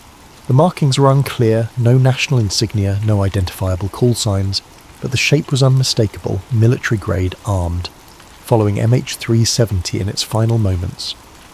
Henry leaned back, his pulse hammering against his ribs. This wasn't a rescue mission. The fighter jet wasn't escorting the plane, it was hunting it. That was when Henry knew. This wasn't a disappearance. This was a cover-up. The pieces started falling into place, each revelation more damning than the last. There had been a secret cargo on board, something valuable enough to risk an entire plane full of people. Not just personal belongings, not just routine freight, something worth killing for. The reports he had sifted through, buried deep in aviation logs and intelligence leaks, hinted at possibilities that sent chills down his spine. Some suggested that MH370 was carrying sensitive US technologies, equipment designed for cyber warfare, cutting-edge surveillance systems that were never meant to leave American hands. Other reports focused on a select group of passengers, engineers, specialists, men whose work was so classified that even their families didn't know the full extent of what they did. A few of them had ties to defence contractors, to research firms working on next-generation weapons and intelligence software. Henry didn't believe in coincidences. A plane doesn't just vanish. Not in the 21st century. Not with multiple nations tracking its flight path, with satellites crisscrossing the sky. If the US believed the flight posed a security risk, would they have taken action? Would they have gone so far as to eliminate it? His hands trembled as he reviewed the final radar images once more. The plane's erratic movements deviating off course, the mysterious loss of communication, almost as if someone had systematically disabled the aircraft's ability to call for help. The fighter jet lurking too close for comfort. The military silence, the refusal to acknowledge what radar systems had clearly recorded. It all pointed to one horrifying conclusion. MH370 had been intercepted and eliminated. Henry's head pounded. This wasn't a rogue pilot situation. It wasn't a mechanical failure. It wasn't an accident. It was an operation. A decision made behind closed doors, signed off at the highest levels. A decision to erase a plane, its passengers, and every trace of what really happened. Then came the first sign that he had gotten too close. The black SUV parked across from his apartment. At first, Henry tried to dismiss it. He had been a detective long enough to know when paranoia started creeping in. But this wasn't paranoia. This was surveillance. The vehicle was there in the morning when he left for coffee. There when he came back. There at night, headlights off, the silhouette of a man barely visible behind the tinted glass, watching. His phone started behaving strangely. Calls dropping mid-sentence, text messages arriving late or not at all. Emails disappeared from his inbox even though he hadn't deleted them. Then the third night. Henry had been sitting at his desk surrounded by documents, his mind a whirlwind of facts, questions and terrifying possibilities. He had been cross-referencing satellite data, looking for anything, any slip-up, any breadcrumb that had been overlooked. That was when his laptop screen flickered.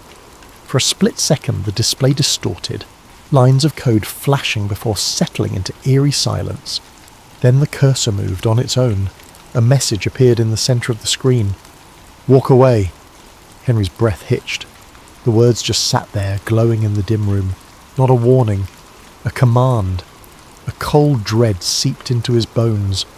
Someone was in his system. Someone was watching in real time. His fingers hovered over the keyboard.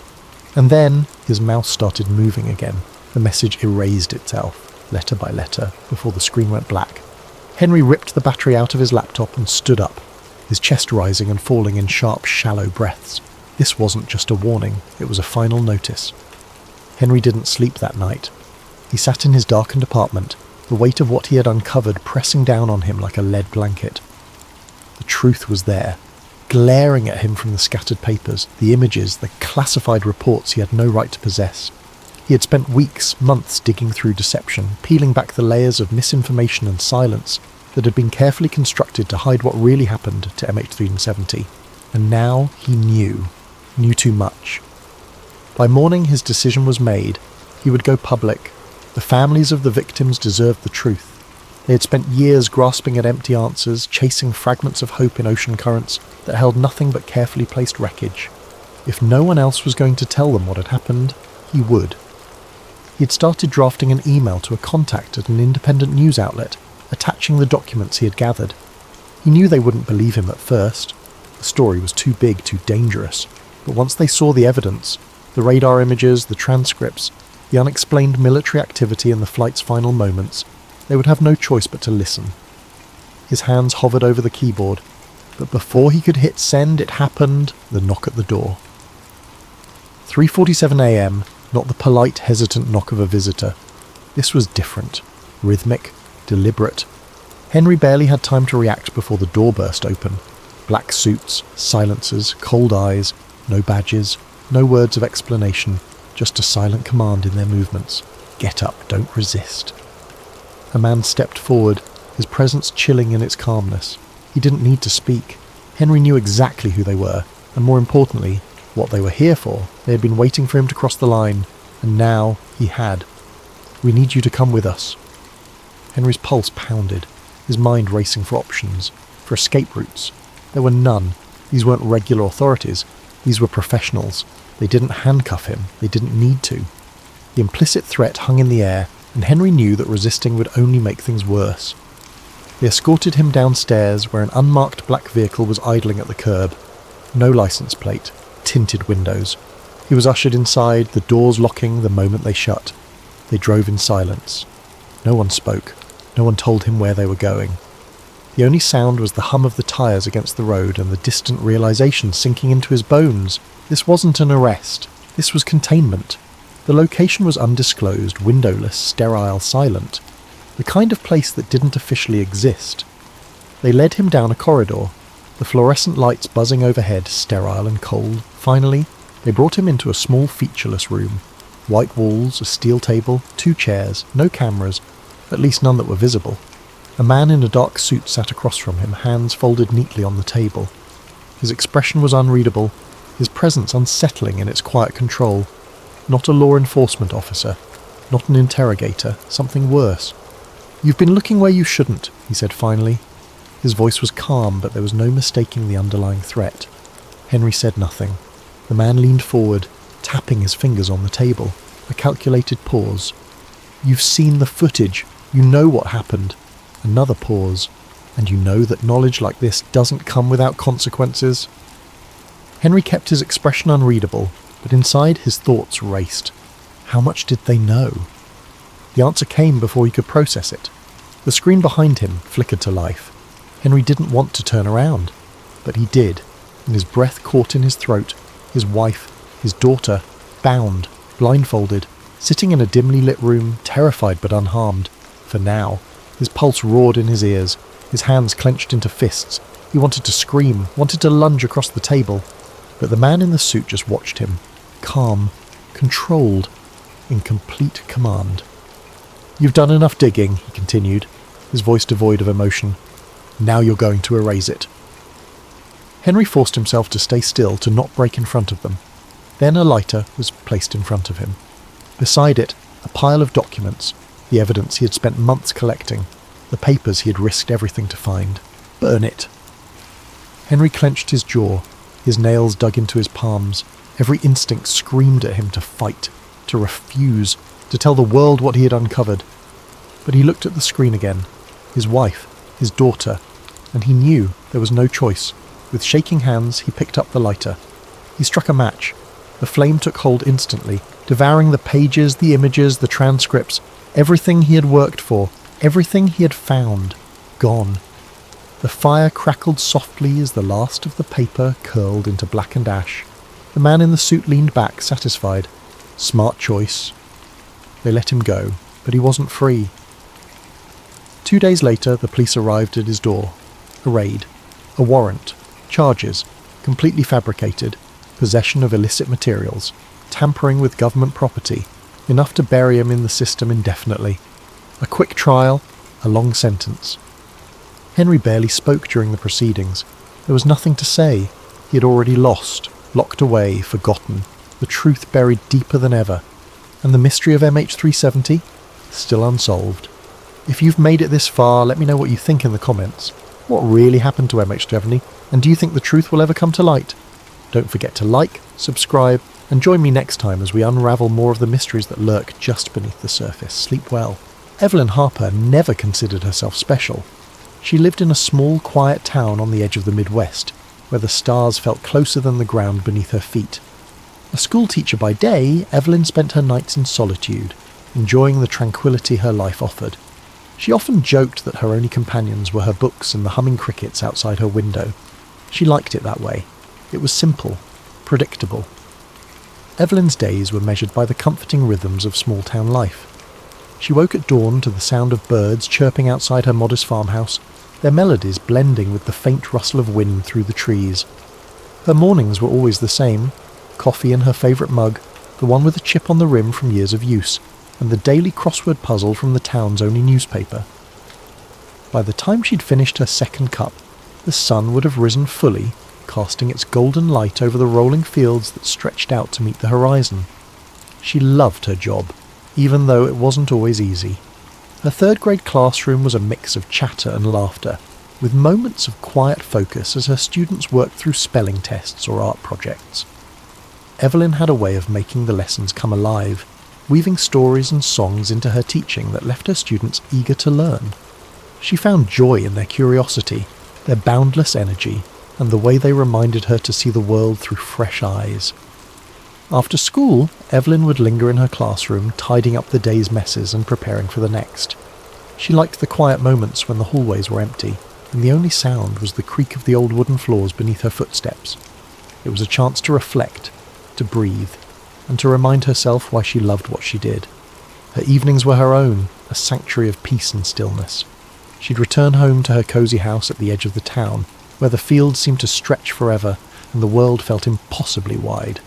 She would cook simple meals, often from the vegetables she grew in her small garden, and eat by the light of a single lamp in her kitchen.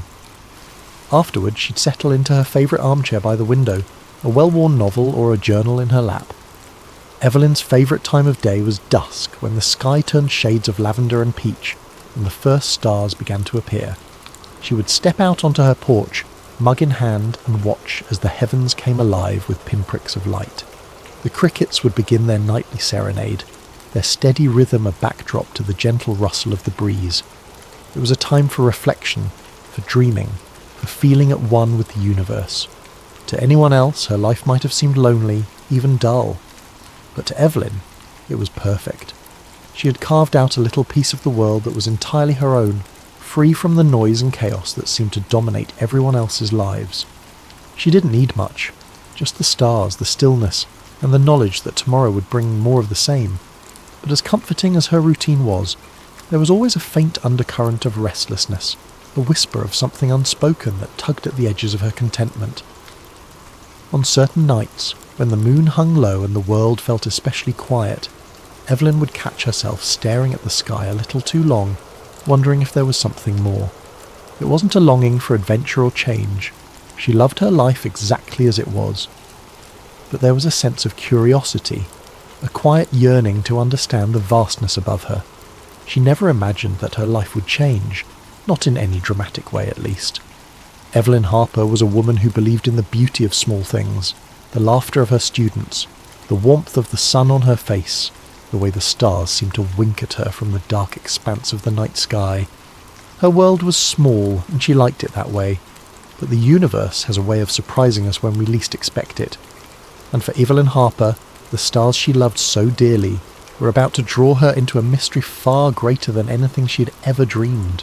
It began on an unremarkable Tuesday evening. The air was warm, thick with the scent of blooming wildflowers, and Evelyn had just settled onto her porch with a cup of tea. Her home sat at the edge of a sprawling field, with nothing but open land and endless sky stretching toward the horizon. She found peace in the stillness, in the way the wind whispered through the grass, its gentle rustling a lullaby for her thoughts. But that night, the quiet felt different. There was an unease in the air, a stillness too deep, like the world was holding its breath, waiting for something to happen. Evelyn shifted in her chair, her gaze lifting to the sky as she tried to brush off the odd sensation creeping over her. The stars were unusually bright that night, scattered across the velvety darkness like shards of diamond. The moon hung low, casting a pale glow over the fields, and for a moment Evelyn allowed herself to relax, letting the familiar beauty of the night wash over her. She sipped her tea, savouring the warmth as it spread through her chest, and listened to the crickets' steady song, their chirping a constant companion in her otherwise solitary evenings. But then the crickets stopped. It wasn't gradual. One moment, their symphony filled the air, and the next, there was nothing but silence. A deep, unnerving silence that seemed to press down on her, wrapping around her like a heavy blanket. Evelyn froze, her cup poised halfway to her lips. Her heart quickened as her eyes darted to the edge of the field, searching for the source of the disruption. It wasn't uncommon for the crickets to pause momentarily when a predator passed nearby, a fox perhaps, or a stray cat. But this felt different. The silence stretched on, growing heavier with each passing second. Setting her tea down with trembling hands, Evelyn leaned forward, her fingers gripping the armrests of her chair. She squinted into the darkness, her eyes scanning the horizon for any sign of movement. The wind had stilled, the grass no longer swaying in its gentle rhythm, as if the entire world had been frozen in place. A chill ran down her spine, and she pulled her shawl tighter around her shoulders, suddenly acutely aware of how exposed she was in the open air. And then she saw it. A faint light, hovering just above the field, no bigger than a lantern at first glance. Evelyn blinked, unsure if her tired eyes were playing tricks on her. But the light remained, unwavering and steady, casting a soft glow that danced like fireflies in the night. At first she thought it might be a plane, but the way it moved dispelled that idea almost instantly. It didn't glide smoothly across the sky. Instead, it darted back and forth, moving with an unnatural precision that defied logic. Its glow shifted between hues of blue, green and white, as if it were alive, pulsating with its own heartbeat. Evelyn's breath caught in her throat as she rose slowly to her feet, her hands gripping the porch railing for support. She couldn't tear her eyes away from the light, her body frozen between awe and fear. It was like nothing she had ever seen before, and the longer she watched, the more a strange sense of unease crept over her. Her mind raced, trying to rationalize what she was seeing. Could it be a drone, some kind of experimental aircraft? But deep down she knew, whatever it wasn't man-made. The light grew brighter, its glow spilling across the field and illuminating the tall grass in an otherworldly radiance. Evelyn took an involuntary step back, her heartbeat pounding in her ears. The silence around her was absolute, broken only by the faint hum that seemed to emanate from the light itself, a sound so low and resonant it seemed to vibrate in her chest. She could feel the air shift around her, charged with an energy she couldn't describe. It was as if the night itself had come alive, holding its breath along with her, and then, just as suddenly as it had appeared, the light vanished. The field plunged back into darkness, the stars above seeming impossibly dim in the wake of the light's brilliance. Evelyn stood motionless, her eyes scanning the empty expanse before her, searching for any sign of the strange phenomenon, but there was nothing, no trace of the light, no sound to suggest it had ever been there. The crickets remained silent, the air still heavy with an unnatural quiet that made her skin crawl. Her legs felt weak as she stumbled back toward the door, her hands fumbling for the handle. She locked it behind her, as if the simple act could protect her from whatever she had just witnessed. Inside, the familiar warmth of her home felt foreign, the comforting hum of the refrigerator and the ticking of the old clock on the wall doing little to steady her nerves. Evelyn paced the small living room, her thoughts racing. She tried to convince herself it was nothing, a trick of the light, a strange weather phenomenon, or perhaps even an overactive imagination brought on by too much solitude. But the image of the light was burned into her mind, vivid and unrelenting. She checked the windows repeatedly, peering out into the darkness for any sign of the movement. Each creak of the old house made her jump, her pulse quickening as shadows danced in the corners of her vision. She thought about calling someone, her sister perhaps, or one of her colleagues from school. But what would she say? How could she explain what she had seen without sounding like she'd lost her mind? Evelyn spent the rest of the night wide awake, the warm glow of a single lamp her only comfort. She tried to read, to distract herself with the familiar pages of her favourite book, but the words blurred together, her mind unable to focus. She replayed the scene in her head over and over, searching for an explanation that would make sense. But no matter how she tried to rationalise it, one thought lingered, refusing to be ignored. It was something more. As the first rays of dawn broke over the horizon, painting the fields in shades of gold and amber, Evelyn finally allowed herself to relax, if only for a moment. The world looked ordinary again, the cricket's song returning as if nothing had happened. but Evelyn knew the truth. What she had seen the night before wasn't ordinary, and deep down she suspected that this was only the beginning. The next morning, Evelyn felt like a ghost. She went about her day as usual, teaching a third-grade class, chatting with colleagues, but her mind was elsewhere. She couldn't shake the feeling that she'd been watched, that whatever had hovered above her field the night before wasn't finished. When she returned home that evening, the unease only grew. She checked the locks on her doors and windows twice, her eyes darting to the field every few minutes. The sun dipped below the horizon, painting the sky in streaks of pink and orange, but Evelyn found no beauty in it. She sat by the window, clutching her mug of tea like a lifeline, and waited. It happened again around midnight. This time the light was brighter, its movements more erratic. Evelyn's hands shook as she grabbed her phone, intending to record it, but before she could hit the button, her body was overcome with a sudden wave of exhaustion. Her vision blurred, her limbs felt heavy, and the last thing she remembered was collapsing onto the couch. When she woke, it was morning. The sun streamed through her window, the field outside bathed in golden light. For a moment she thought it had all been a dream, but then she noticed something. Her bare feet were caked with dirt. Her heart raced as she inspected herself further. There were faint scratches on her arms, as if she had been walking through the field, but how? She had no memory of leaving the house. That day, Evelyn tried to convince herself she was imagining things. She avoided looking at the field, avoided thinking about the light, but the marks on her arms wouldn't let her forget. And that night, as she lay in bed, staring at the ceiling, she knew it wasn't over. Over the following weeks, the experiences escalated in ways Evelyn couldn't have imagined. At first, it was subtle. The lights in the sky came more frequently, sometimes appearing in the distance, their glow faint but unmistakable. Each time they lingered longer, as though they were searching, waiting. Evelyn would watch from the safety of her home, her heart pounding in her chest, telling herself it was nothing she needed to fear. But the lights grew bolder. They began appearing closer, illuminating her fields with an intensity that turned the familiar landscape into something alien and unrecognizable. Their brightness pierced through her curtains, seeping into her sanctuary like an unwelcome intruder. And then there were the marks. She noticed the first one on a cool morning as she stood in front of her bathroom mirror. It was small, perfectly circular, just below her collarbone. It didn't hurt, but its precision unnerved her.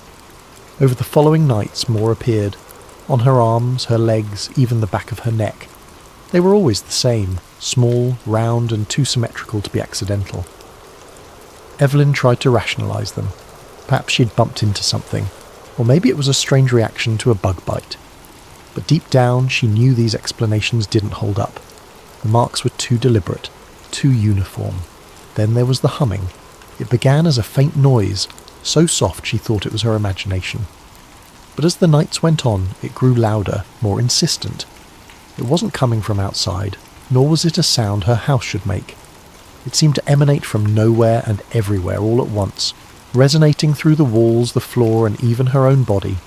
It wasn't just a noise, it was a feeling, a vibration that settled deep in her chest and made her stomach churn.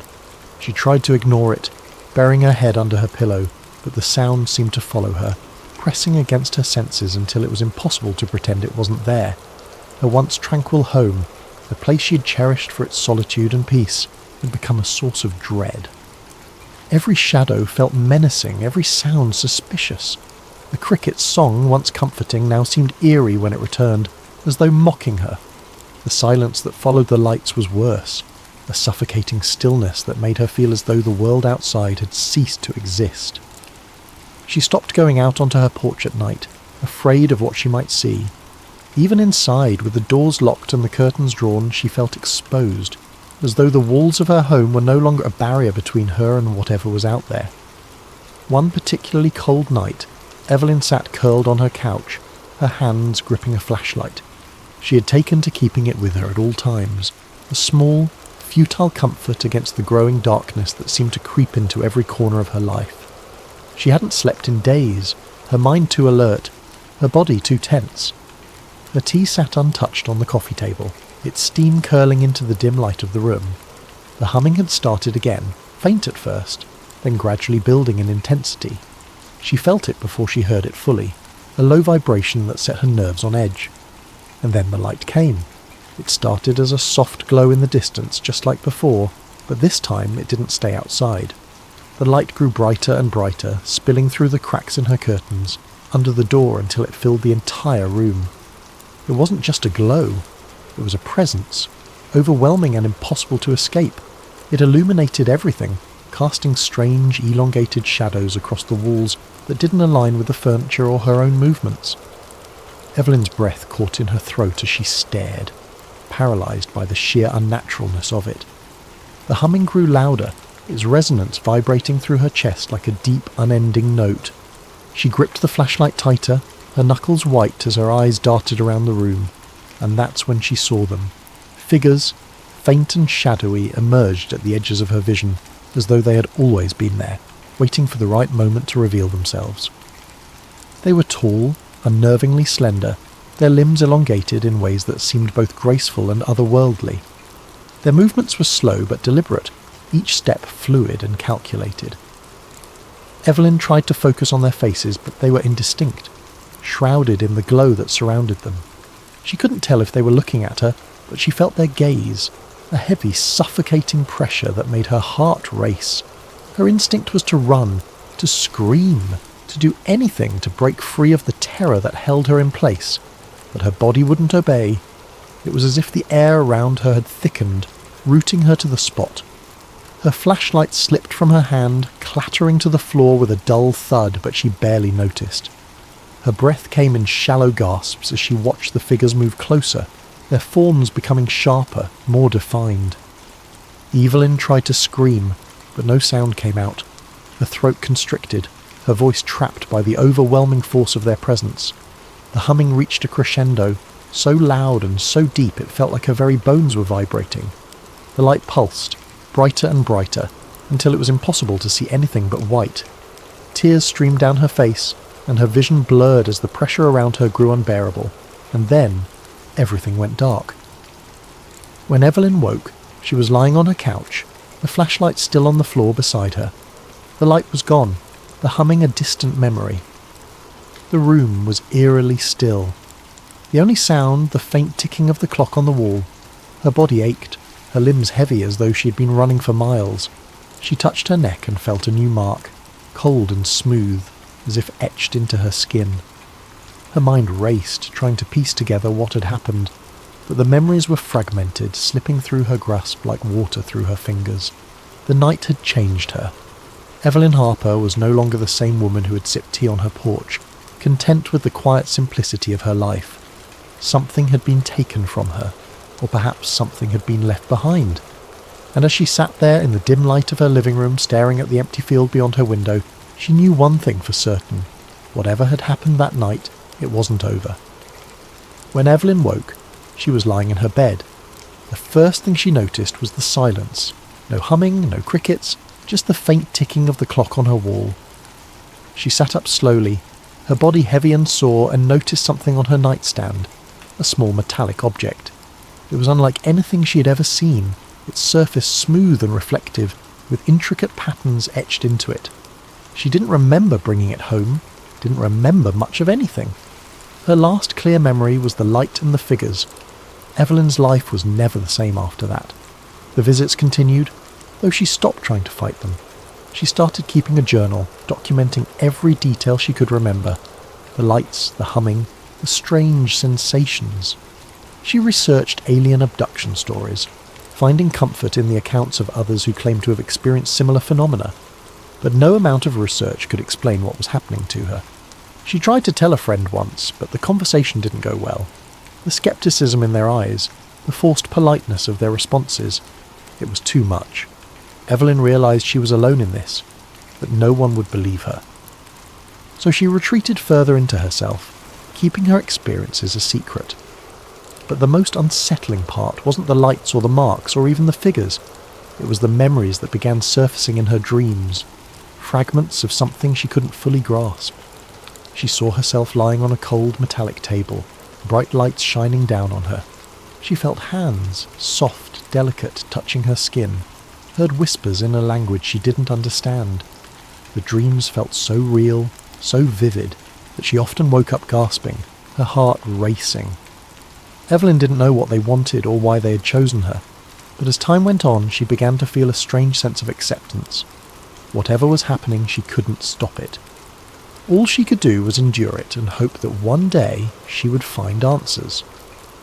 Thank you for joining us tonight on Sleep Theories. Evelyn's story is just one of many that remind us how little we truly understand about the world and perhaps the universe around us.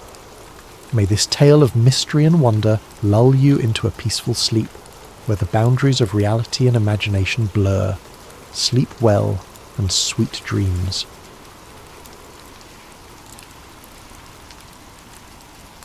Liam Mercer had always prided himself on being a man of reason. In a world teeming with chaos and half-truths, he found comfort in the certainty of logic. He lived by it, letting it guide his every decision. His colleagues joked that he was the go-to guy for answers, the one who could debug a computer on a bad day with the same steady, pragmatic approach. To Liam, every problem was a puzzle. Every puzzle had a solution, and no solution required jumping to far-fetched conclusions. His mornings were as structured as his mindset. Liam woke at 7 a.m. sharp to the buzz of an alarm that never once needed snoozing. He brewed a single cup of dark roast coffee, black with no sugar, just the way he liked it, and scanned the news on his tablet. World events, tech updates, local weather, everything was absorbed with the detached interest of someone who preferred facts over opinions. No drama, no conspiracies, just data. His apartment was an extension of this philosophy. Neat, efficient, and minimal. Every piece of furniture served a purpose, and every cable was neatly tucked away. The walls were painted a cool grey, the shelves lined with books on coding, system architecture, and the occasional sci-fi novel he'd begrudgingly admit to enjoying. Even his closet was a study in simplicity, a palette of blues, greys and blacks that made getting dressed in the morning an effortless decision. Work was much the same. Liam arrived at the office 10 minutes early every day, greeted the receptionist with a polite nod, and slipped into his cubicle like clockwork. His desk was as organised as the rest of his life. A perfectly centred monitor, a keyboard free of fingerprints, and a small potted plant that added just the right touch of humanity to an otherwise sterile setup. He liked his job, though he wouldn't call it a passion. It was reliable, steady, and predictable. Everything Liam valued. What set Liam apart wasn't his skill with technology, though he was undeniably good at what he did. It was his unshakable practicality.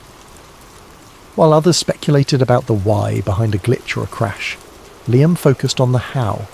Why did it happen? He didn't care much. How do you fix it? That was his concern.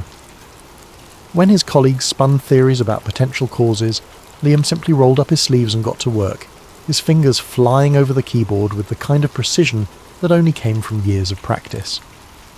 Outside of work, Liam's life was equally unremarkable, though not unpleasant.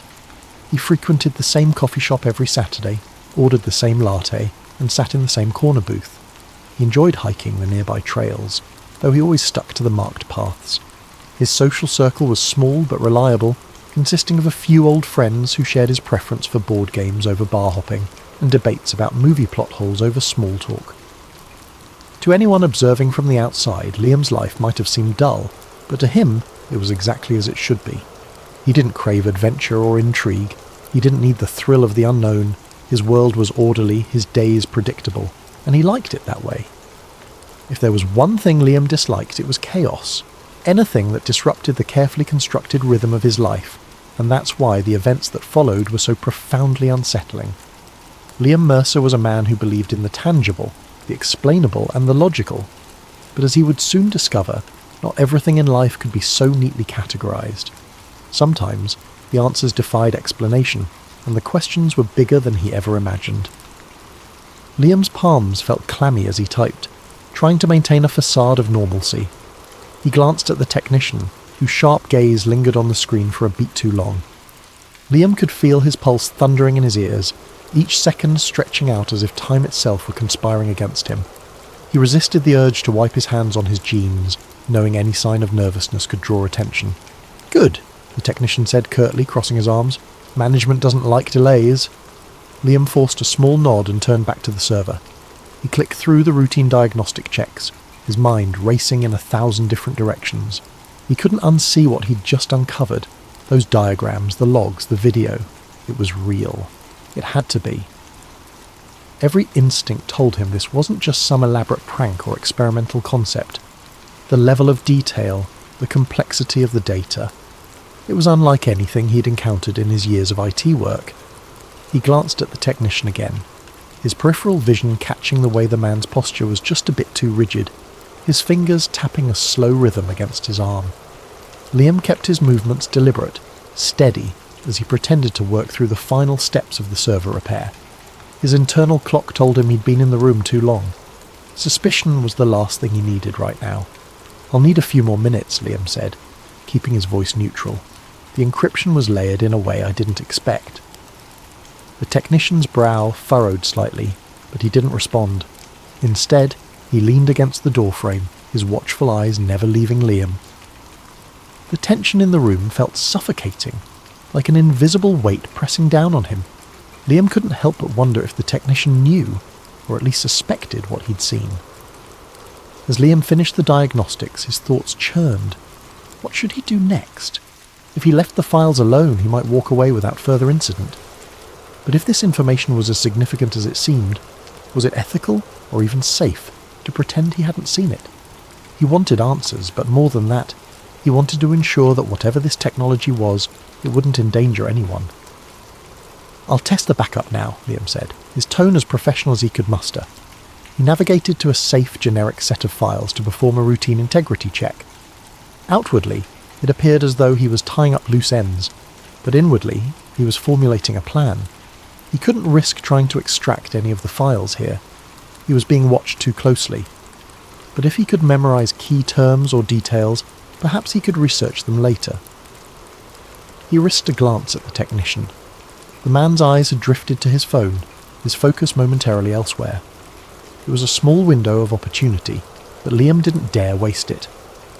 He opened the diagnostic console and quickly typed a few innocuous-looking lines of code, embedding a simple keylogger that would give him remote access to the server once he was off-site. He knew it was a gamble. If anyone noticed the intrusion, it could blow his cover. But the curiosity burning inside him outweighed the risk. "There," Liam said, his voice steady. "The server's stable now. You shouldn't have any more issues." The technician stepped forward, glancing at the monitor. "Good. I'll need you to file a report before you leave. Standard protocol." "Of course," Liam said, already standing and gathering his tools.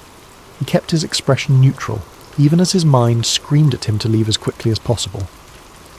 The technician escorted him to a small office where he was handed a clipboard with a form to fill out. The questions were standard: details of the issue, steps taken to resolve it, and confirmation of the server's restored functionality.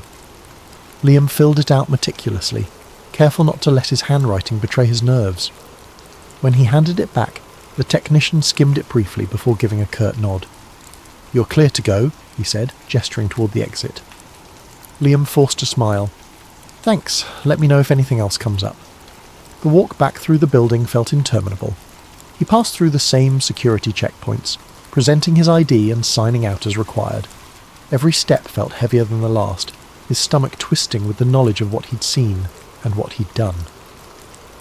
By the time he reached his car, his hands were trembling. He fumbled with the keys, taking a deep breath to steady himself before sliding into the driver's seat. The drive home was a blur.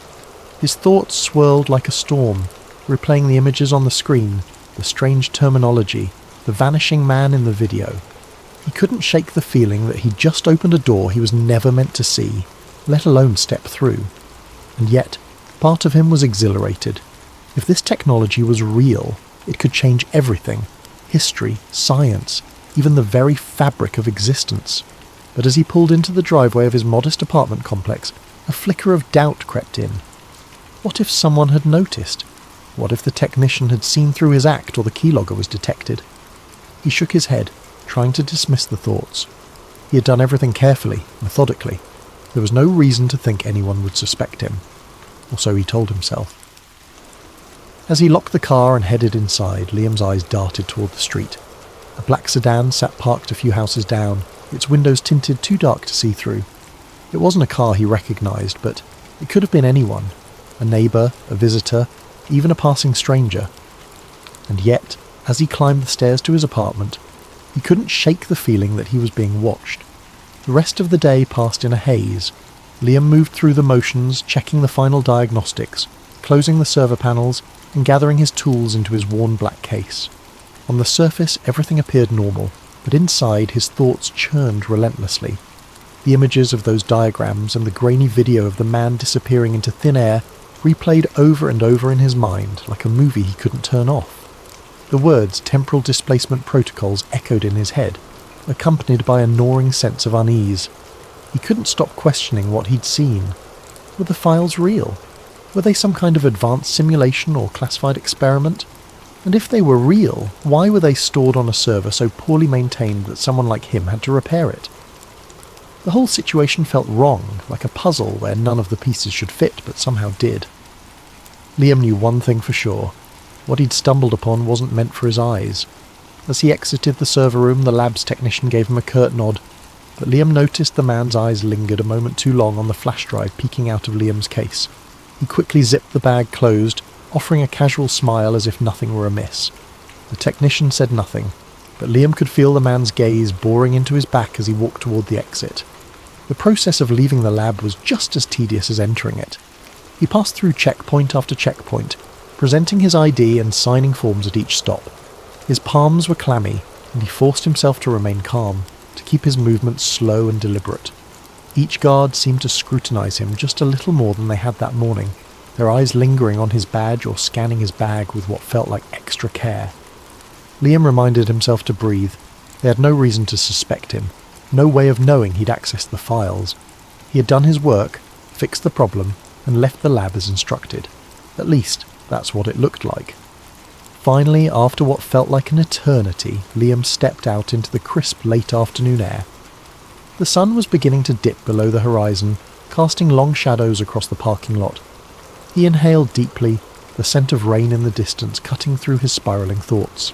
His car was parked in the far corner, away from the other vehicles. As he approached it, the flash drive in his bag seemed to grow heavier, its weight pressing against his mind. Was it a mistake to take it? Should he have left everything behind and walked away? The questions swirled, unanswered, as he climbed into the driver's seat and started the engine. The drive home felt surreal, the hum of the car blending with the noise in his head. He replayed the events in his mind, searching for signs he might have missed. An offhand comment from the technician, the guarded glances of the security staff. Did they know? Could they suspect? Or was he simply being paranoid? Liam glanced at the flash drive resting on the passenger seat, its plastic casing catching the fading light.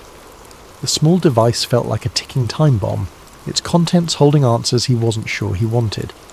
But he couldn't ignore it. Not now. Not after what he'd seen. His logical side told him to destroy it, to rid himself of the evidence and pretend none of this had ever happened. But the part of him driven by curiosity, by the need to understand, won out. By the time he pulled into his apartment complex, dusk had settled over the city. Liam parked his car in its usual spot, pausing for a moment to scan the lot. Most of the spaces were empty, the faint glow of porch lights illuminating a handful of vehicles. His eyes lingered on a black SUV parked near the entrance, its windows tinted so dark they reflected the dim streetlights.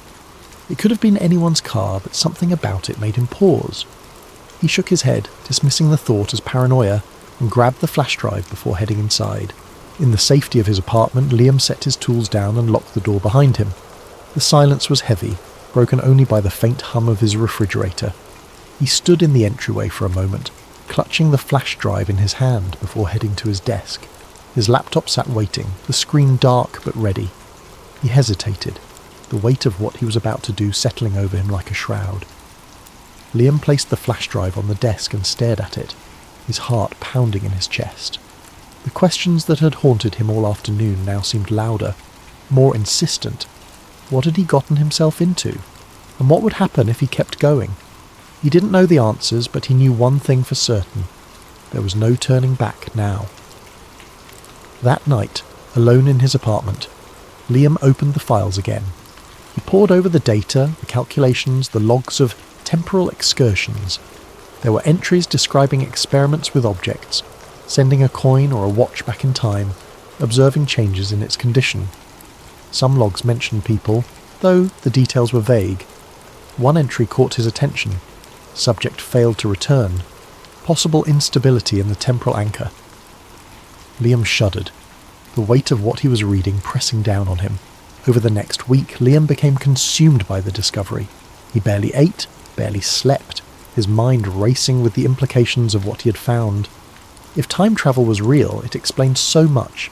Historical anomalies, unexplainable artifacts, sudden shifts in technology. But it also raised terrifying possibilities. Could the government be manipulating history, altering the past to shape the future? Liam's paranoia grew. He noticed a black SUV parked outside his building for 3 consecutive nights. His phone started acting strange, random glitches and dropped calls. One evening he returned home to find his apartment door slightly ajar. Nothing seemed out of place, but he couldn't shake the feeling that someone had been there. The breaking point came when he received a package in the mail, unmarked and wrapped in plain brown paper. Inside was a single note, typed in bold letters. Stop digging. Liam's hands shook as he stared at the words. He knew he should let it go, destroy the files and pretend he'd never seen them. But something inside him wouldn't let him walk away. The world deserved to know the truth. He reached out to an investigative journalist he trusted, an old college friend named Sarah. They met at a coffee shop late one night, Liam glancing over his shoulder as he handed her the flash drive.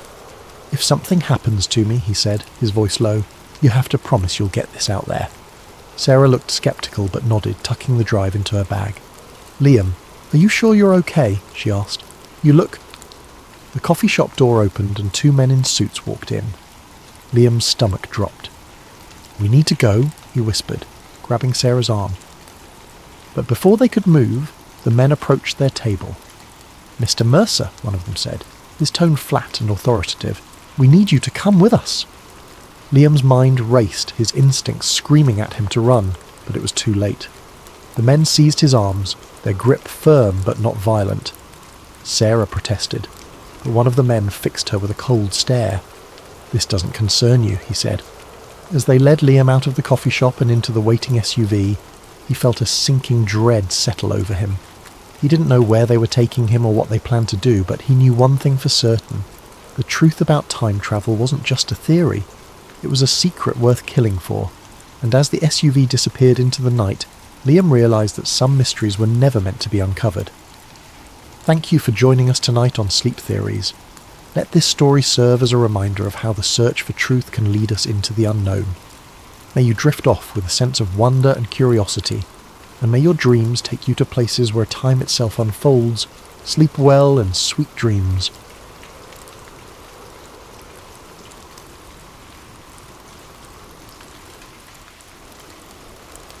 Ethan didn't remember a time in his life when he didn't feel out of place. Growing up, he was the quiet kid, the one who sat in the corner of the classroom with his nose buried in a book or staring out the window, wondering if there was something more beyond the confines of the world he knew.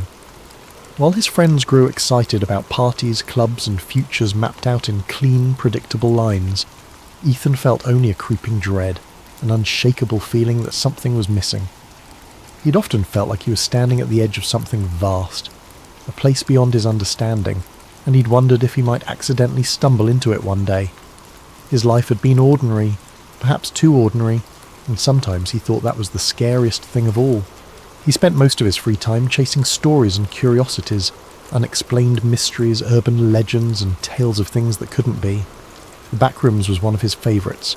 He first read about it on a forum late one night, an innocuous post titled, "If you're not careful, you might slip between the cracks underwater into the back rooms."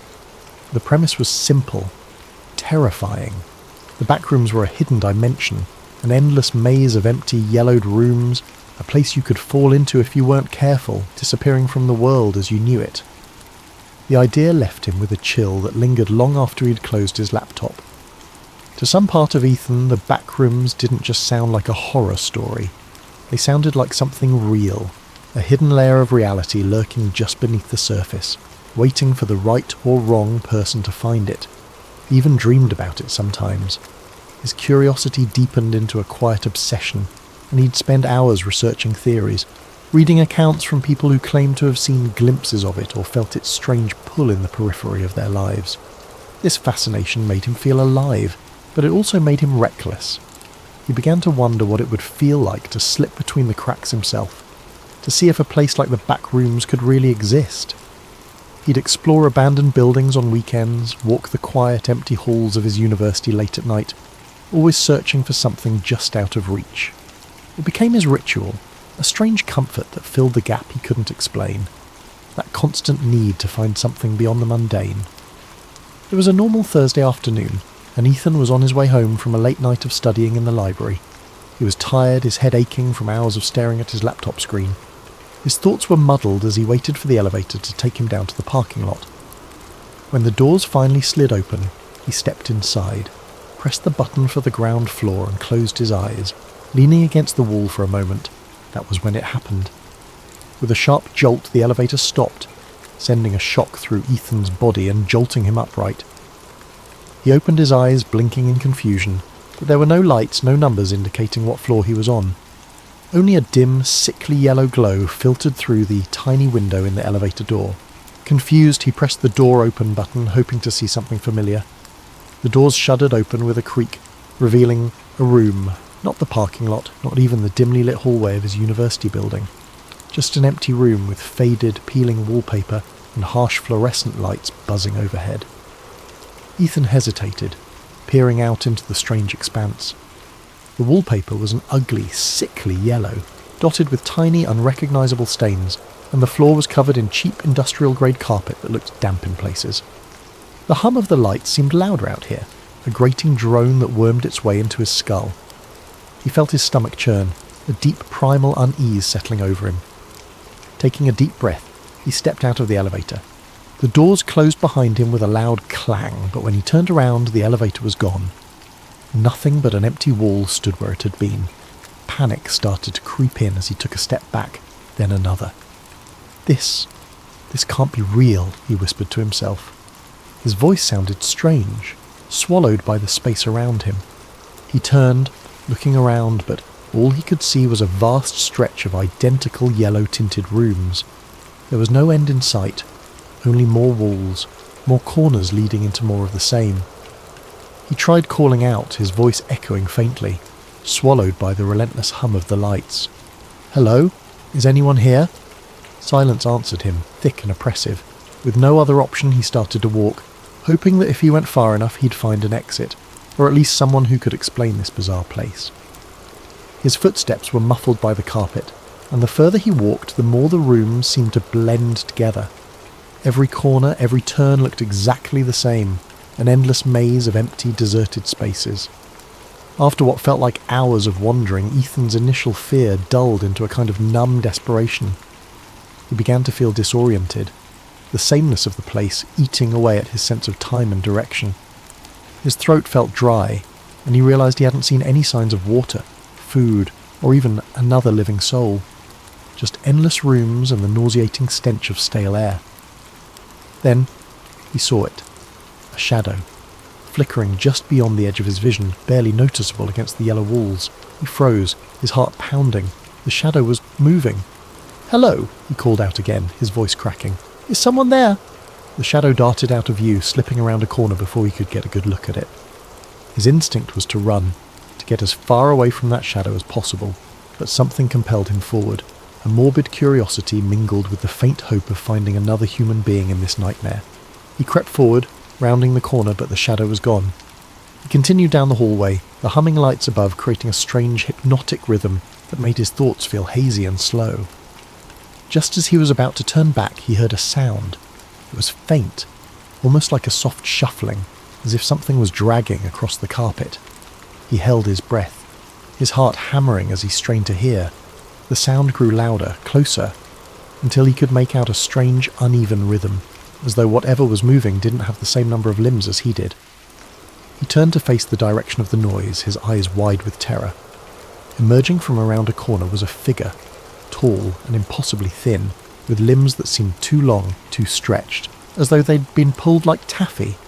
Its skin was pale, almost translucent, and its eyes were wide and empty, two hollow sockets that seemed to drink in the dim light around them. Its mouth stretched into a grotesque, gaping grin, filled with rows of needle-like teeth. Ethan stumbled back, his hand flying to his mouth to stifle a scream. The creature tilted its head, studying him with an unnervingly calm curiosity, as if it were examining a particularly interesting bug. Then, slowly, it began to move forward, each step deliberate and unnatural, its joints bending at impossible angles. Paralysed by fear, Ethan's mind screamed at him to run, but his legs felt like lead. The creature was only a few feet away now, its twisted form looming over him, filling the space with an overwhelming sense of dread. Finally, his survival instincts kicked in, and he spun on his heel, sprinting back the way he'd come. He could hear it behind him, that terrible shuffling sound as it followed, closing in with an eerie persistence. His breath came in ragged gasps, his heart pounding so loudly it nearly drowned out the hum of the lights. He took random turns, ducking through rooms and around corners, hoping to throw it off his trail, but no matter how far he ran, he could still feel its presence lurking just out of sight. As he rounded another corner, he stumbled into a different room. This one was larger than the others, with a ceiling that seemed to stretch up impossibly high, vanishing into darkness. In the centre of the room was a single decrepit armchair, facing away from him. He was too tired to question it, his legs shaking as he collapsed against the wall, breathing heavily. For a moment he allowed himself to hope that he had finally lost the creature. But then a voice, a low, raspy whisper, filled the room, coming from somewhere near the armchair. "Why, did you come here?" Ethan's heart skipped a beat. The voice was quiet, almost gentle, but there was something sinister lurking beneath it, a malevolent edge that made his skin crawl. I don't know how I got here," he managed to stammer, his voice barely a whisper. The armchair creaked, as if someone were shifting in it, though he still couldn't see who or what was sitting there. "No one comes here by accident," the voice replied, a hint of amusement in its tone. "You wanted to be here. You're one of us now." Ethan shook his head, panic rising in his throat. "I don't belong here. I didn't mean to come here." The chair creaked again, and Ethan could feel the thing in it watching him, though he couldn't see its face. The oppressive silence seemed to press in on him, as if the walls themselves were leaning closer, eager to hear what he had to say. "You belong here now," the voice continued, a strange warmth in its tone, like a parent soothing the frightened child. "The back rooms have chosen you. There's no way out." As the words sank in, Ethan felt a cold, hollow emptiness fill his chest. He wanted to scream, to run, but he was too exhausted, too drained by the endless maze of rooms and the oppressive hum of the lights. He sank to his knees, his mind racing, searching for some semblance of hope, some way to escape this nightmare. But deep down, he knew the truth. There was no way out. The back rooms were endless, a labyrinth of yellow walls and flickering lights, stretching on forever, trapping him in their suffocating embrace. The thing in the armchair chuckled softly, a sound that echoed off the walls, filling the room with a dark, mocking joy. "Welcome home, Ethan," it whispered. And as the lights flickered above him, casting long shadows that seemed to close in from every corner, Ethan felt himself slipping away, the last fragments of his sanity dissolving into the hum of the fluorescent lights. He was home. After his harrowing escape from the back rooms, Ethan struggled to return to his normal life. He tried to convince himself that it had been a nightmare, the result of exhaustion and a wandering mind. But deep down, he knew the truth. He'd been there, in that endless maze of yellow rooms, the echoing hum of fluorescent lights buzzing in his ears, the creature with the impossibly long limbs hunting him through every corner and corridor. He'd only narrowly escaped, stumbling back through an elevator that had seemed to appear out of nowhere and waking up in the real world as though nothing had happened. Weeks passed, but the back rooms haunted him. He saw glimpses of it in reflections, in dark corners, even in the university hallways that had once seemed so ordinary. He developed a hyper-awareness, a dread that every corner he turned would lead him back into that yellow, buzzing nightmare. His friends noticed his anxiety, his sleeplessness, but he couldn't bring himself to tell anyone. How could he explain something so surreal, something he could hardly believe himself? He was sure it would get better with time, but his dreams betrayed him. Almost every night he would return to the back rooms in his sleep. He would wander through its endless corridors, its stale, musty air thickening with every breath. No matter how he tried to direct his dream, no matter how aware he became, he was always drawn deeper into the maze. And in every dream the creature was there, lurking in the shadows, watching him with those empty eyes, that horrible grin. One night Ethan jolted awake, sweat pouring down his face, the hum of the fluorescent lights still ringing in his ears. His pulse pounded as he sat in the darkness of his room, clutching his bedsheets. It was a nightmare, just a nightmare, he told himself over and over. But the line between waking and sleeping was blurring, and he began to feel as though the back rooms were calling to him, beckoning him back. Despite his growing fear, something within him stirred, a curiosity, or perhaps a sick obsession. The fear of returning to the back rooms was tempered by an undeniable pull, a whisper that told him he hadn't yet seen everything there. He was certain it would swallow him whole if he went back, but some part of him felt he had to know the truth of what lay beyond those endless yellow rooms. The uncertainty gnawed at him, tugging at the back of his mind until he could think of little else. One Friday night, after another sleepless week, he gave in. It was as though he were possessed, acting on some deep unspoken impulse. He found himself back in the library, a little past midnight, with nothing but the quiet hum of the building to keep him company. He rode the same elevator he'd taken the last time, pressing the ground floor button, feeling the jolt as the elevator began its descent. But this time, there was no jolt to stop him. The elevator smoothly reached the ground floor, and the doors slid open to reveal the quiet university lobby. Disappointed and relieved in equal measure, he let out a shaky laugh. He'd been foolish, he thought, to believe the back rooms could be summoned by something so simple. As he stepped out of the elevator, he froze. The lobby looked different. The lights were dimmer, the walls slightly yellowed, and an odd damp smell hung in the air. Slowly, his heart sinking, he turned to look behind him. The elevator doors were still open, but there was no lobby beyond them. Only the familiar yellow-tinted wallpaper, the buzz of the fluorescent lights, and that endless carpeted expanse stretching into oblivion. Ethan felt a wave of nausea wash over him. He was back. Taking a deep breath, he steeled himself. This time, he wouldn't panic. He would stay calm, map out a path, and find his way out. He'd done it once, and he could do it again. But as he started to walk, he noticed subtle differences.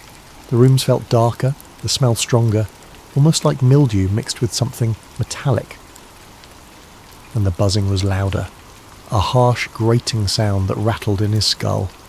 He wandered through the hallways, taking mental notes of every turn, every detail he could remember. But the back rooms seemed to shift around him, subtly changing with each step, making it impossible to find his way back. And soon enough, he began to hear the faint, shuffling footsteps he dreaded. The creature was here again. Ethan quickened his pace, his heart pounding. The footsteps followed him, echoing in sync with his own. He glanced over his shoulder, catching a glimpse of its grotesque, elongated form rounding a corner, moving with a horrible, jerking grace. He forced himself to keep calm, his mind racing as he tried to think of a way to escape. Room after room he searched for a way out, for any clue that could guide him. But the rooms seemed different this time, as if they were trying to trap him. The walls seemed to close in on him, narrowing with every turn, the air growing thick and stagnant.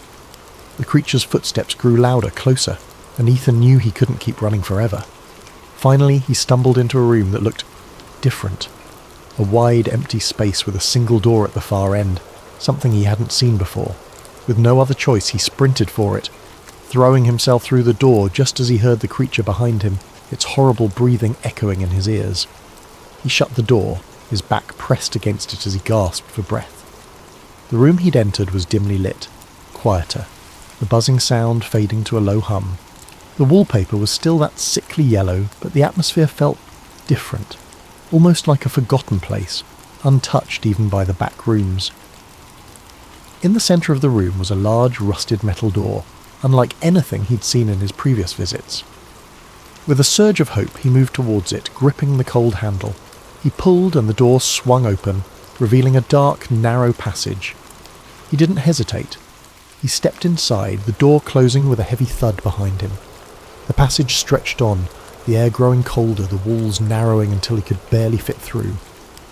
He squeezed his way down the hallway, his hands brushing against rough, uneven walls, and as he moved he noticed something strange. The buzzing of the fluorescent lights was gone, replaced by an eerie silence, broken only by the faint drip of water echoing somewhere in the distance. He kept moving forward, the passage twisting and turning in unpredictable ways. The deeper he went, the darker it became, until he was stumbling blindly, feeling his way along the walls. His sense of direction was gone. He was deep within the back rooms, deeper than he'd ever been before, in a place that felt hidden, even from the horrors he'd already encountered. Finally, he saw a faint glimmer of light ahead. Desperate, he hurried toward it, his heart racing with hope. As he reached the end of the passage, he found himself standing before another door, this one old and weathered, with strange symbols etched into the wood. With trembling hands he opened it, stepping through into his room, his own bedroom, dimly lit by the first light of dawn. Ethan stared in disbelief, feeling the familiar softness of his carpet beneath his feet, the quiet hum of the city outside his window. He was home, truly home. He took a deep breath, his heart finally beginning to slow. For a long moment, he simply stood there, letting the reality of his escape wash over him. The back rooms had let him go. Somehow, he'd finally escaped. But as he sank onto his bed, exhausted, he couldn't shake the feeling that the back rooms were still with him, lurking in the shadows of his mind. The buzzing of the fluorescent lights, the stale smell, the creature's hollow eyes, all of it haunted him, a presence he could feel even in the safety of his room. And then he realised with a shiver that the room felt colder than usual. A subtle, creeping chill filled the air, seeping through the walls, brushing against his skin like fingers trailing ice. His breath fogged in the dim light, something that had never happened before in his cosy apartment. It was as though the warmth and safety he'd known here had been drained, replaced with the oppressive, stagnant atmosphere he'd left behind. Ethan sat up, glancing around. Everything looked normal. The posters on his walls, his desk cluttered with notes, the blanket he'd thrown carelessly to the side. But the silence was deafening. Outside his window, the familiar city sounds were gone, replaced by a dead, heavy stillness. He reached for his phone to check the time, but the screen remained blank, lifeless. His heart began to race as he tapped the screen over and over, but the device was unresponsive, a dark mirror reflecting his own fearful expression. Slowly, he became aware of a faint, almost imperceptible sound, a noise he'd tried so hard to forget.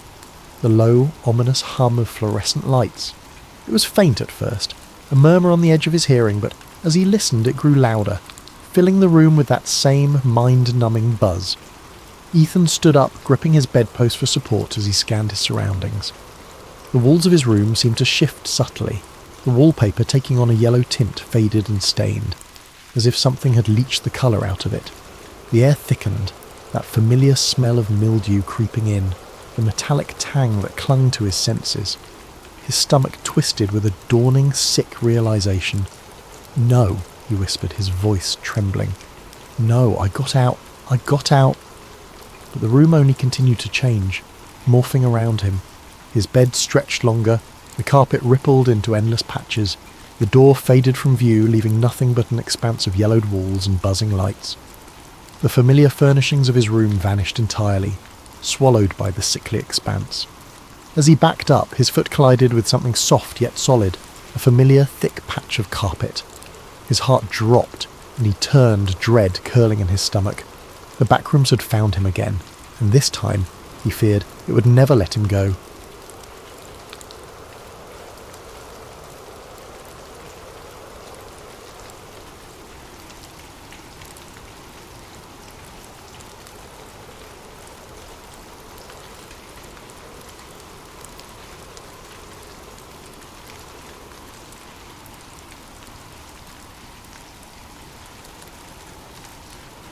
Welcome to Sleep Theories, the channel where we unravel the mysterious, explore hidden truths, and venture into the stories that lie in the shadows, all while helping you drift into a state of calm reflection.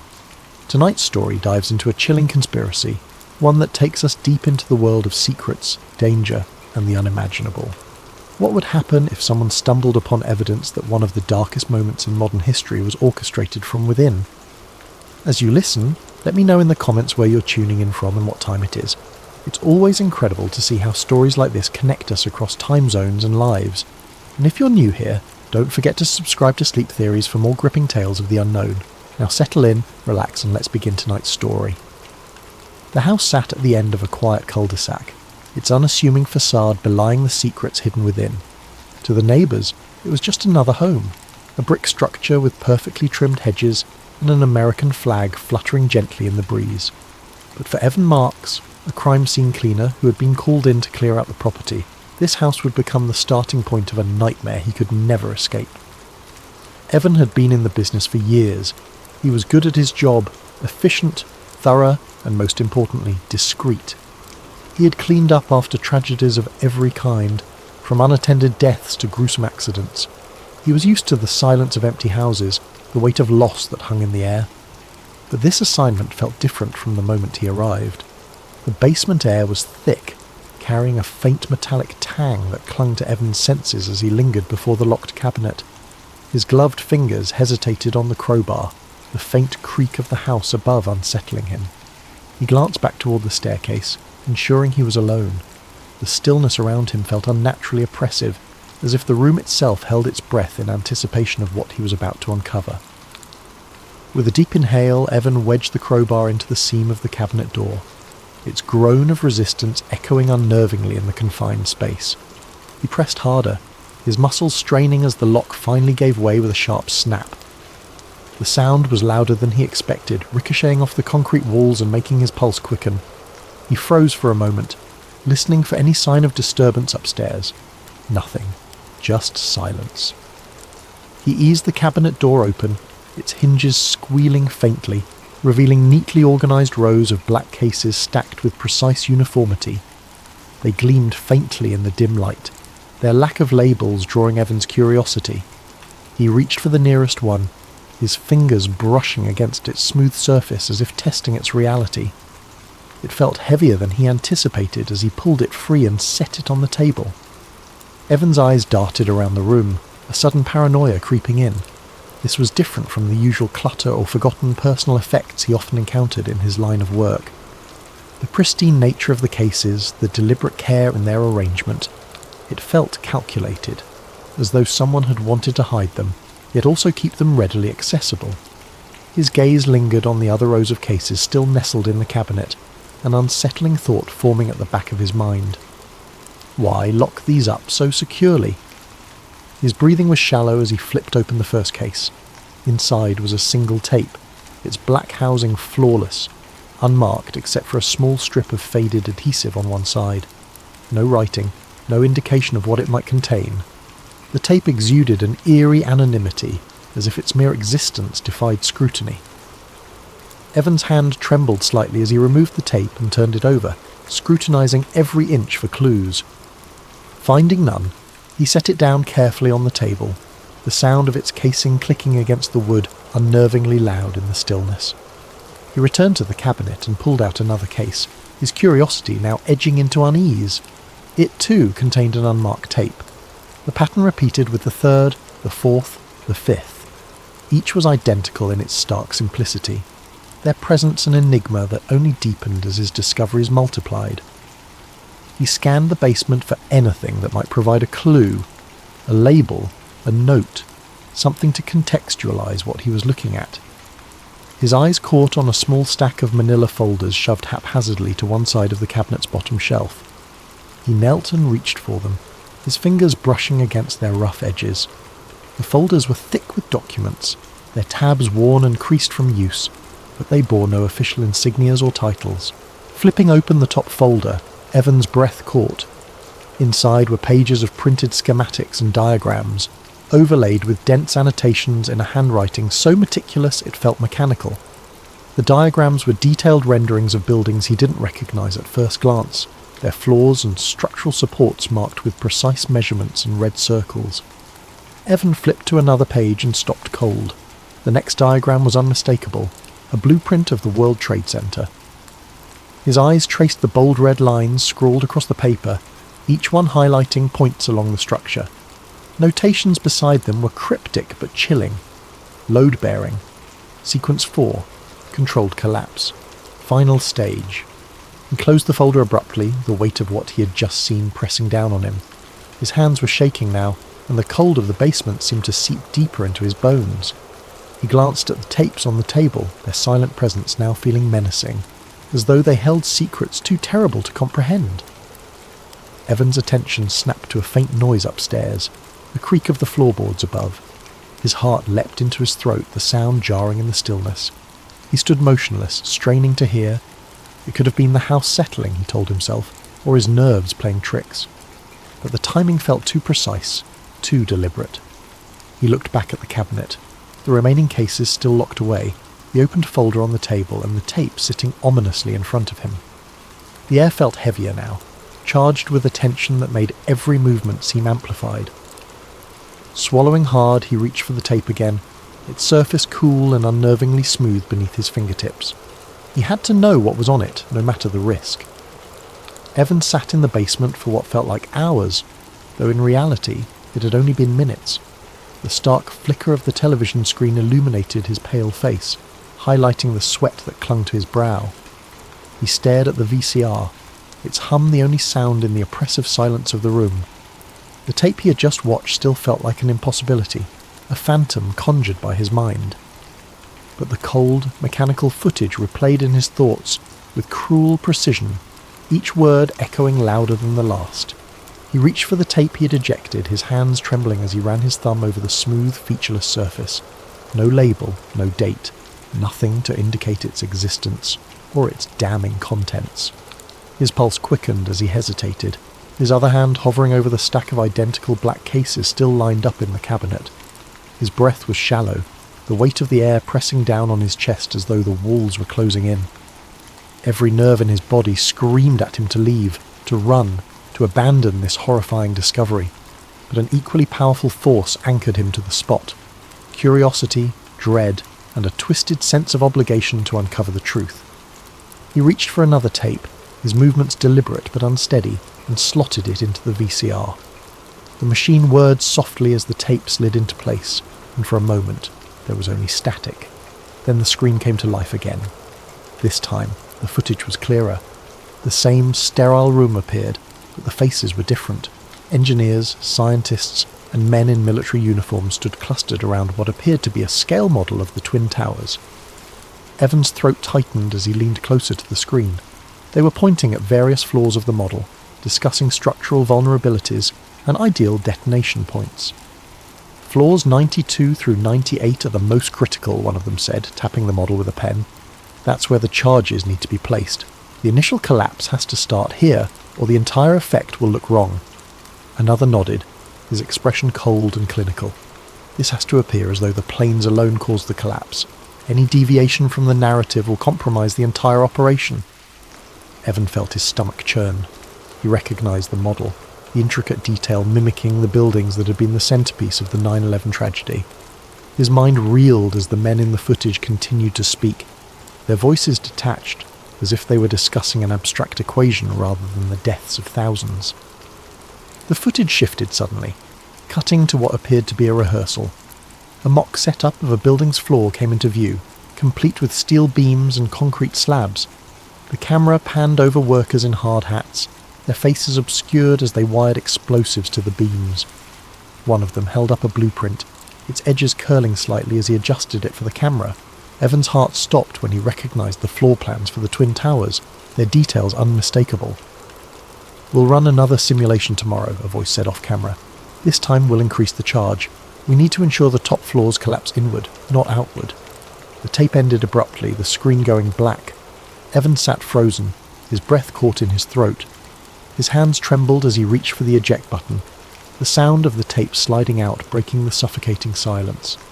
He stared at it for a long moment before setting it carefully on the table next to the first one. His heart thundered in his chest as he glanced at the remaining tapes in the cabinet. Each one was a Pandora's box, holding more damning secrets than he could fathom. He picked another at random, the weight of its anonymous casing heavier now. His fingers fumbled as he opened the case and inserted the tape into the VCR. The room seemed colder, the air thicker as he waited for the static to fade. This tape began with a timestamp in the corner, indicating a date months before September 11th, 2001. The footage showed a warehouse filled with equipment, explosives, crates marked with serial numbers, and rows of blueprints pinned to a corkboard. Men moved methodically, their faces obscured by shadows as they worked. One of them walked toward the camera, his voice audible as he spoke to someone off-screen.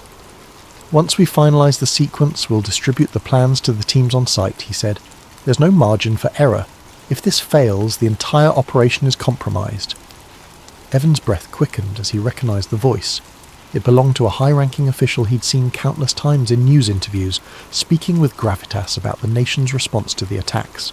The footage was damning, undeniable in its implications. It wasn't just a theory, it was a plan, executed with chilling precision and cold indifference. The tape ended, leaving Evan in stunned silence. He didn't move for a long time, the weight of what he'd seen pressing down on him like a physical force. His mind raced with questions, but one thought stood above the rest. This couldn't be ignored. He couldn't walk away from what he'd discovered. With shaking hands, he ejected the tape and placed it in a duffel bag he'd brought for the cleanup. He hesitated, staring at the remaining tapes in the cabinet.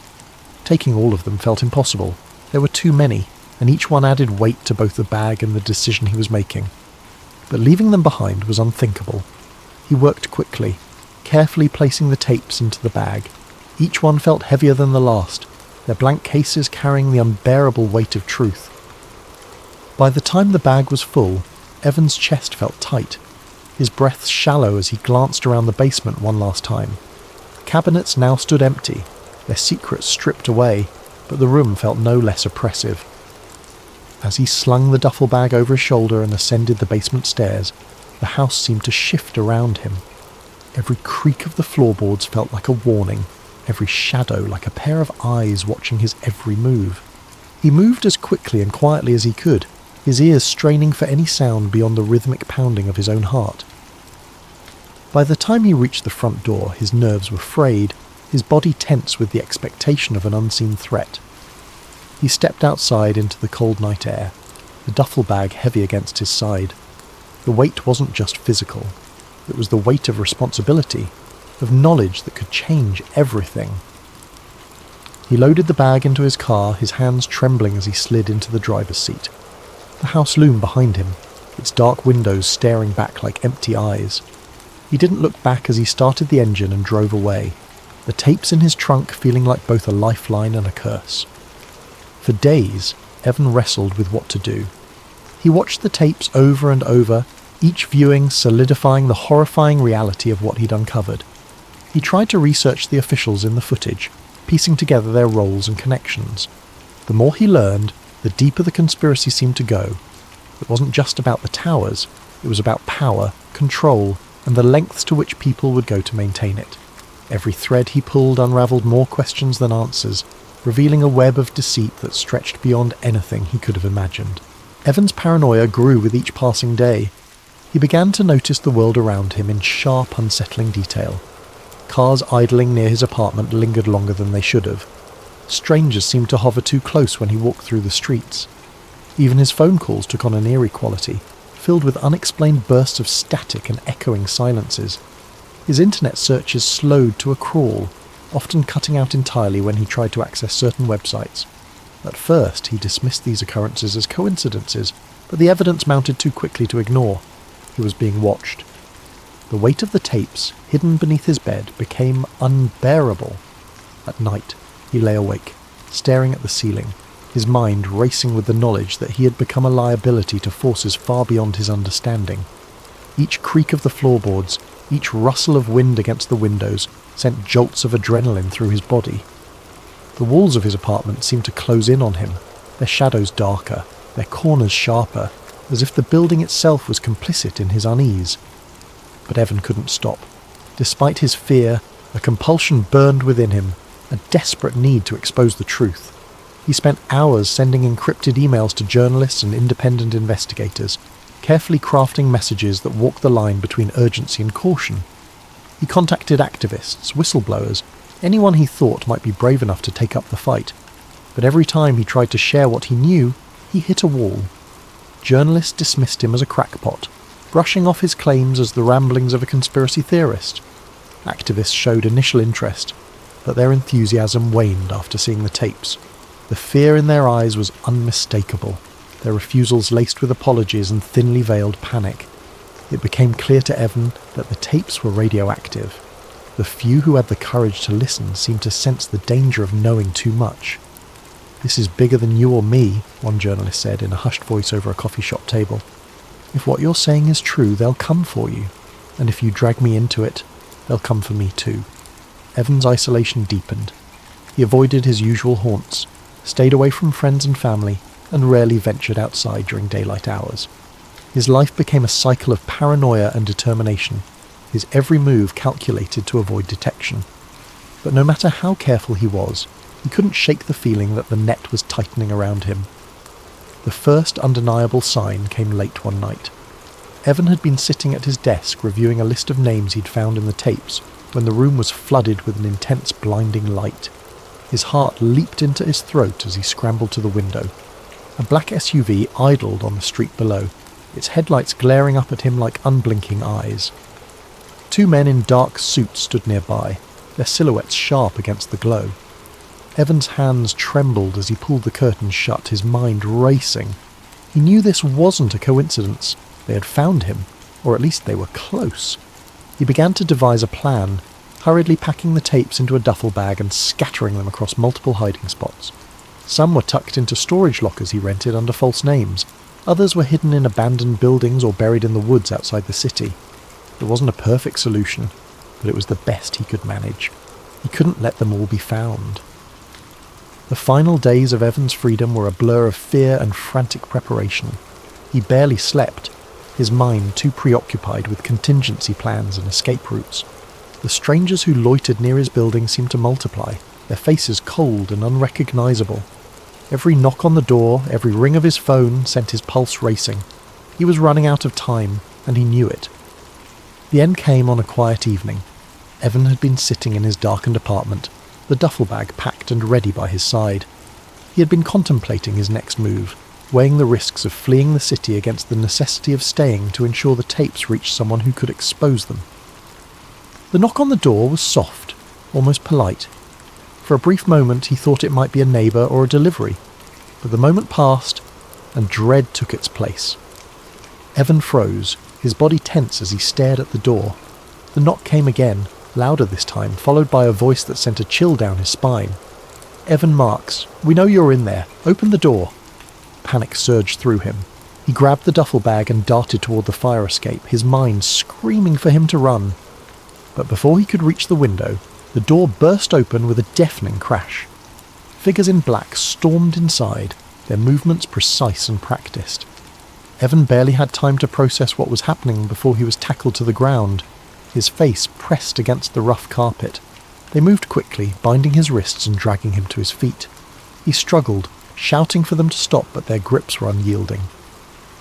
As they hauled him toward the door, his eyes darted to the duffel bag lying open on the floor, its contents spilling out.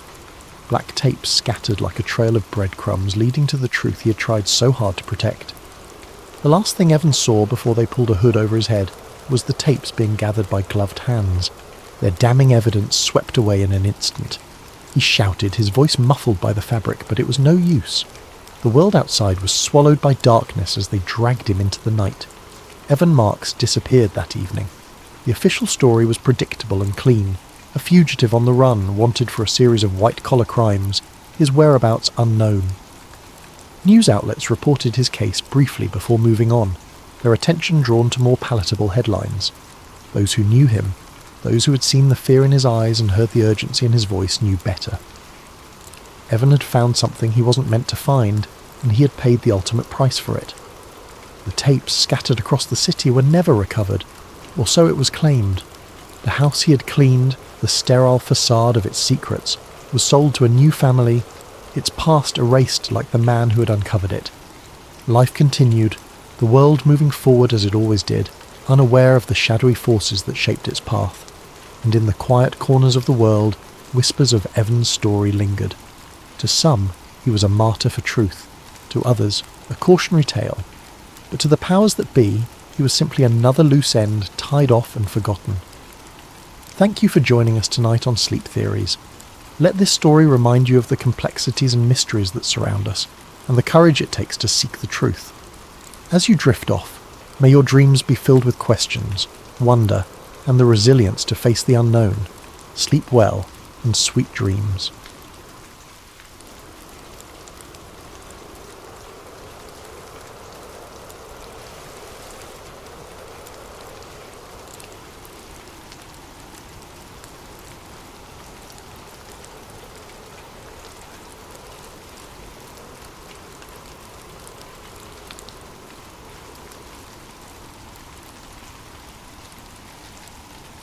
The room was dimly lit, the kind of lighting that made shadows stretch and dance on the walls, creating an eerie atmosphere that seemed to hum with secrets. The air was thick with the scent of old paper and stale coffee, a testament to the long hours spent in this small, cluttered office. The woman sitting at the desk was young, perhaps too young for the weight of the world she was about to uncover. Her name was Agent Sarah Jensen, a low-level operative in the behavioral science unit of the FBI. She had joined the Bureau with dreams of making a difference, of catching the bad guys and bringing justice to the victims. But now, as she stared at the files spread out before her, she couldn't shake the feeling that she had stumbled into something far darker than she had ever imagined. Before we dive into this twisted tale, I want to take a moment to ask you, yes, you watching this right now, where in the world are you tuning in from? What time is it where you are? Drop a comment below and let me know. And if you're new here, welcome to Sleep Theories, where we explore the shadows of history, the mysteries that lurk in the corners of our world, and the stories that keep you up at night. Don't forget to hit that subscribe button and ring the notification bell so you never miss a deep dive into the unknown. Now, let's get back to Sarah's story. It had started innocently enough. A routine audit of old case files, a task assigned to her because, as her supervisor had put it, "You're the new guy, Jensen. You get the grunt work." Sarah hadn't minded. She was eager to prove herself, to show that she was more than just a rookie. The assignment seemed mundane at first, just another bureaucratic chore to check off the list. But as she sat at her desk, the faint hum of the office's fluorescent lights buzzing overhead, she began to sift through the dusty folders. The files were old, their edges frayed, the paper yellowed with age. Some of them smelled faintly of mildew, as if they had been stored in a basement or forgotten corner of the archives for decades. She opened the first folder, her fingers brushing against the brittle pages, and began to read. At first, it was all standard fare: case summaries, psychological evaluations, and notes from interrogations. But then, something caught her eye. A series of case files from the late 1970s, all marked with the same cryptic designation: Project Mindscape. The name alone sent a chill down her spine. It was stamped in bold black letters across the top of each file, accompanied by a string of numbers and letters that seemed to serve as some kind of code. She had never heard of it before, and yet there it was, staring back at her like a ghost from the past. The name felt ominous, almost theatrical, as if it had been plucked from the pages of a dystopian novel. What was Project Mindscape, and why had it been buried so deep within the Bureau's archives? Curiosity got the better of her. She pulled the first file closer, her eyes scanning the contents. The pages were filled with psychological profiles, detailed notes on criminal behaviour, and what appeared to be experimental protocols. The language was clinical, detached, but there was something unsettling about the way it was written. Phrases like behavioural modification, suggestibility enhancement, and controlled aggression jumped out at her. At first, Sarah thought it was just another research project, something the behavioural science unit had conducted to better understand the criminal mind. After all, the BSU was known for its pioneering work in criminal profiling. But as she read further, her unease grew. The notes spoke of subjects who had been reprogrammed to carry out specific actions, their free will seemingly overridden by some unseen force. There were detailed accounts of experiments involving hypnosis, sensory deprivation, and even electroconvulsive therapy. The goal, it seemed, was to break down the subject's psyche and rebuild it according to a predetermined blueprint. Sarah's stomach churned as she read about the methods used to achieve this: prolonged isolation, sleep deprivation, and the administration of drugs designed to induce paranoia and disorientation. The files described how these techniques were used to create a state of heightened suggestibility, making the subjects more susceptible to external commands. And then there were the names, real names, of real criminals, some of whom had become infamous for their heinous acts. Sarah's hands trembled as she turned the pages. She recognised some of them immediately: Ted Bundy, John Wayne Gacy, Richard Ramirez, serial killers whose crimes had shocked the nation. But according to these files, their actions hadn't been entirely their own. They had been manipulated, groomed, and controlled by shadowy figures within the FBI itself. The files suggested that these men had been selected for their psychological vulnerabilities, their capacity for violence, and their willingness to follow orders. They had been subjected to a series of experiments designed to amplify their darkest impulses, turning them into weapons to be wielded by those in power. Sarah's mind raced as she tried to process what she was reading. It was as if the Bureau had been playing God, using these men as pawns in some twisted experiment. The files contained detailed timelines showing how each subject had been monitored and manipulated over the course of several years. There were notes on their childhoods, their relationships, and their criminal histories, all of which had been meticulously analysed to identify the most effective methods of control. The more she read, the more she realised that these weren't just case files, they were blueprints for creating killers. She flipped through the pages, her heart pounding in her chest. There were photographs too, grainy, black and white images of men strapped to chairs, their eyes vacant, their faces twisted in agony as electrodes were attached to their skulls. Other photos showed subjects being subjected to sensory deprivation tanks, their bodies floating in dark, soundproof chambers. The images were haunting, almost surreal, like something out of a nightmare. Sarah couldn't tear her eyes away.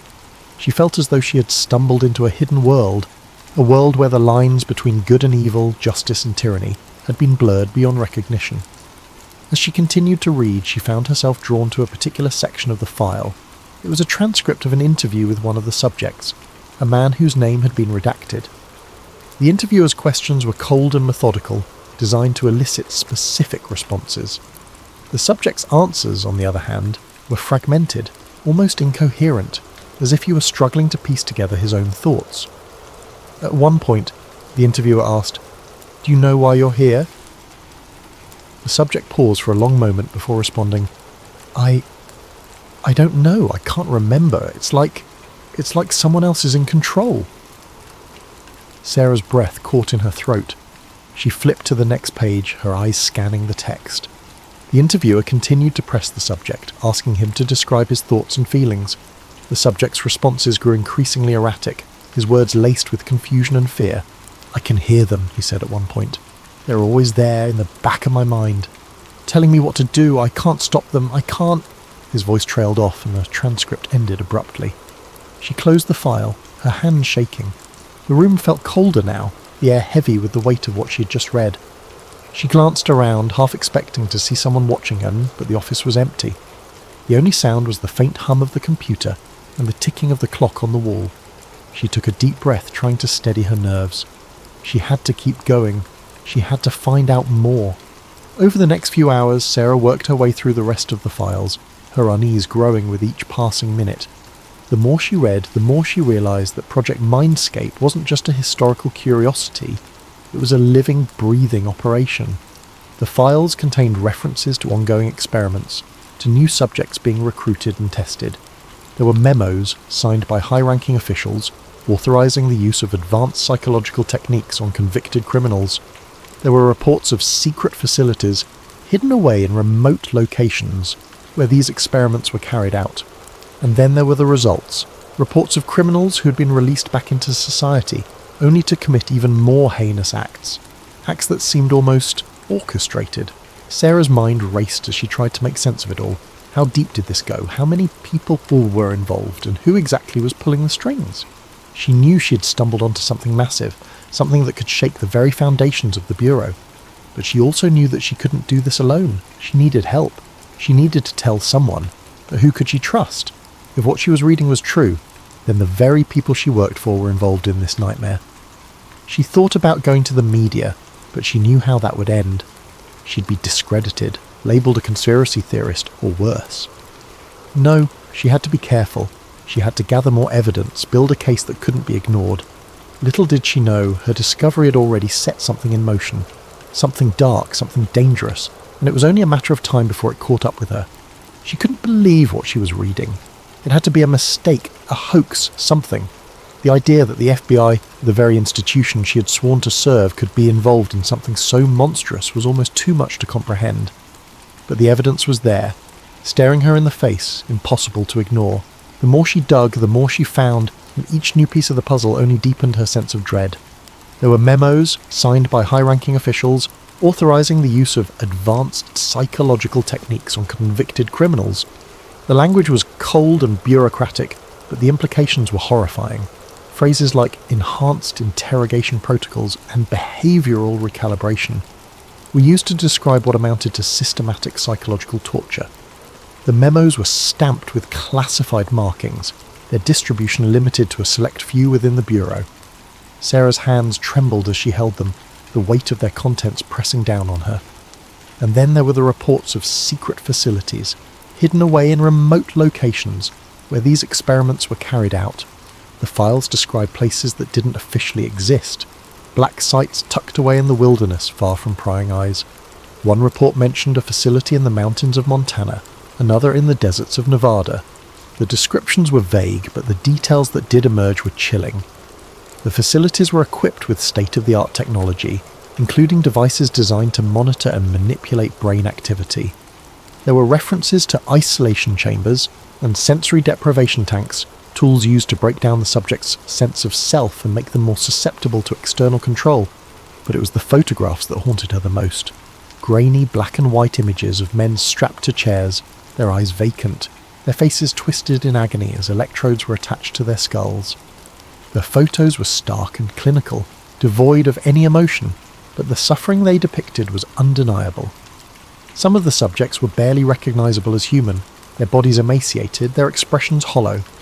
Others seemed to be in the midst of some kind of seizure, their limbs contorted, their mouths frozen in silent screams. Sarah couldn't look away, even as a part of her wanted to. Each photo was a window into a world of unimaginable cruelty. A world where human beings were reduced to mere objects, their minds and bodies manipulated for some unknown purpose. Sarah's mind raced as she tried to process what she was seeing. She had to tell someone, had to expose this, but who could she trust? If what she was reading was true, then the very people she worked for were involved in this nightmare. She thought about going to the media, but she knew how that would end. She'd be discredited, labelled a conspiracy theorist, or worse. No, she had to be careful. She had to gather more evidence, build a case that couldn't be ignored. She couldn't afford to make a single misstep. Over the next few days, Sarah worked tirelessly, piecing together the fragments of information she had uncovered. She stayed late at the office, long after her colleagues had gone home, poring over files and cross-referencing data. The office was eerily quiet at night, the only sounds the hum of the fluorescent lights and the occasional creak of the building settling. Sarah barely noticed. Her focus was absolute, her determination unwavering. She scoured every document, every memo, every report, looking for anything that could shed light on the true scope of Project Mindscape. She began to notice patterns, names that kept appearing, dates that coincided with major criminal events, and a trail of redacted documents that seemed to lead to a single, ominous conclusion. One name in particular stood out, Dr. Elias Voss. He was mentioned repeatedly in the files, always in connection with the most controversial aspects of the project. His credentials were impeccable, a renowned psychologist with a background in neuroscience and behavioural studies, but his methods were anything but ethical. The files described him as the architect of the program, the driving force behind its most extreme experiments. Sarah's stomach churned as she read about his work, her mind recoiling at the sheer inhumanity of it all. She also noticed a pattern in the dates. Many of the experiments coincided with high-profile criminal cases, some of which had made national headlines. There was a file on Ted Bundy, detailing how he had been subjected to a series of suggestibility tests shortly before his escape from custody in 1977. Another file described similar experiments conducted on John Wayne Gacy, with notes suggesting that his crimes had been amplified as a result. Sarah's hand shook as she read through the documents, her mind struggling to reconcile the facts with the implications. Could it be that these men whose names had become synonymous with evil, had been manipulated into committing their crimes? The idea was almost too horrifying to contemplate, but the evidence was there, staring her in the face. As she delved deeper, Sarah began to uncover a trail of redacted documents, their contents obscured by thick black lines. But even the redactions couldn't hide everything. She noticed recurring phrases like operational success and field deployment, terms that suggested the experiments had been more than just theoretical. There were references to assets being activated, to missions being carried out. The language was vague, but the implications were clear. The FBI had been using these techniques not just in controlled environments, but out in the real world. Sarah's heart pounded as she realised the full extent of what she was uncovering. This wasn't just about understanding the criminal mind, it was about controlling it, shaping it, turning it into a weapon. She worked late into the night, her desk littered with files and notes. She cross-referenced dates, names and locations, trying to piece together the full picture. The more she learned, the more she realised that Project Mindscape was far bigger than she had initially thought. It wasn't just a series of isolated experiments. It was a full-fledged program, one that had been operating in the shadows for decades, and it was still active. The most recent files were dated just a few months ago, their contents as chilling as ever. Sarah knew she was running out of time. Every moment she spent in the office was a risk, a chance that someone might discover what she was doing, but she couldn't stop. She had to keep going, had to find out the truth. She owed it to the victims, to the people whose lives had been destroyed by these experiments. And she owed it to herself. She had joined the FBI to make a difference, to fight for justice. But now she realised justice wasn't something that could be taken for granted. It was something that had to be fought for, even when the odds were stacked against you. As she sat at her desk, surrounded by the evidence of a conspiracy that went to the highest levels of power, Sarah felt a surge of determination. She didn't know how she was going to do it, but she was going to expose this. She was going to bring the truth to light no matter the cost, because if she didn't, who would? One night, as she was leaving the office, Sarah noticed a black SUV idling in the shadows of the parking garage. It was parked in a far corner, its engine running, its headlights off. She didn't think much of it at first. Maybe it was just another agent working late, or a security detail waiting for someone. But as she walked toward her car, keys in hand, she felt a prickling sensation at the back of her neck, a faint but unmistakable sense of unease. She glanced over her shoulder, her eyes scanning the dimly lit garage. Nothing seemed out of the ordinary, but the feeling wouldn't go away. She quickened her pace, her heels clicking against the concrete floor. The sound echoed in the empty space, making her feel even more exposed. She was almost at her car when she heard it, the soft thud of a car door closing. She froze, her heart pounding in her chest. Slowly she turned around. The SUV's doors were open now, and 4 men in suits were stepping out. They moved with purpose, their faces blank, their eyes cold and unreadable. Sarah's breath caught in her throat. She didn't know who they were, but she knew one thing. They weren't here to help her. Before she could react, they were on her. One of them grabbed her arm, his grip like iron. Sarah twisted, trying to break free, but it was no use. Another man moved in, blocking her path. She kicked out, her foot connecting with his shin, and he grunted in pain, but didn't let go.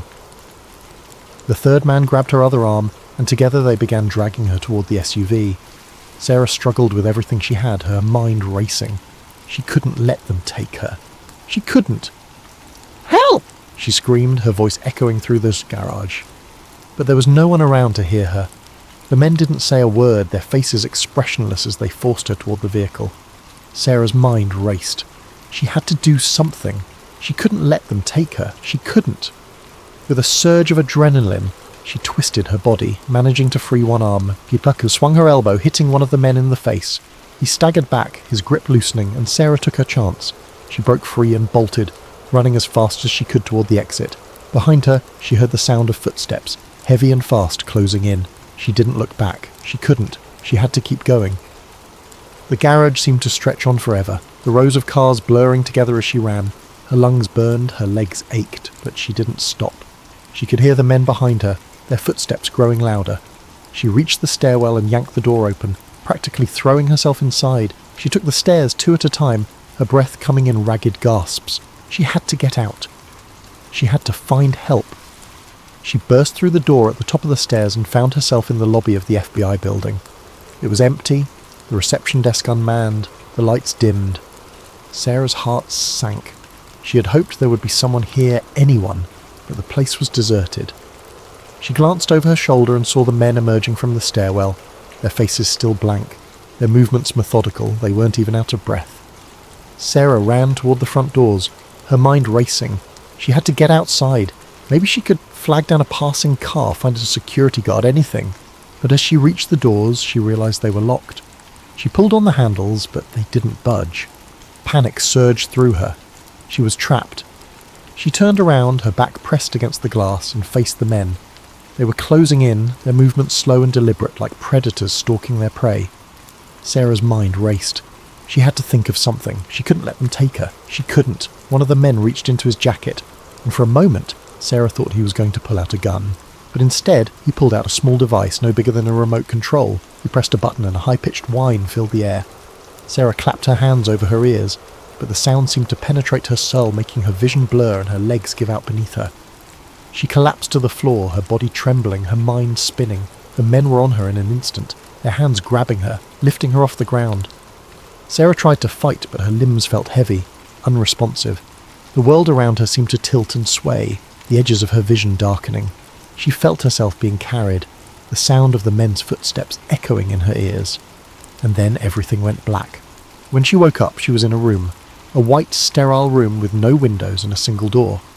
The walls seemed to pulse with a faint, almost imperceptible hum, like the room itself was alive. She tried to sit up, but her body felt weak, her limbs like lead. Her head throbbed, her thoughts muddled and disjointed. She blinked, trying to clear her vision, but the room remained blurry, the edges of her consciousness frayed. And then she saw them, the same men from the garage standing over her, their faces now masked by some kind of device. The masks were sleek and featureless, with only a faint glow emanating from where their eyes should have been. One of them held a syringe filled with a clear liquid, the needle glinting in the harsh light of the room. Sarah tried to scream, to beg, to do anything, but no sound came out. Her throat felt dry, her voice trapped somewhere deep inside her. The man with the syringe stepped forward, his movements slow and deliberate. Sarah tried to move, to fight, but her body wouldn't obey. She could only watch as the needle pierced her skin, the cold liquid flooding her veins. The last thing she remembered was the sensation of something foreign spreading through her body, a cold, creeping numbness that seemed to seep into her very soul. And then, nothing. When she woke up again, she was different. She could feel it deep in her bones. Her thoughts were no longer her own. There was a voice in her head, whispering to her, guiding her. Well, it wasn't loud, not at first, but it was insistent. A constant presence that she couldn't ignore. It told her to do things, terrible things. At first she resisted, clinging to the remnants of her old self, the person she had been before. But the voice was relentless. It grew louder, more insistent, until she could no longer tell where it ended, and she began. She became a puppet, a tool for the very people she had sought to expose. They used her to carry out crimes, to manipulate others, to further their own agenda. She was no longer Sarah Jensen, FBI agent. She was something else, something broken, something dangerous. And as she sat in that white room, staring at her reflection in the cold, unyielding walls, she realized the truth. She had become one of them, a product of Project Mindscape, a monster. But even monsters have moments of clarity, and in those moments, Sarah vowed to fight back, to expose the truth no matter the cost, because if she didn't, who would? So what do you think? Could the FBI really have been involved in something this sinister? Could some of the most notorious criminals in history have been manipulated into committing their crimes? Or is this just the stuff of nightmares, a conspiracy theory born from the shadows of our darkest fears? Let me know your thoughts in the comments below, and remember, the truth is out there, but sometimes it's hiding in the last place you'd ever think to look. Thanks for watching, and don't forget to subscribe to Sleep Theories for more deep dives into the mysteries that haunt our world. Until next time, sleep tight, if you can. Thanks for watching, and don't forget to subscribe to Sleep Theories for more deep dives into the mysteries that haunt our world. Until next time, sleep tight, if you can.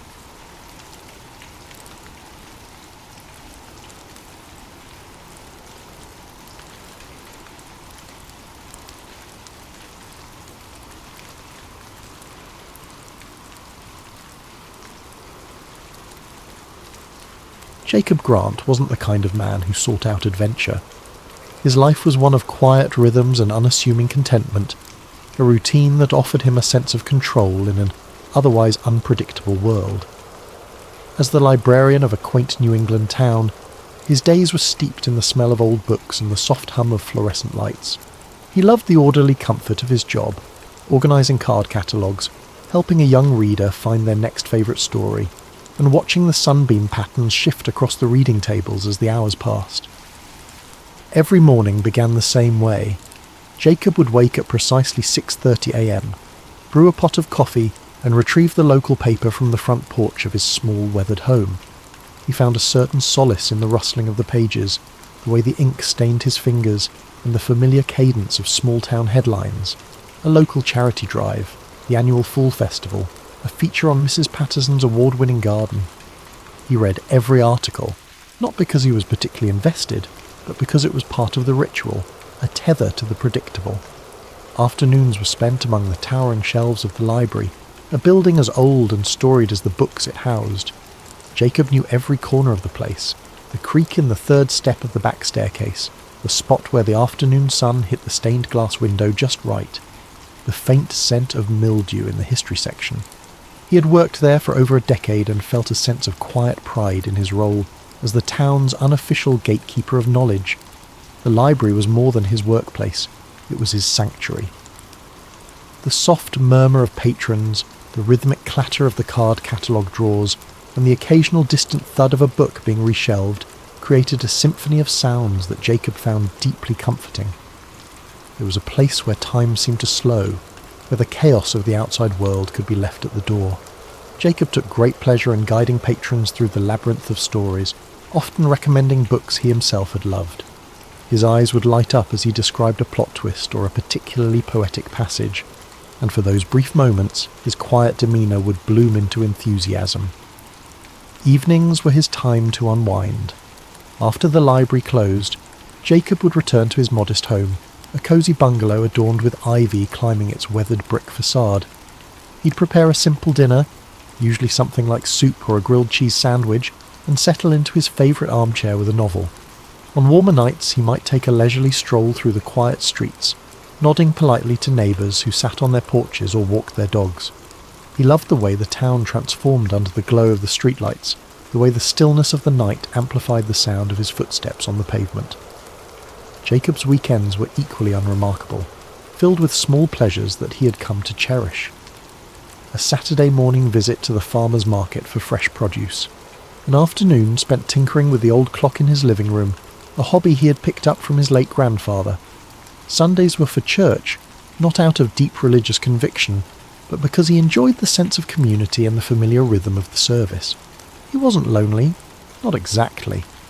Jacob had friends, though his relationships were more cordial than close. He preferred to keep people at arm's length, finding comfort in the solitude that allowed him to retreat into his thoughts and his books. He was the kind of man who blended into the background, who was known but not truly known, a reliable fixture in the town but never the centre of its stories. And yet there was a part of Jacob that yearned for something more, though he rarely acknowledged it. Sometimes as he walked through the quiet town or shelved books in the library, he felt a faint tug of curiosity, a whisper of longing for something beyond the predictable.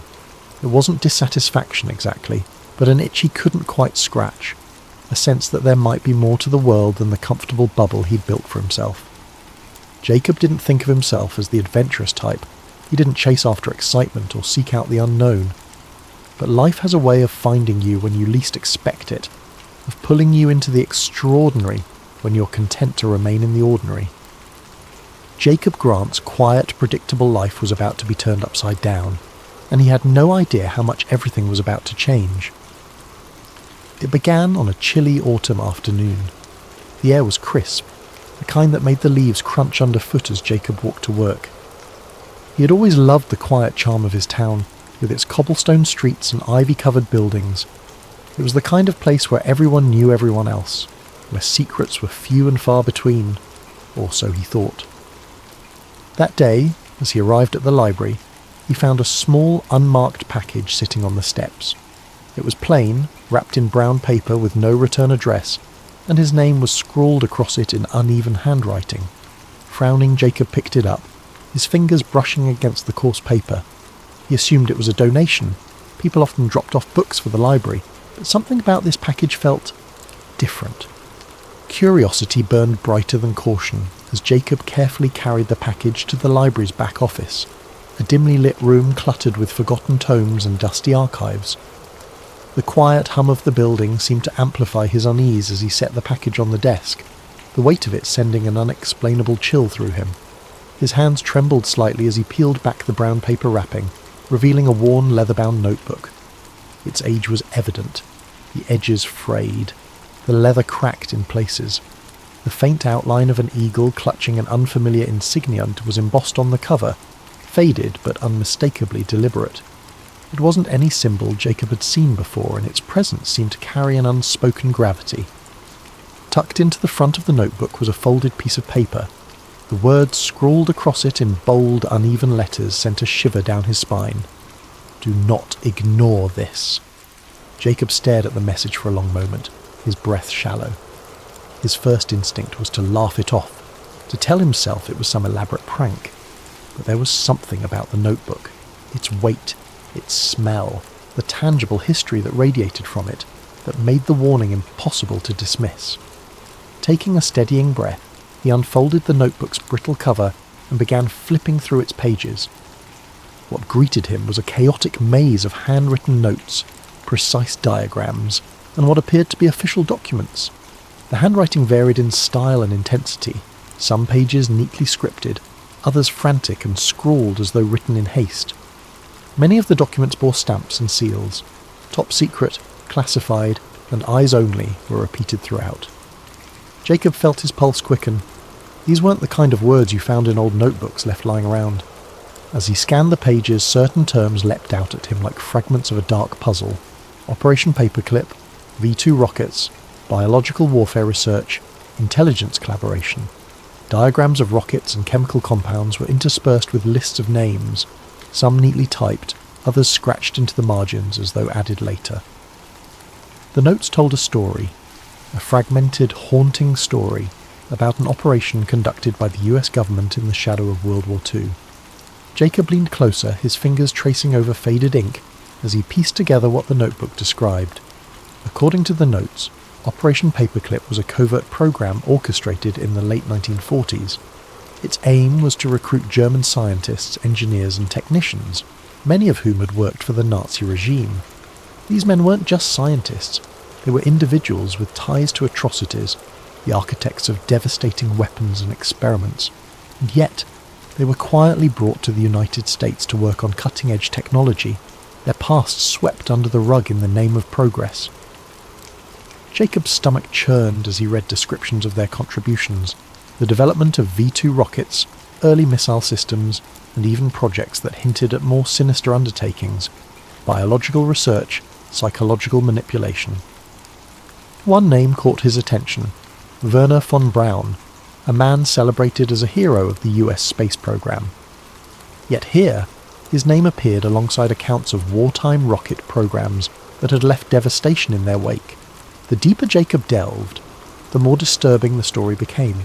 Some of the notes hinted at government cover-ups, carefully orchestrated efforts to erase the scientists' wartime affiliations from public record. There were references to fabricated employment histories, falsified immigration papers, and the relocation of families to quiet towns where their pasts would go unnoticed. The notebook detailed an intricate web of secrecy, one that stretched across continents and decades. Jacob sat back in his chair, the notebook resting in his lap. His hands felt clammy and his mind raced with questions. Was this real? Could it possibly be true? The seals and signatures, the painstakingly detailed diagrams, they all seemed genuine. And yet the story it told was so extraordinary, so damning, that part of him wanted to believe it was nothing more than a fabrication. But as he thumbed through the notebook again, he realised that if it were a hoax, it was an elaborate one. The sheer volume of detail, the specific dates and locations, the references to obscure government agencies, it was too precise, too consistent to dismiss outright. Jacob felt a cold knot of unease settle in his stomach. If this was real, then he was holding evidence of one of the most chilling secrets in modern history. He flipped back to the first page, reading the phrase, "Do not ignore this," once more. The words felt like a challenge, a dare to keep digging. Jacob wasn't sure he wanted to know more, but he also knew he wouldn't be able to stop himself. The quiet librarian who had spent his days cataloguing books and reading about history was now entangled in a piece of it, an ominous, hidden piece that someone clearly wanted to stay buried. His eyes darted to the door, half expecting someone to burst in and demand the notebook back. The library was silent, its dimly lit aisles empty, but Jacob's sense of safety had been shaken. He knew his life would never feel so predictable again. He wasn't sure if that thought thrilled him or terrified him. Over the following days, Jacob's obsession grew, consuming every moment of his waking life. The notebook and the cryptic warning it contained had unlocked a door he couldn't close, revealing a shadowy narrative that felt both unreal and undeniable. His once quiet evenings were now spent hunched over his desk, surrounded by a fortress of documents, declassified files, and hastily scribbled notes. The more he uncovered, the more sinister the story became. Operation Paperclip wasn't just a footnote in history. It was a sprawling operation, intricately linked to the Cold War arms race, the dawn of space exploration, and the rise of clandestine government power. Jacob felt a mix of awe and horror as he pieced together the connections. The very men whose names were etched in history as pioneers of rocketry and aviation had also been architects of wartime atrocities. The realization left a sour taste in his mouth. Werner von Braun, the charismatic face of NASA's Apollo program, had overseen the development of the V-2 rockets used to devastate London during the war. Arthur Rudolph, a celebrated figure in American aerospace engineering, had managed the construction of those rockets in underground factories manned by slave labour. Kurt de Bus, another name that appeared repeatedly in Jacob's research, had been a member of the SS, directly complicit in Nazi operations. These men weren't just brought to the US, they were celebrated, their pasts carefully sanitised, their contributions woven into the fabric of America's technological triumphs. Each discovery made Jacob's chest tighten. It wasn't just the moral compromises that disturbed him, it was the realisation of how deeply this deception had been buried. He uncovered declassified memos outlining the lengths to which government agencies had gone to obscure the scientists' Nazi affiliations. Employment records were falsified, public statements choreographed, and media narratives shaped to portray these men as heroes rather than war criminals. Jacob's research began to spiral into darker territory. The deeper he dug, the more tangled the web became. He found references to other classified projects connected to Paperclip, projects with vague, ominous names like Operation Bluebird and MK Ultra. These weren't just scientific endeavours, they were experiments in psychological manipulation, mind control and chemical warfare. The implications were staggering. How much of what he thought he knew about post-war America had been carefully constructed lies? And then there was the black sedan. At first, Jacob had dismissed it as coincidence, a neighbour's visitor perhaps, or a passing delivery driver. But as the days went on, the car's presence became harder to ignore. It appeared at odd hours, parked across the street or a few houses down, its dark windows impenetrable. Sometimes he thought he saw movement inside, a faint flicker of a shadow shifting in the driver's seat, but every time he tried to approach, the car would start up and drive away. Jacob's unease turned to paranoia. He began checking his locks twice, then 3 times before going to bed. He closed the curtains earlier each evening, afraid of what, or who, might be watching from the street. His nights became restless, haunted by the voice on the phone and the suffocating sense that he was being monitored. Despite his growing fear, Jacob couldn't stop. If anything, the warning only fueled his determination. Someone wanted him to stop digging, which meant he was onto something important. He dove deeper into government archives, poring over obscure academic papers and forgotten journalistic exposés. He even began visiting the homes of retired academics and journalists, trying to piece together the fragments of suppressed stories. During one such visit, he met an elderly man named Howard, a former investigative journalist who had spent decades trying to uncover the truth about Operation Paperclip. Howard's frail hands trembled as he sifted through a box of old notes and clippings. "I tried," he said, his voice barely a whisper. "I tried to tell the story, but no one wanted to hear it. The government silences people like us. Jacob's heart sank as Howard described the intimidation tactics he had faced. Anonymous threats, financial ruin, even the mysterious disappearance of colleagues. "They'll come for you too," Howard warned, his sunken eyes locking onto Jacob's. "If you've gotten this far, you've already crossed the line." Jacob left Howard's house feeling both validated and terrified.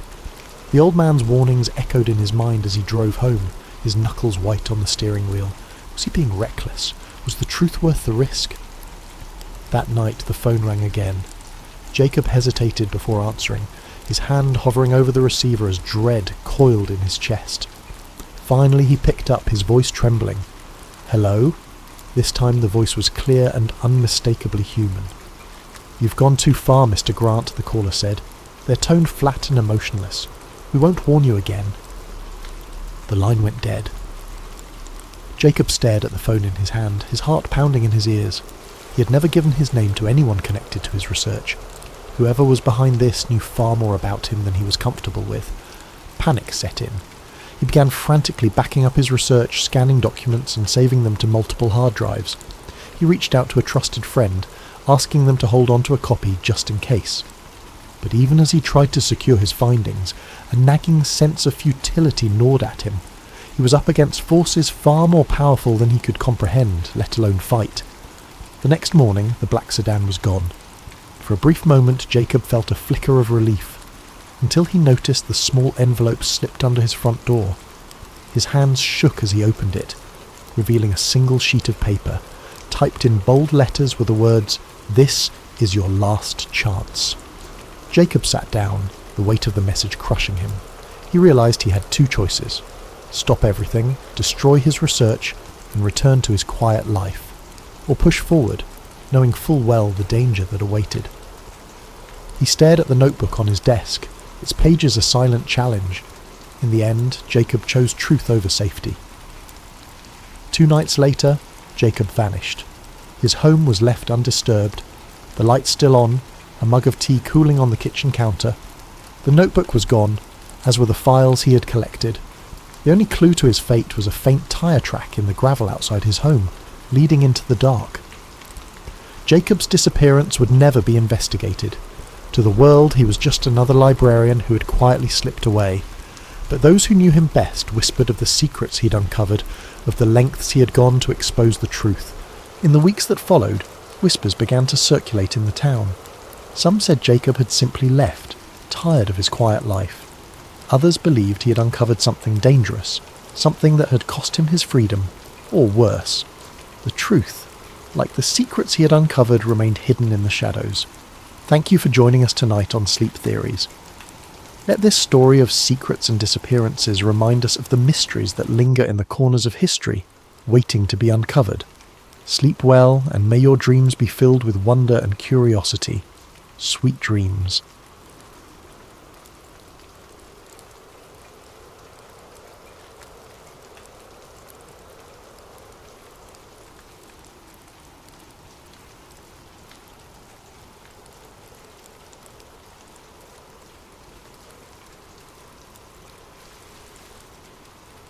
Sam Ryder wasn't a man who sought out danger. He lived a quiet life in Albuquerque, New Mexico, repairing antique radios and running a small electronics shop tucked away on a quiet corner of Main Street. The shop was a modest space, the kind of place you might miss if you weren't looking for it.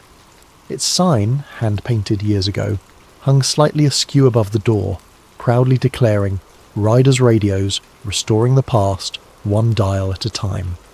Inside, the air carried the scent of aged wood, solder, and the faint tang of old electronics, a combination that felt as comforting as it did nostalgic.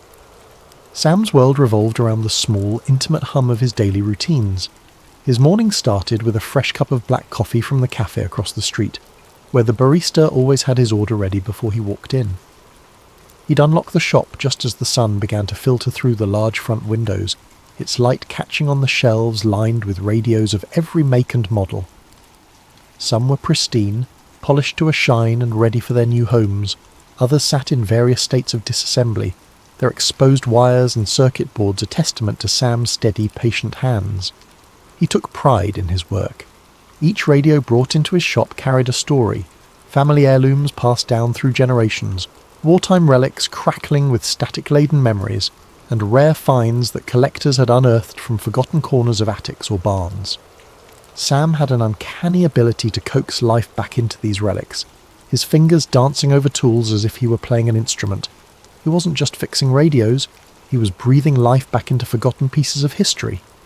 The process was slow, meticulous, and deeply satisfying. Sam often lost himself in the rhythm of soldering connections, replacing tubes, and meticulously cleaning dials that had been coated with decades of dust. It was in these quiet, focused moments that he felt most at peace, the noise of the outside world fading into a distant hum. To Sam, the radios weren't just machines. They were windows into another time, echoes of lives lived and stories told. Customers came and went, each one leaving a small mark on the shop's ever-growing tapestry of tales. There was the elderly man who brought in his father's military radio, desperate to hear it crackle to life one more time. The young couple who stumbled upon an Art Deco model at a flea market, dreaming of filling their first apartment with its warm sound, and the local historian who occasionally brought in pieces for restoration, always eager to share a story about the significance of each artefact. Sam listened to these stories with genuine interest, his quiet demeanour putting people at ease. He wasn't much of a talker, but when he spoke, his words carried weight. He'd learned long ago that sometimes people just wanted to be heard, to know that their memories mattered to someone else, and in his own small way, Sam was helping preserve those memories, ensuring they wouldn't be lost to the static of time. The world outside might have been speeding up with new technologies and distractions, but Sam had always preferred the simplicity of things with knobs, dials, and wires. He didn't own a smartphone, didn't bother with social media, and had never been one to chase the latest trends. His evenings were spent reading books from the second-hand shop down the street, or listening to the soothing crackle of an old jazz station on one of his favourite restored radios. His life wasn't exciting by most people's standards, but it was his, and he wouldn't have had it any other way. It was a life built on routine, on the comfort of the familiar. And for years, that was enough. He liked to say his job wasn't just fixing radios, it was restoring voices from the past. Each crackle, each tune that burst from an old speaker was a bridge between now and then, a reminder that even in a world that never seemed to stop moving, some things could remain timeless. But the past had a way of finding you, even when you weren't looking. And for Sam Ryder, that quiet life he'd built was about to be upended in a way he could never have imagined. It started with an old chest, brought into his shop by a woman in her late 60s. She introduced herself as Martha Green, and explained that the chest had belonged to her late father, a former military officer stationed in Roswell during the 1940s. The chest was battered, its leather straps worn from years of use, and the brass latches tarnished. Martha had found it while cleaning out her attic, and thought it might have some sentimental value. "It's probably nothing," she said with a shrug, her hands trembling slightly. "But my father always said this chest held his most important papers. I just can't bring myself to open it." Sam assured her he'd handle it carefully, though he wasn't sure why she thought an electronics repairman was the right person for the job. Still, he wasn't one to turn away a curious project. After Martha left, he set the chest on his workbench and examined it under the glow of a desk lamp. The lock was old, a simple mechanism that gave way with a firm twist of a screwdriver. Inside, Sam found an assortment of yellowed documents, photographs, and a small stack of reel-to-reel tapes. The papers were fragile, the edges crumbling as he carefully sifted through them. Most were mundane: personnel files, supply logs, handwritten notes that seemed to outline daily routines at an Air Force base. But then he found the folder. It was labelled Project Aurora Confidential in bold stamped letters. Sam's heart skipped a beat as he opened it, his eyes scanning the contents. There were diagrams of aircraft that didn't look like anything he'd ever seen, with sleek, curved designs that defied conventional engineering. Accompanying the diagrams were technical notes, filled with jargon and equations he didn't understand. And then there were the photos, black and white images, slightly blurred, showing what appeared to be a crash site in the desert. Debris was scattered across the sand, metallic fragments with strange patterns etched into their surfaces. In one photo, soldiers stood around a tarp-covered object, their faces tense and unreadable. Another showed what looked like a silver egg-shaped craft half buried in the ground. Sam's hands trembled as he flipped through the pictures, each one more surreal than the last. The final image stopped him cold. It was a close-up of a small humanoid figure lying on a stretcher. Its skin was pale, almost translucent, and its large, almond-shaped eyes stared blankly at the camera. Sam's breath caught in his throat. He set the photo down, his mind racing. He'd heard the stories about Roswell, the crash, the rumours of a government cover-up, but he'd always dismissed them as urban legends. Yet here it was, tangible evidence that seemed to confirm the unthinkable. Sam leaned back in his chair, his pulse pounding in his ears. He glanced at the reel-to-reel tapes, their labels cryptic. Crash Recovery Debrief, Field Report 1947, and Subject Examination. A surge of curiosity mixed with dread coursed through him. If the tapes held audio evidence of what the photos suggested, then this wasn't just a piece of history, it was a bombshell. He decided to listen. After rigging up one of his refurbished players, he threaded the first tape and pressed play. The machine hummed to life, the reels spinning as a crackling voice filled the room. It was a man speaking in measured, clipped tones, clearly reading from a report. July 8th, 1947. Recovery operations have been completed. Debris secured and transported to Hangar 18. Biological specimen recovered from the site is currently undergoing examination. Preliminary findings indicate non-terrestrial origin. The voice trailed off into static and Sam sat frozen, the weight of the words sinking in. Non-terrestrial origin. He rewound the tape and listened again, his mind struggling to process the implications. This wasn't some grainy video or a blurry photo easily dismissed as a hoax. It was a first-hand account from someone who had been there, someone who had seen things no one was ever supposed to know about.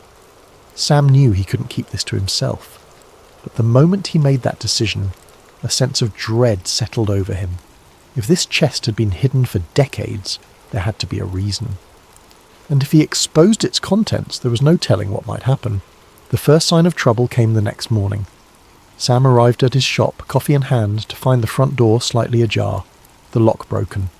His heart sank instantly, the unease hitting him like a punch to the gut. The door creaked as he pushed it open, revealing the interior of his once cosy sanctuary in shambles. The air felt thick, the kind of oppressive stillness that lingers after an uninvited presence has violated a space. Sam stood in the doorway, frozen, as his mind tried to catch up with what his eyes were seeing. His workbench, usually so meticulously organised, was a chaotic mess. Tools were scattered across the floor, wires and parts strewn about as if someone had ransacked the area in a hurry. The chest where he'd carefully stowed away the reel-to-reel tapes and the folder of documents was wide open, its contents emptied. Panic clawed at his chest as he stepped inside, his boots crunching on broken glass from a shattered desk lamp. "No, no, no," he muttered under his breath, dropping his coffee onto the floor without even noticing. He knelt by the chest, frantically sifting through the remnants of what had once been neatly arranged. The reel-to-reel tapes, the ones that had unearthed the long-buried whispers of the Roswell incident, were gone. His fingers dug through the scattered papers, desperate for some shred of the hope, but it was useless. The folder containing the photographs and diagrams, the single most damning evidence he'd ever seen, had vanished too. All that remained was an empty chest, a few stray scraps of paper fluttering on the floor, and a faint, acrid scent in the air. Sam froze as he inhaled it more deeply. Cigarette smoke. The smell was distinct, stale, as if whoever had been here had lingered for a while, watching, waiting. He stumbled to his feet, his legs unsteady, and staggered to the door. The world outside looked unchanged, the morning light casting long shadows across the quiet street. But then his eyes landed on it, a black sedan parked across the road. It hadn't been there yesterday. The car was sleek and nondescript, its windows tinted so dark that not even a glimmer of the interior was visible. It sat there, engine idling softly, like a predator waiting in the shadows. The sound of the engine was barely audible, but to Sam it was deafening. A cold sweat broke out on his brow as his instincts screamed at him to retreat, to get out of sight. He stepped back into the shop, pressing himself against the wall beside the door, his breath coming in shallow gasps. His mind raced, piecing together the fragments of the morning's events. Someone had been here, had taken the tapes and the folder, and now they were watching him. Why hadn't they just taken everything? Why had they left the shop otherwise intact? The damage minimal. It felt like a message, a warning. We know. Sam peered cautiously out the window, his fingers trembling as he pulled the edge of the curtain aside. The car hadn't moved, its dark presence an anchor for the fear tightening in his chest. He scanned the street for any signs of movement, but saw none. It was too quiet, the kind of quiet that made every creak of the floorboards behind him, and every shuffle of papers sound like thunder in his ears. His eyes darted to the back of the shop where the emergency exit led to an alley. He could slip out unnoticed, get away before whoever was in that car decided to come in. But where would he go? And what would he do without the evidence that had been stolen? A dozen plans formed and dissolved in his mind, none of them offering the reassurance he craved. The cigarette smoke still lingered faintly in the air, a reminder of how close whoever had been here had gotten. Sam wiped his hands on his jeans, realizing only then how clammy his palms had become. He needed to think, needed to figure out his next move, but the presence of that car, the silent threat it represented, made it impossible to focus. He took a step back, his heel crunching on a loose screw. The noise startled him, his head snapping toward the sound as if expecting someone to emerge from the shadows. His pulse thundered in his ears as he tried to steady his breathing, his eyes flicking back to the car. It hadn't moved, but that didn't make it any less menacing. Sam backed further into the shop, the comforting clutter of his workspace now feeling alien and unsafe. He crouched behind his counter, his mind replaying every decision that had brought him to this moment. He hadn't asked for any of this. He was just a guy who fixed radios, someone who liked tinkering with the past because it felt safer than the present. But now the past had reached out with a chilling grip, pulling him into something far larger and far more dangerous than he could have ever anticipated. For a brief moment he considered calling the police. But what would he say? That someone had broken into his shop and stolen evidence of a decades-old government cover-up. He imagined their faces, the disbelief, the dismissive tones as they filed his report and went on with their day. And even if they did believe him, who was to say they wouldn't be part of whatever shadowy force was now watching him? Sam's gaze drifted back to the black sedan, his fingers tightening into fists. He wasn't sure what his next move would be, but one thing was certain. He was no longer just a man repairing radios. He was now a man in the crosshairs of something far bigger and far more dangerous than he had ever imagined. Over the next few days, the paranoia set in. The sedan followed him everywhere, when he went to the grocery store, when he walked to the post office, even when he drove out to the desert to clear his head. It never got too close, but it was always there, a shadow he couldn't shake. The phone calls came next. At first, they were just clicks and static. Then came the voice, a low, measured tone that never identified itself. "You've seen too much," it said one night, the words sending a chill down Sam's spine. "Leave it alone." Sam tried to tell himself it was just a coincidence, a prank, but deep down, he knew better. Someone knew what he had found, and they wanted to make sure it stayed buried. He considered going to the police, but what would he say? That he had uncovered proof of a decades-old government cover-up involving aliens? They'd laugh him out of the station. Desperate, Sam turned to the only person he could trust, Martha Green. She was as shocked as he was when he told her what had happened, her hands trembling as she held one of the few photos he'd managed to copy before the chest was ransacked. "My father always said he had secrets," she whispered, her voice heavy with regret. "But I never imagined this." Together they devised a plan. Martha had connections with a journalist in Santa Fe, someone with a reputation for uncovering government scandals. They would pass the evidence along anonymously, let someone else take the risk of exposing the truth. But the closer they got to Santa Fe, the more Sam felt the walls closing in. The sedan was still following them, its headlights a constant reminder that they weren't alone. Every mile felt like a gamble, every turn a chance for their pursuers to close the gap. When they reached the meeting spot, a diner on the outskirts of the city, Sam's hands were slick with sweat. The journalist was waiting in a corner booth, a man in his 40s with a worn leather jacket and sharp eyes. Sam handed over the envelope containing the copied photos and notes, his heart pounding as he explained what had happened. The journalist nodded grimly, tucking the envelope into his jacket. "This is big," he said. "But you need to be careful. If they're already watching you, they won't stop just because you gave me this." Sam nodded, his throat tight. He knew the man was right. Even as he left the diner, the weight of the truth he'd uncovered hung over him like a storm cloud. The drive back to Albuquerque was tense, every shadow on the road feeling like a threat. When Sam finally reached his apartment, he locked the door behind him and sat in the dark, his thoughts racing. He didn't know what the future held, but one thing was certain: the truth was out there now, and no matter what happened, he had done his part to make sure it couldn't be buried again. Thank you for spending your evening with us on Sleep Theories. As you drift off to sleep, let this story remind you that some mysteries are too big to stay hidden forever. Sleep well and sweet dreams.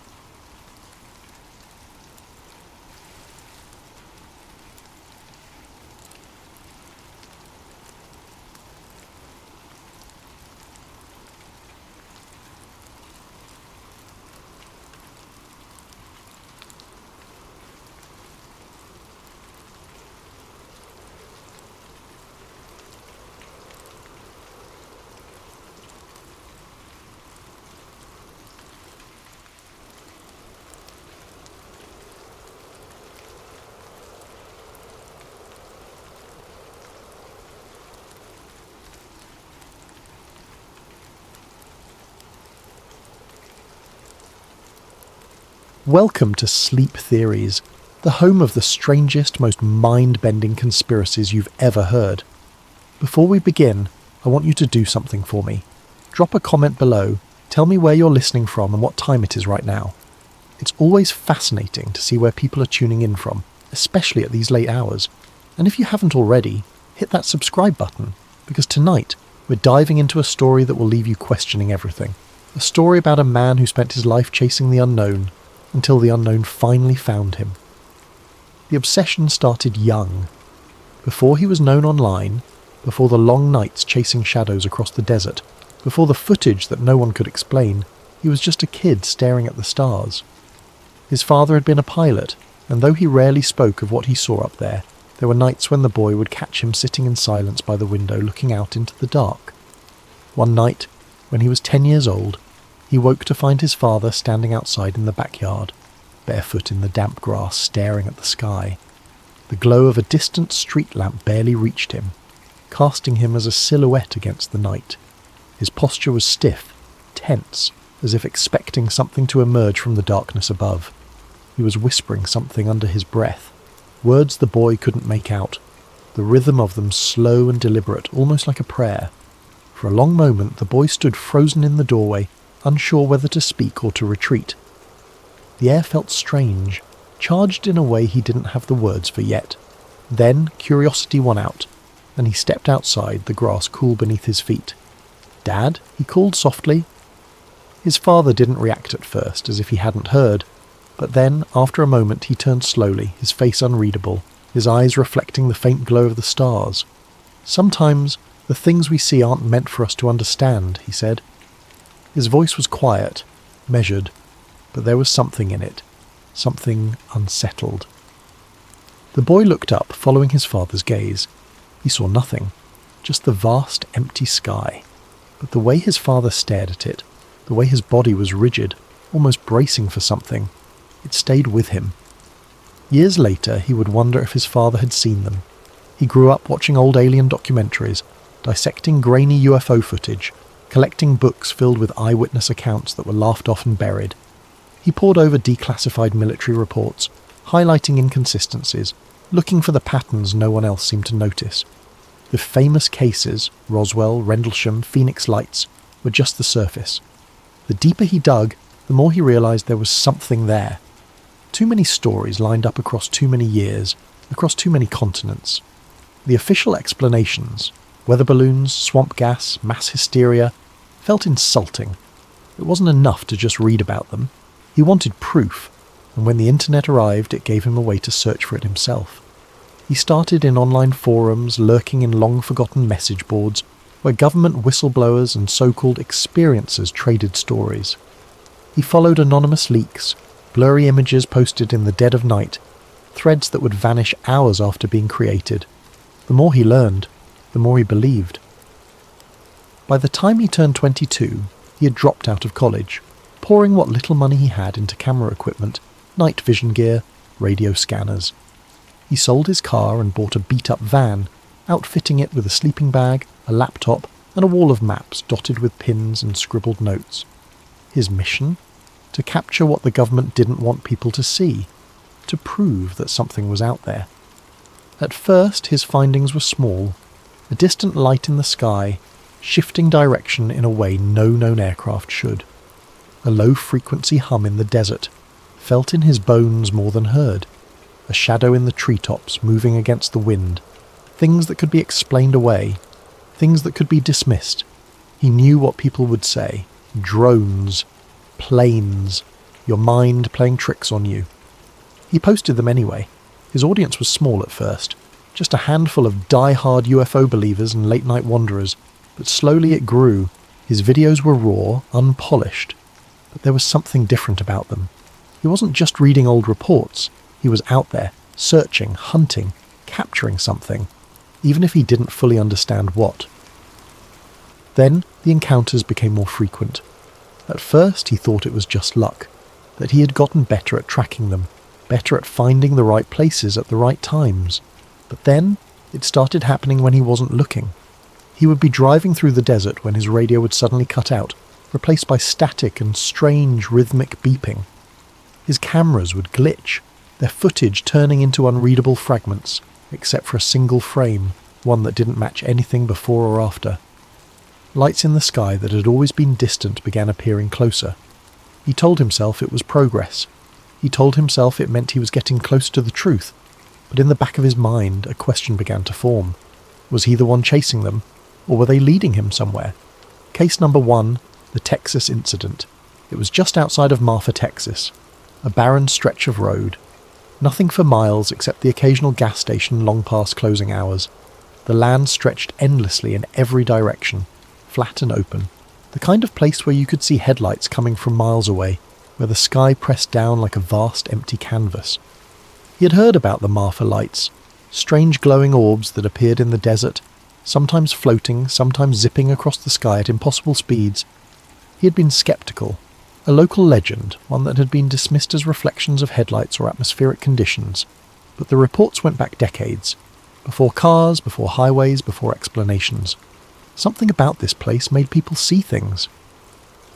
He arrived just before midnight, the desert air cool and silent, the wind barely a whisper against the dry earth. He set up his cameras, adjusting the focus, double-checking his battery levels. He had spent years doing this, setting up in the middle of nowhere, waiting for something that most people would call impossible. Most nights, he got nothing. Just endless sky, the occasional plane blinking lazily across the blackness. But this night was different. He didn't see them at first. He felt them. A strange pressure in the air like a storm was about to break, but there were no clouds, no wind. His skin prickled, a crawling sensation along his arms, the back of his neck. Then, just past midnight, the lights appeared.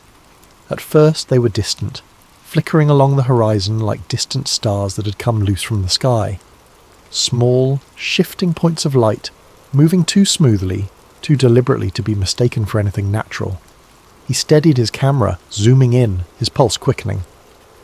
But then, they moved closer, not drifting, not flickering, moving, directly toward him. One moment they were in the distance, hanging low over the desert. The next they shot toward him, cutting across the sky with impossible speed, their movements too precise, too intelligent. His breath caught. He stumbled backward, gripping his camera tightly, his fingers fumbling to adjust the focus. A mistake, because then his van died, not gradually, not sputtering, instantly. The headlights flickered out. The dashboard went dark. The low hum of the engine vanished as if the vehicle had simply ceased to exist. His phone screen glitched, the pixels stretching, distorting into symbols he had never seen before, rows of shifting, unreadable characters, flickering and pulsing in patterns that felt intentional. His camera feed froze, caught on a single frame. He didn't need to check it to know what it was. The lights, hovering directly above him. Then the sound came. Not a sound, a feeling. A low, humming vibration filled the air. It wasn't just around him, it was inside him, rattling his ribs, shaking his teeth, pressing against his skull in a way that made his vision blur. His knees buckled, his breath shallow and quick, the weight of it pressing down on his chest like an unseen hand. And just when he thought he couldn't take it anymore, the lights vanished. Not faded, vanished. One blink and they were gone, leaving nothing but an aching silence behind.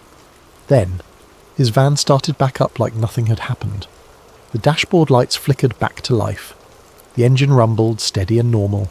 His phone screen returned to its home page, as if it had never glitched at all. He stood there for a long moment, his hands shaking, his mind scrambling to process what had just happened. He forced himself to breathe, to blink, to move, to check the footage. The moment the lights had approached, the entire file was corrupted, static glitches, black frames where there should have been proof. His stomach twisted. This had happened before. Strange interference, missing footage, unexplained malfunctions, but never like this. He replayed it over and over, searching for something, anything, that had survived the interference, but there was nothing, except, at the very end of the footage, just before the file cut to black, a single frame. Blink and you'd miss it. But when he paused, when he zoomed in, he saw it. Not just the lights. A shape barely visible against the night sky. A structure. Something impossibly large, hovering just beyond the reach of his headlights. And then, in the lower sea, not a shape, not a craft, a shadow, a figure, standing just outside the glow of his van, watching him. His heart pounded. He looked up, scanning the desert, the empty road, the endless blackness stretching in every direction. Nothing. No lights, no figures, no signs that anything had been there at all. But it had. His audience believed him. The video racked up millions of views, and people in the comments swore they had seen the same thing, in other places, on other nights. Some claimed they had seen something more. Figures hidden in the darkness, shapes moving in the sky, and others left warnings. They let you see them. That means they wanted you to. It only pushed him further. Case number 2, the abandoned town in Utah. A tip from a follower led him to a ghost town deep in the Utah desert, a place where everyone had left overnight, no explanation. The houses stood empty, furniture still inside, dishes still stacked in sinks, clothes still hanging in closets. The kind of place that looked frozen in time, as if the people had walked out their front doors mid-sentence and never returned. The locals didn't talk about it much. Most wouldn't even say the town's name. The few that did only gave vague, uneasy warnings. It's not empty. Something else is there now. He read the old reports. The last known resident had vanished in 1987. His car still parked outside his home, the keys sitting untouched on the kitchen table. No signs of struggle, no signs of departure. Just gone. The town had no history of violence, no reports of contamination, no reason for people to disappear overnight. Yet they did. Every single one of them. Some said strange figures had been seen at night, tall and silent, watching from the tree line that bordered the town. Others spoke of strange symbols appearing on the town's abandoned cars and buildings, markings that didn't match any known language. He arrived just after sunset, his camera rolling. The town was deathly silent. No wind, no crickets, not even the distant howl of coyotes that usually roam the desert at night. Just nothing. He moved carefully, stepping through the dusty streets, his breath slow and measured. Every door was open. Every house felt recently abandoned, despite being empty for decades. A layer of dust coated everything, but there were no signs of decay, no broken windows, no collapsing roofs, just stillness. Then, the sky changed. A strange green glow flickered across the horizon, like the northern lights, but lower, closer, rippling in an unnatural rhythmic pulse. His camera picked it up immediately, the lens struggling to adjust, the sense of flickering as if trying to process something it wasn't meant to capture. Then, a shadow moved between the buildings. Not a person, something taller. His breath caught in his throat. The air grew thick, heavy, wrong, as if the atmosphere itself had changed. He felt it pressing against his skin, a static-like charge crawling up his arms, the back of his neck. His ears rang. Then his camera's audio feed changed. At first, it was just static, white noise cutting in and out, but then the clicking started. At first, he barely noticed it, just a faint sound beneath the interference. But the longer he listened, the more deliberate it became. It wasn't random. It was a pattern, a language. He stood frozen, his breath shallow, his fingers gripping his camera too tightly. Something was there, watching, listening. Then, just beyond the last row of houses, movement. He turned quickly, his camera jerking toward the motion. The screen flickered, and there, on the far side of the frame, barely visible, something peered from behind an abandoned house. 2 large black eyes, not human, not animal, something else. The footage cut out, his camera shut off completely, the battery instantly drained to 0 despite being fully charged minutes before. He fumbled to restart it, his hands shaking. When it finally powered back on, the figure was gone. The town was empty again, but the feeling never left. The moment he got back to civilization, he uploaded the video. He didn't even edit it, just raw, unfiltered proof of what he had seen. Within an hour, the video was taken down. His account was flagged. The footage never reappeared. He tried to re-upload it, tried again and again. Each time, deleted. Someone didn't want it seen. His followers flooded him with messages demanding to know what had happened. Some had seen the video before it was removed. Some claimed they had captured it, downloaded it before it was erased. But their copies, they were corrupted. Every file turned to black static. Case number 3, the night. He vanished by now. His channel had become one of the biggest conspiracy pages on the internet. What had started as a fringe curiosity, a niche corner of the web dedicated to blurry lights and shaky footage, had grown into something else entirely. His videos were no longer just about speculation. They were evidence. Millions followed him.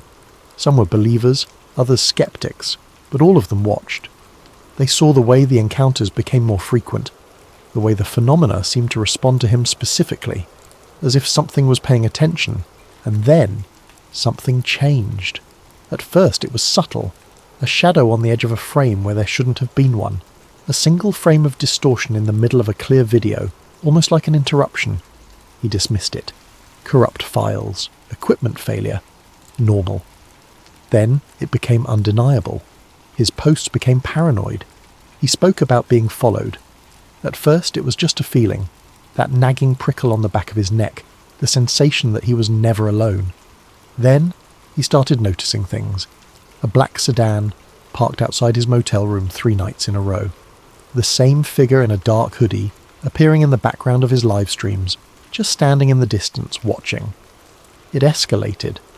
He woke up one night to find his cameras moved, not stolen, not broken, just repositioned.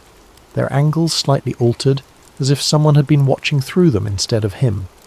His laptop contained files he hadn't downloaded, cryptic text documents filled with random letters and numbers, some resembling coordinates, others structured like coded messages. And then came the calls. At first, silence. Then, one night, a voice. You need to stop. It wasn't a threat. It wasn't anger. It was a warning. Something in the tone chilled him to his core. Not the words themselves, but the way they were spoken. Calm, measured, emotionless. Not human. He had spent years chasing the unknown, convincing himself he was the one in control. That night, for the first time, he realized he wasn't. That night, he went live. If something happens to me, he told his viewers, his face pale, his eyes hollow, it's because I got too close. It would be his last broadcast. Hours later, he packed up his gear and drove out to a remote Nevada highway, one of his usual stakeout spots. He knew these roads better than anyone. The places no tourists went. The places where the sky stretched for miles in every direction, unbroken by city lights or civilization. His van rumbled along the empty stretch of asphalt, the headlights carving a path through the blackness. He didn't play music, didn't check his phone, he just drove. At exactly 3:12 a.m, he pulled off the road onto a patch of hard-packed dirt and killed the engine. For a moment, nothing. The silence of the desert pressed in around him, thick and suffocating. No wind, no insects, just the distant hum of his van cooling down.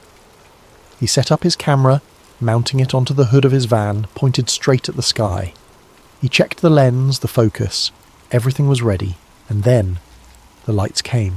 Not one, not two, a fleet. They hovered above the desert, their glow unnatural, pulsing in synchrony, a pattern that felt too deliberate to be random. Unlike anything he had seen before. His hands trembled as he zoomed in, heart pounding against his ribs. "This is it," he whispered. Then they descended. Faster than anything he had ever witnessed. Not falling, not drifting, moving with purpose. The air pressure shifted, his ears popping painfully. His van shuddered, the metal groaning as if caught in an unseen force.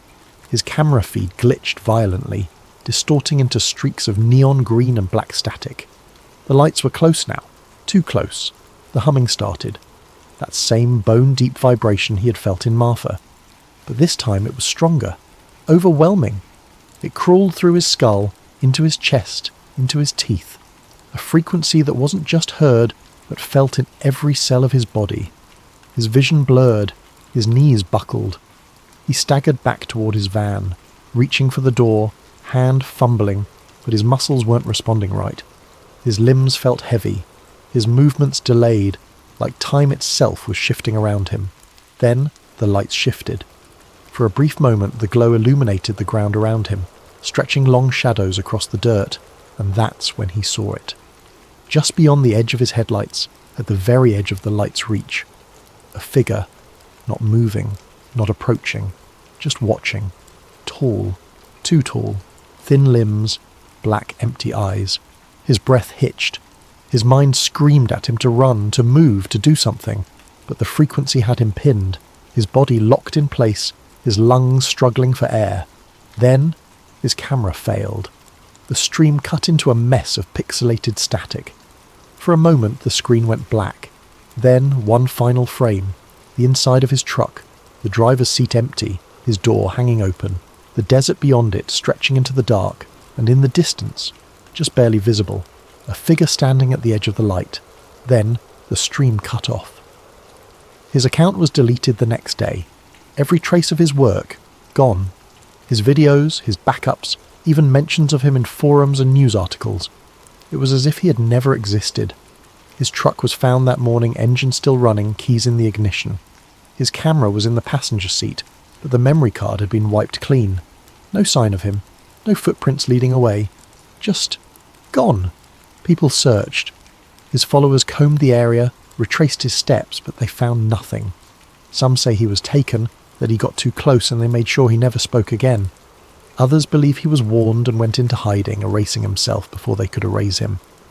But those who watched his videos from the beginning, the ones who knew the pattern, they say he was never supposed to come back, and maybe, just maybe, he didn't. Stay curious, my friends. Keep questioning everything, and remember, sometimes the truth is just a little too dangerous.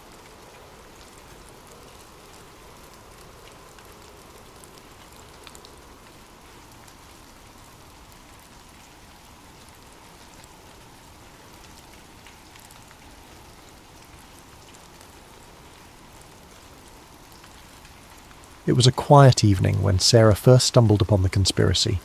She had been scrolling through her favourite discussion forum, a digital refuge where people from all walks of life shared their curiosity about unsolved mysteries, historical enigmas, and the occasional wild theory. Most nights, the topics were light-hearted. Discussions about famous heists, the existence of extraterrestrial life, or theories about vanished civilizations. These were Sarah's guilty pleasures, a chance to escape the mundane rhythm of her life. But that particular night, a single thread stopped her mid-scroll. Its title, written in bold letters, read, "The Illuminati, Hiding in Plain Sight." Her curiosity piqued. Sarah clicked on the thread, not expecting much. The Illuminati. Of course she'd heard the term before. Who hadn't? It was a word that seemed to exist on the fringes of mainstream culture, whispered about in pop songs, joked about on late-night talk shows, and hinted at in the cryptic hand gestures of celebrities.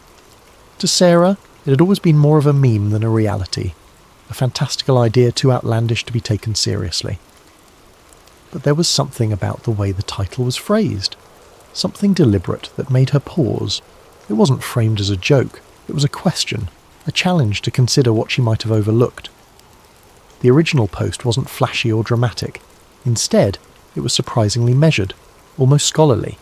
Written by a user who called themselves Truth Seeker, it described years of research into the Illuminati, a name that conjured images of shadowy figures in darkened rooms, plotting the course of the world. Truth Seeker's narrative wasn't about outlandish claims of alien overlords or fantastical rituals.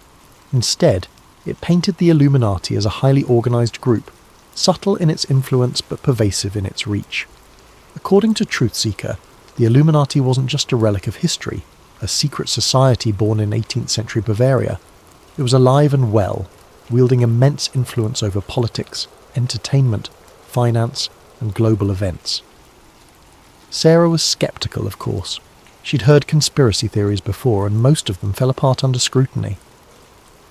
But something about Truth Seeker's approach caught her attention. The post was meticulously detailed, filled with links to obscure documents, photographs of architectural symbols, and a web of connections between powerful figures that seemed almost too intricate to dismiss. This wasn't a haphazard collection of wild accusations. It was a narrative woven with care, each piece of evidence presented as an invitation to dig deeper. Truth Seeker began with history, grounding their argument in facts that Sarah could verify. The Illuminati, they explained, was founded in 1776 by Adam Weishaupt, a Bavarian professor of canon law. Originally, it was an intellectual movement, a society of thinkers and visionaries dedicated to the ideals of reason, science, and freedom from oppressive institutions. Weishaupt's vision was noble, even radical for its time.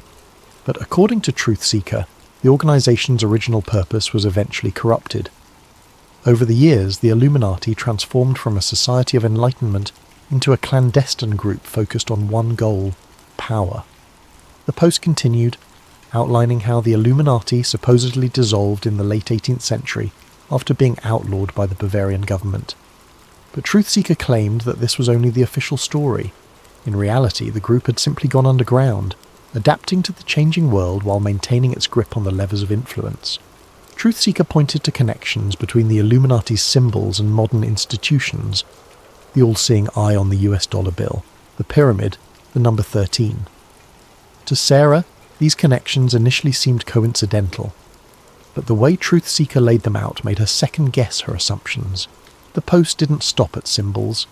Truth Seeker provided photos of famous landmarks adorned with strange recurring patterns, triangles hidden in cathedral windows, sunbursts carved into government buildings, and intricate mosaics in corporate logos. Truth Seeker described these as breadcrumbs, symbols left in plain sight as a form of control or even mockery. The idea was unsettling.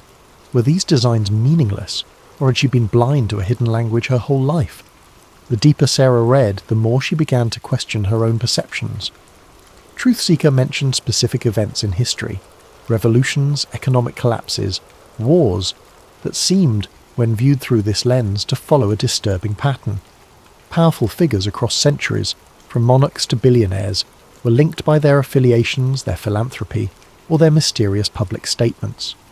Truth Seeker hinted at a shadow network, invisible yet omnipresent, orchestrating the rise and fall of leaders, the ebb and flow of economies, and even the cultural shifts that defined generations. By the time Sarah reached the end of the post, she felt a strange mix of skepticism and intrigue. Truth Seeker's parting words echoed in her mind. The truth is hidden in plain sight. Don't dismiss the signs. Look closer. That night, as she tried to sleep, Sarah found herself replaying moments from her own life. Had she ever noticed symbols in her city? Had a celebrity interview or a corporate logo ever struck her as odd? For the first time, she began to wonder if the world she thought she knew was only a facade, a carefully constructed reality designed to obscure the truth. But the question lingered. If the Illuminati did exist, what was their endgame? and why would they leave clues for people like her to find? She started with the basics. The Illuminati, she learned, was founded in Bavaria in 1776 by a man named Adam Weishaupt. Weishaupt was a professor of canon law and philosophy, a man disillusioned by the grip of religious dogma and authoritarian rule. His vision for the Illuminati was radical for its time, an intellectual movement of thinkers who would promote reason, science, and freedom from oppressive institutions. They called themselves the Enlightened Ones, and their goal was to illuminate the path to a freer, more just society. But as Sarah dug deeper, she began to uncover accounts that painted a much darker picture of the group's evolution. The Illuminati of Weishaupt's time had, according to these theories, become corrupted. Its noble ideals gave way to a hunger for influence and control. Some claim the group had infiltrated powerful institutions, governments, banks, religious organizations, not to reform them, but to manipulate them from within. This wasn't just a society of intellectuals anymore. It was, if the conspiracy held any truth, a shadow government shaping the world to its will. As Sarah delved deeper into her research, she began to notice patterns. There were recurring symbols, the all-seeing eye, the pyramid, the number 13, appearing in places that seemed almost deliberately mundane. She found these motifs in the design of the US dollar bill, with its iconic eye atop an unfinished pyramid, accompanied by the words Annuit Coeptis and Novus Ordo Seclorum. A new order of the ages, she thought, tracing the Latin with her finger. Was it really just an artistic choice, or was it a hidden message? Sarah began to see these symbols everywhere.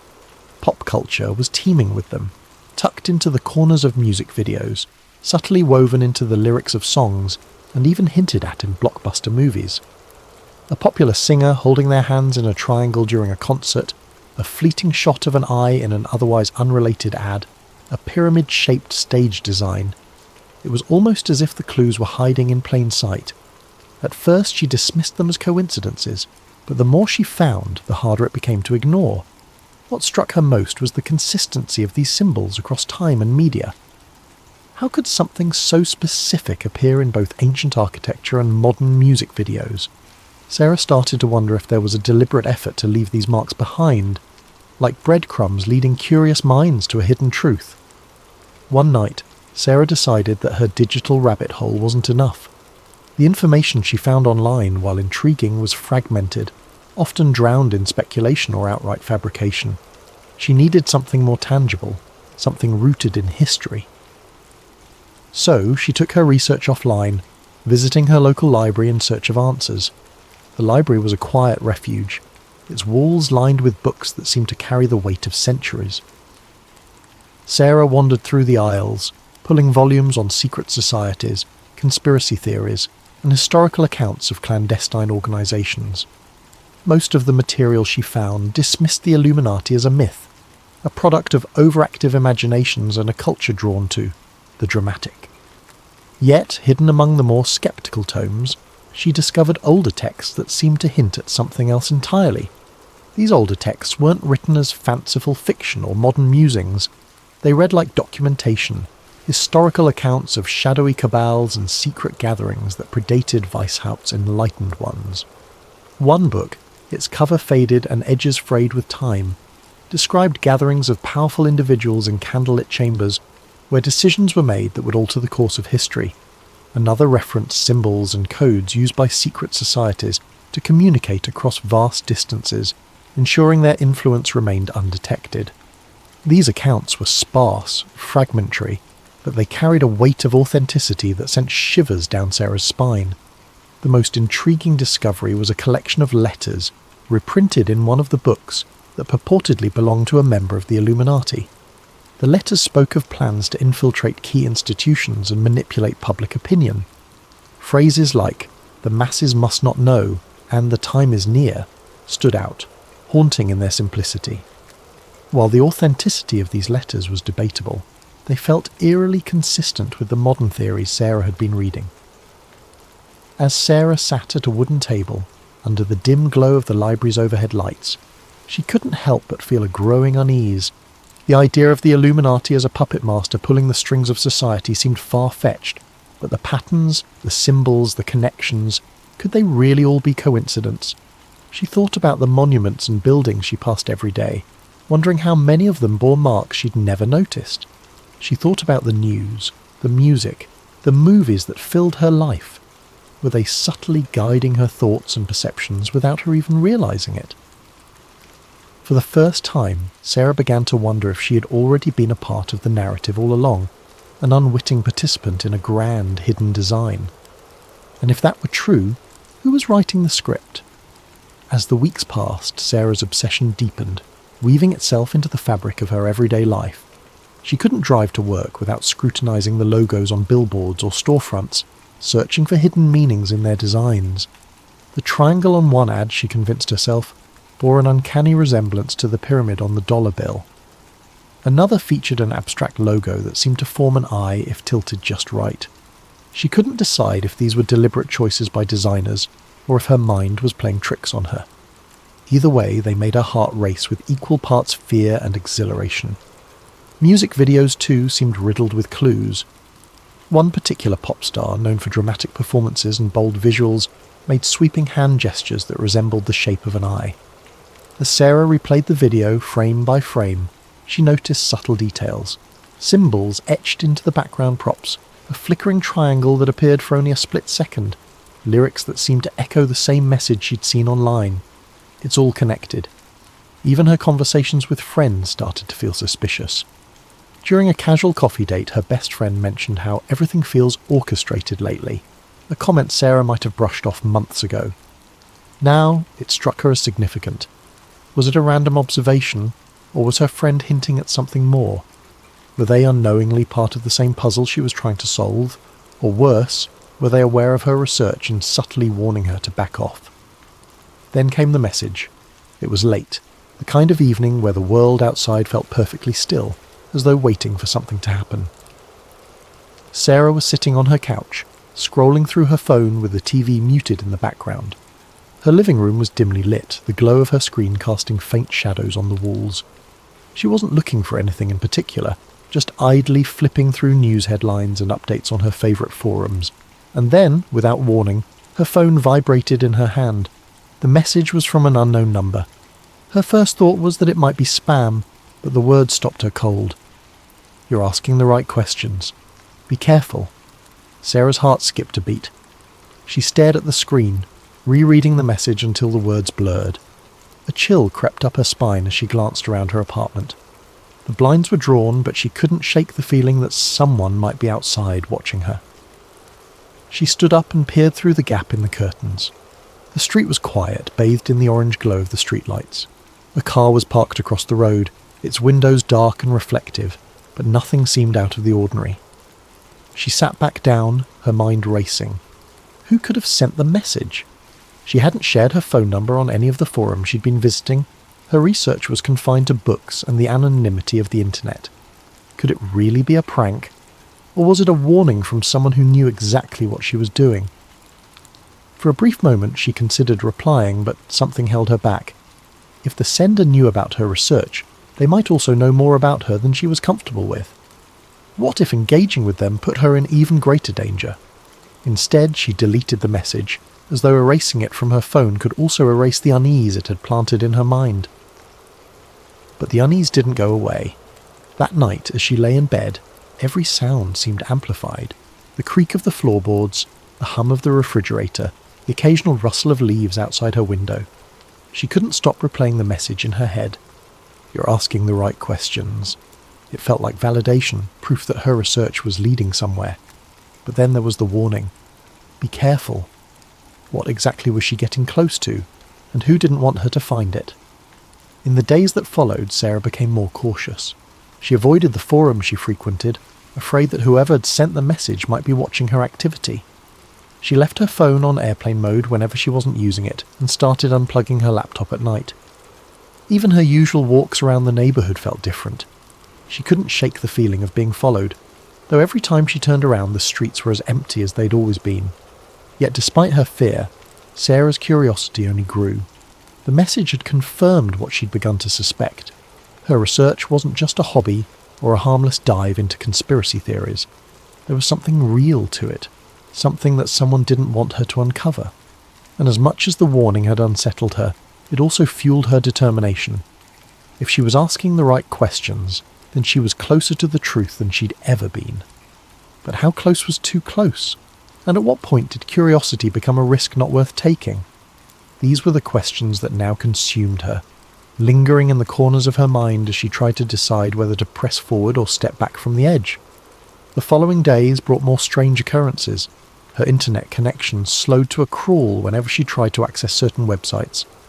A package arrived at her door, addressed to her but with no return address. Inside was a single piece of paper with a cryptic message. The truth is hidden in the light. Sarah began to feel like she was being watched. Cars seemed to linger outside her apartment longer than they should. Strangers on the street made prolonged eye contact before looking away. At night she could swear she heard faint clicking sounds on her phone line, as if someone was listening in.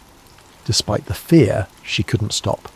If anything, the strange events only fueled her determination. She spent hours poring over old documents, looking for connections, for anything that could explain what was happening. And slowly, she began to piece together a narrative. The Illuminati, she learned, wasn't just a group of intellectuals or an idea from the past. It was, according to the theory, an intricate web of influence that spanned centuries.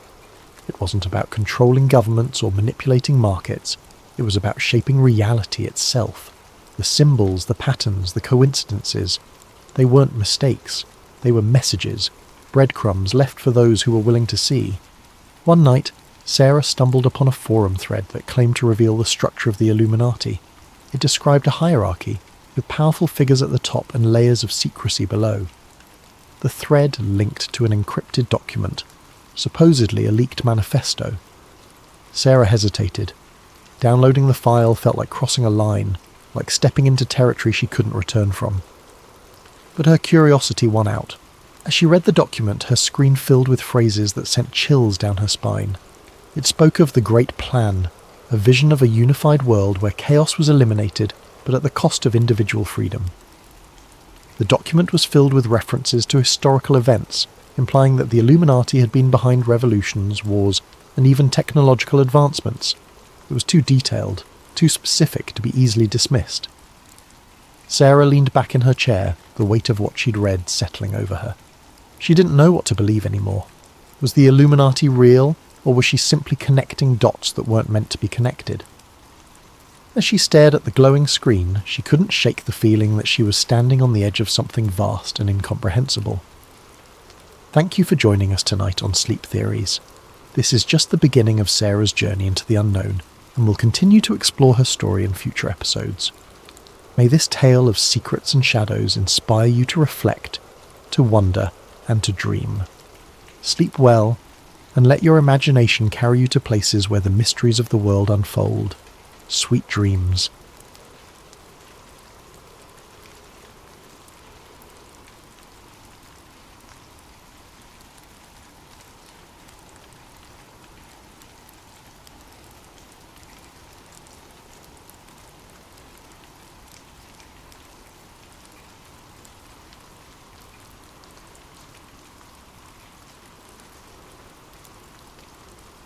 He was not a man who belonged in history books. Before his capture, his life had been ordinary, even forgettable, a farmer in a remote village in Manchuria. His days were filled with the rhythmic labour of the fields, his nights with the quiet of a countryside untouched by the encroaching chaos of war. Wei Jiang found solace in the simplicity of his existence. The sun rising over golden crops, the earthy scent of freshly turned soil, the laughter of children playing in the distance. It was a life that, while humble, carried a sense of quiet dignity. But history has a way of claiming the unremarkable, pulling them into its current without warning or mercy. His name was Wei Jiang, and his story was one that could have changed the world, had anyone lived to hear it. The year was 1943, and the war that raged across continents felt like a distant storm to Wei and his neighbours. News of battles, of armies advancing and retreating, reached them only in fragments, whispered by travelling merchants or in the occasional crackling voice on a neighbour's rare and treasured radio. To them, the war was something that happened elsewhere, a shadow that loomed but never quite touched their lives, until the day it did. Wei's life turned in the spring of that year. The day began like any other. He had arisen before dawn, his breath visible in the crisp morning air as he tended to his fields. The sun had just begun to rise, painting the sky in hues of orange and pink, when the sound of engines shattered the stillness. The trucks came suddenly, their diesel growl echoing through the valley. They rolled into the village like an ominous tide, stopping abruptly in the centre of the dirt square where the villagers gathered during festivals. The soldiers disembarked with an efficiency that betrayed years of practice. Their boots hit the ground in unison, the sound a chilling rhythm against the soft murmur of the village waking up. They moved with precision, rifles slung across their chests, their faces masked by an impenetrable veneer of authority. Wei was in his field when he heard the first shout, the sharp bark of a command that carried over the low hills. Every man to the square, now! Wei froze, the hoe in his hand suddenly heavy. His first instinct was to stay hidden, to crouch low among the crops and hope the soldiers would pass. But the reality of village life had taught him otherwise. Disobedience was not tolerated, not even in the smallest measure. He set the tool down and wiped his hands on his worn trousers, the weight of his every step toward the square feeling heavier than the last. By the time Wei arrived, the square was a scene of chaos barely held together by fear. The soldiers barked orders in sharp, clipped tones, their voices like whips cracking against the stunned villagers. Men were shoved into lines, their protests silenced with the blunt ends of rifles. Women clung to their children, their faces pale with terror, while the elderly looked on with a mixture of helplessness and despair. Wei spotted familiar faces among the crowd, neighbours he had known since childhood, men he had worked alongside in the fields. Their expressions mirrored his own: confusion, fear, and a silent plea for understanding. But the soldiers offered no explanations. They moved methodically, like farmers sorting livestock, pulling men from the crowd and herding them toward the trucks. When one man resisted, shouting about his family, a soldier struck him across the face with the butt of his rifle. The man crumpled to the ground, blood streaming from his nose, and the crowd fell silent. Wei felt a hand on his shoulder, rough and unyielding. He was pushed forward, his feet stumbling over the uneven ground. The soldier behind him muttered something in a language he didn't understand, his tone laced with impatience. Wei didn't resist. He had seen what happened to those who did. Instead, he allowed himself to be led, his mind racing with questions. Where were they being taken? Why? The uncertainty was a gnawing presence coiled tight in his chest. The truck loomed ahead, its open bed already crowded with men. Wei was hoisted inside, the soldier's grip like iron on his arm. He found himself pressed between two others, their bodies cold despite the rising heat of the morning. The truck bed smelled of oil and sweat, a stifling combination that made it hard to breathe. Wei tried to meet the eyes of the men around him, but most stared at the floor, their faces pale and their expressions blank. As the truck roared to life, Wei caught a final glimpse of the village. Women and children stood frozen in the square, their eyes wide with fear and disbelief. A few shouted the names of loved ones, their voices swallowed by the rumble of the engine. Wei's gaze lingered on one woman clutching a toddler to her chest. Her lips moved in a silent prayer, her eyes fixed on the truck as it pulled away. He didn't know her name, but the image of her face would stay with him, etched into his memory like a scar. The journey was long and disorienting. The men were silent, save for the occasional whispered question, or the muffled sob of someone too young to have learned the value of silence. Wei kept his head down, his mind racing with fragments of thought. He thought of his wife, May, and their small home on the edge of the village. He thought of his fields, now abandoned, the rows of crops that had been his life's work. He thought of the stories he'd heard, the rumours of what happened to men taken like this, and he prayed, for himself, for his village, and for the strength to survive whatever lay ahead. Unit 731 was not marked by a name.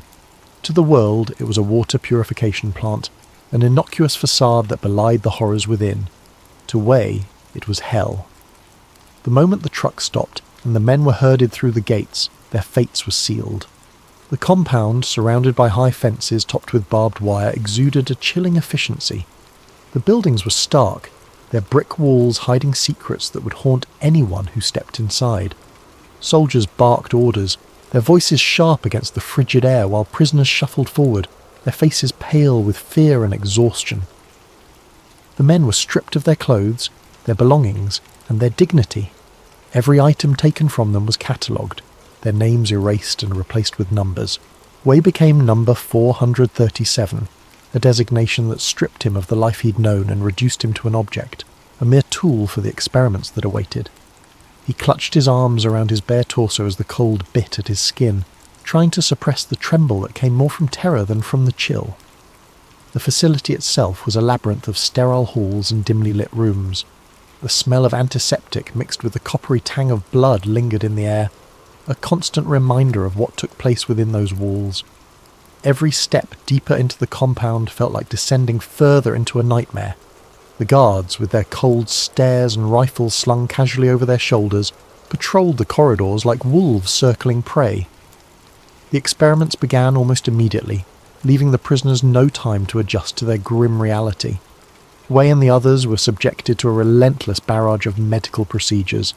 They were lined up and marched into rooms filled with gleaming instruments, their purposes unknown and terrifying. The doctors, clad in pristine white coats, moved with the precision of machines, their faces devoid of emotion as they recorded every detail of the suffering they inflicted. Wei's first encounter with the experiments was seared into his memory. He was strapped to a table, his wrists and ankles bound with leather restraints that cut into his skin. A syringe was plunged into his arm without explanation, and the liquid it delivered burned like fire as it coursed through his veins. He writhed against the straps, his screams echoing off the tiled walls, but the doctors remained unaffected. They observed him like a specimen under a microscope, jotting notes in their leather-bound journals.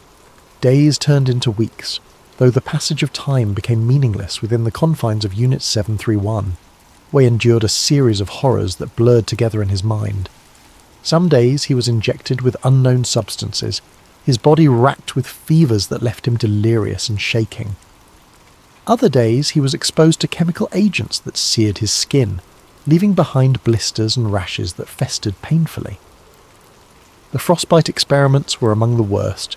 His limbs were submerged in ice-cold water for hours, the skin turning black and cracking as frostbite set in. The doctors would then scrape away the dead tissue, their hands methodical as they murmured about their findings. The screams of the dying filled the air, an ever-present symphony of agony that seemed to seep into the very walls. Some prisoners cried out for mercy for their families, for an end to the pain. Others fell silent, their voices stripped away by exhaustion and despair. Wei learned quickly that survival was not guaranteed. Those who succumbed to the experiments were unceremoniously dragged away by guards, their bodies discarded in mass graves or incinerated.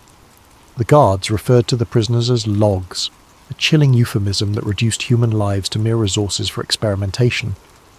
Wei's will to survive became his anchor in the storm. He endured the needles, the incisions, and the relentless barrage of experiments because he refused to let the facility take what little humanity he had left.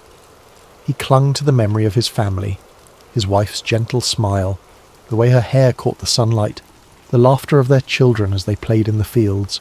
These memories became his shield against the despair that threatened to consume him. In the rare moments of reprieve, Wei began to observe his surroundings with a sharp eye. He studied the routines of the guards, noting the times they changed shifts and the paths they patrolled. He memorized the layout of the facility, from the medical wards to the storage rooms and the kitchens. He listened intently to the whispers of the other prisoners, piecing together fragments of information about the inner workings of the compound. There were rumours passed between prisoners in hurried, hushed tones when the guards weren't looking. Rumours of secret escape routes, of weaknesses in the facility's defences, of a chance to break free. Most dismissed them as false hope, the desperate fantasies of men clinging to any shred of optimism. But Wei listened. He filed away every detail, every possibility, no matter how improbable it seemed. Wei also noticed the subtle cracks in the guards' composure. Though they carried themselves with an air of authority, there were moments when their masks slipped. Glances exchanged when no one was supposed to be looking, whispered arguments in the corridors. Wei began to understand that even in a place as cold and controlled as Unit 731, there were weaknesses to exploit. As his body suffered under the relentless experiments, Wei's mind grew sharper. He used every ounce of his remaining strength to plan, to observe, to prepare. The hope of escape became his lifeline, a glimmer of light in the suffocating darkness of the facility. He didn't know if he would succeed, but he knew one thing for certain. He would not die as number 437. He would not let Unit 731 erase him. Way's escape had been a miracle born of desperation, but the bitter reality of his situation became clear the moment he slipped through the barbed wire and into the wilderness. The air was cold and sharp, cutting through the oversized coat he had scavenged from the storeroom. Every breath burned his lungs, and every step sent pain shooting through his legs. But Way did not stop. He couldn't. The icy expanse beyond Unit 731 was both his refuge and his greatest threat, a barren landscape that could shield him from sight, but offered no promise of sustenance or safety. The early morning light cast a faint glow over the snow-covered terrain, revealing a world devoid of landmarks or shelter. Way pushed forward, the crunch of snow underfoot the only sound breaking the eerie silence. The wind howled intermittently, carrying with it the faint echoes of his time inside the facility. Screams, orders barked in clipped tones, the hum of machinery that never stopped. He shook his head, trying to block out the memories. Focus, survive, one step at a time. His first priority was distance. Way knew the guards would discover his absence by sunrise, and when they did, the search would be relentless. He had seen firsthand the resources Unit 731 could deploy when someone tried to defy them. Their influence stretched far beyond the facility's walls, and their determination to maintain their secrets was absolute. If they found him, they wouldn't simply kill him, they would make an example of him. Way's pace quickened despite the biting cold and the exhaustion clawing at his limbs. His feet slipped in the ill-fitting boots, and the rough terrain made every step a gamble. At times, he stumbled and fell, his frail body crumpling into the snow. Each time, he forced himself to rise, his resolve stronger than his physical weakness. His mind clung to the thought of freedom, the faint hope that someone, somewhere, might listen to his story and expose the truth. By the time the sun reached its peak, Way had managed to put several miles between himself and the facility. But his body was reaching its limit. Hunger gnawed at his stomach, and his head throbbed with a dull, persistent ache. He scanned the horizon for anything that could provide shelter or sustenance, but the landscape remained unforgiving. Snow and ice stretched endlessly, broken only by the occasional patch of skeletal trees or jagged rocks. Way pressed on, his mind a blur of exhaustion and determination. His thoughts turned to his family, the faces of his wife and young son etched into his memory like lifelines. He imagined their laughter, the warmth of their home, the simple joys of a life that now felt like a distant dream. They had been his anchor during his captivity, the reason he had endured the horrors of Unit 731. Now they were his guiding star, pulling him forward even as his body threatened to give out. As night fell, the temperature plummeted further, and Way's situation grew dire. He found a shallow hollow beneath an outcropping of rock and huddled there, wrapping the oversized coat tightly around himself.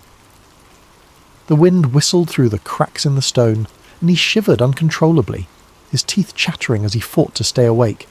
Sleep was dangerous in this cold.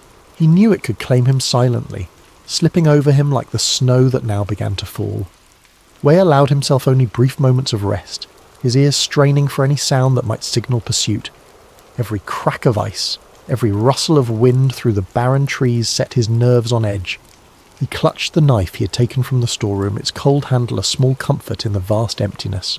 He was alone, vulnerable and hunted, but he refused to give in to despair. The following day brought a stroke of luck, or what passed for it in his desperate circumstances. Way stumbled upon a small stream, its waters partially frozen but still flowing beneath a thin layer of ice. He fell to his knees and chipped at the ice with his knife until he could cup his hands and drink. The water was frigid, sending shocks through his teeth and throat, but it was life. He drank deeply, feeling the faintest flicker of strength return to his limbs. He followed the stream for hours, reasoning that it might lead him to civilization, or at least provide a natural path through the wilderness. The terrain grew slightly less hostile, with patches of forest offering brief respite from the wind. Wei scavenged what he could. Bits of bark, frozen berries that were bitter and hard but edible. It wasn't enough to stave off his hunger, but it kept him moving. As the days stretched into a week, Wei's hope wavered. He had no way of knowing how far he had travelled or how close the guards might be. He imagined search parties combing the countryside, their dogs sniffing the air for his scent. The thought terrified him, but it also fueled his determination. He couldn't let them take him back. He couldn't let his story die with him. When he reached the outskirts of a small village, Wei felt a mixture of relief and dread.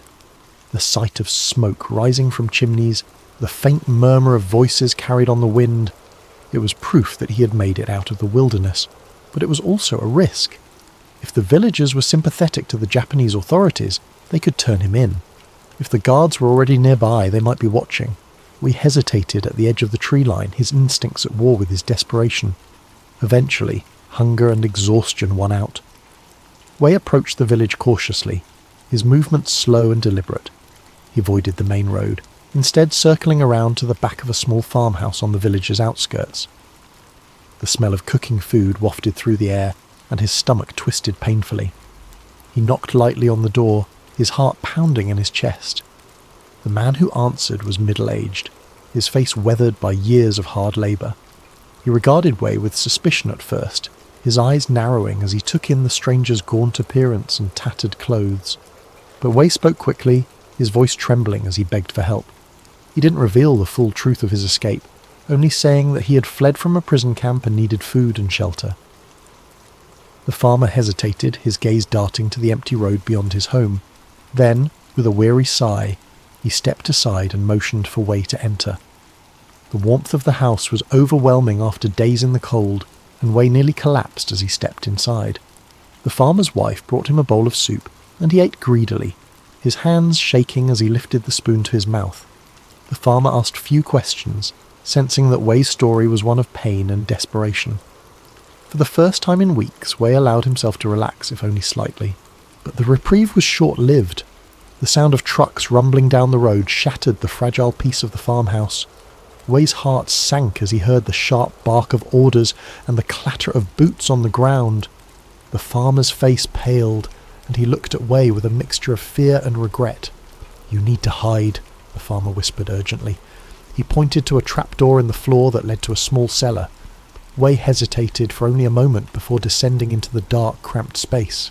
He crouched in the shadows, his breath shallow as he listened to the chaos above. The soldiers burst into the house, their voices cold and commanding. Wei couldn't make out their words, but he could hear the fear in the farmer's responses. Minutes stretched into an eternity as the soldiers searched the house, their boots thudding overhead. Wei gripped the knife in his hand, his knuckles white as he prepared for the worst. The trapdoor creaked open. Harsh light flooded the cellar, and Wei's eyes met the cold, unfeeling gaze of a soldier. The man barked an order, and Wei was dragged out into the open. The farmer and his wife looked on helplessly as the soldiers restrained Wei, their faces etched with sorrow and guilt. Wei met their gaze briefly, nodding in silent gratitude for their attempt to help. As Wei was loaded into the back of a truck, his mind raced. The truth he had fought so hard to carry was now at risk of being buried forever. He had come so close to freedom, to exposing the horrors of Unit 731, only to be caught in the web of those who sought to silence him.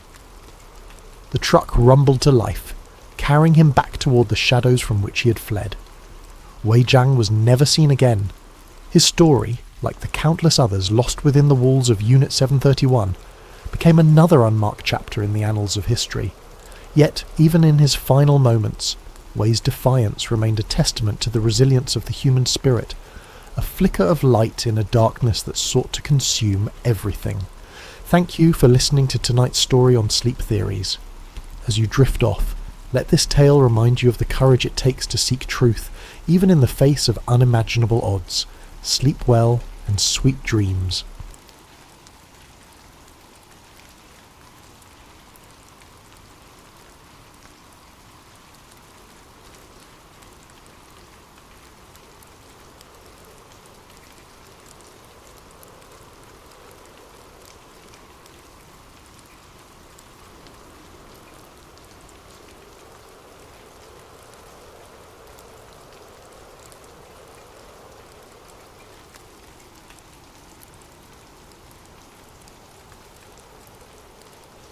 The librarian adjusted his glasses, the weight of the book pressing against his palms as if it were alive, demanding his attention.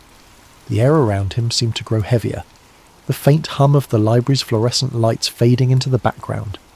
He ran a finger along the edge of the page, feeling the brittle paper threaten to crumble under his touch.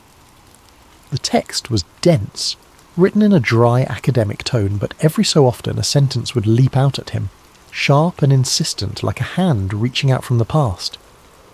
The book cited sources he had never encountered before, obscure military reports, declassified documents from intelligence agencies, and testimonies from individuals whose names had been scrubbed from history.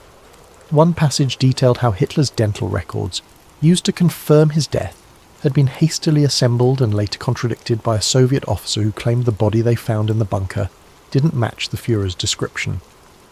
Another section referenced a coded message intercepted by Allied forces in the weeks following the war, suggesting a high-ranking Nazi official had been smuggled out of Berlin under the cover of night. The author didn't just speculate. They wove a tapestry of evidence, each thread frayed but still holding together a picture that defied everything the librarian thought he knew. He leaned back in his chair, the wooden legs creaking in protest. His mind raced, piecing together fragments of information he had stumbled upon over the years, a faded photograph tucked inside a donated book, a cryptic diary entry he had once dismissed as fiction, a map of South America with strange annotations in the margins. At the time, they had seemed like curiosities, nothing more.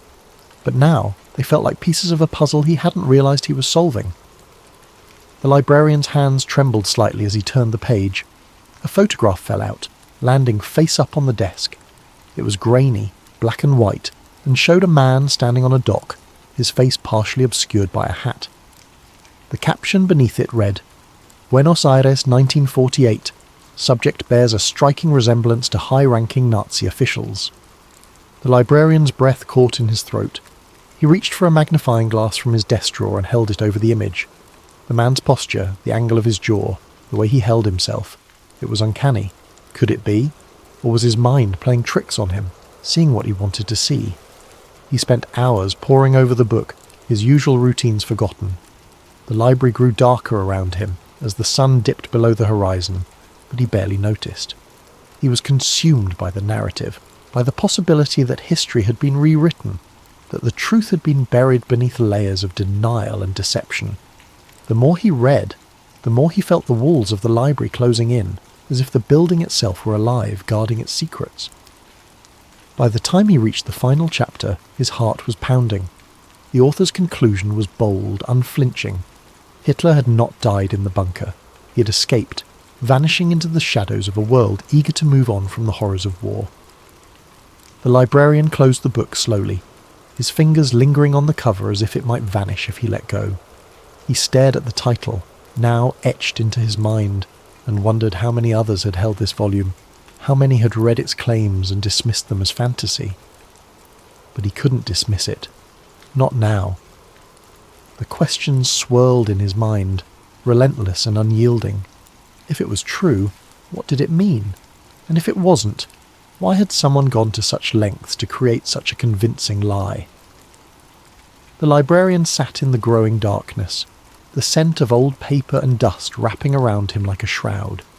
He knew, with a certainty that chilled him to the bone, that this was only the beginning.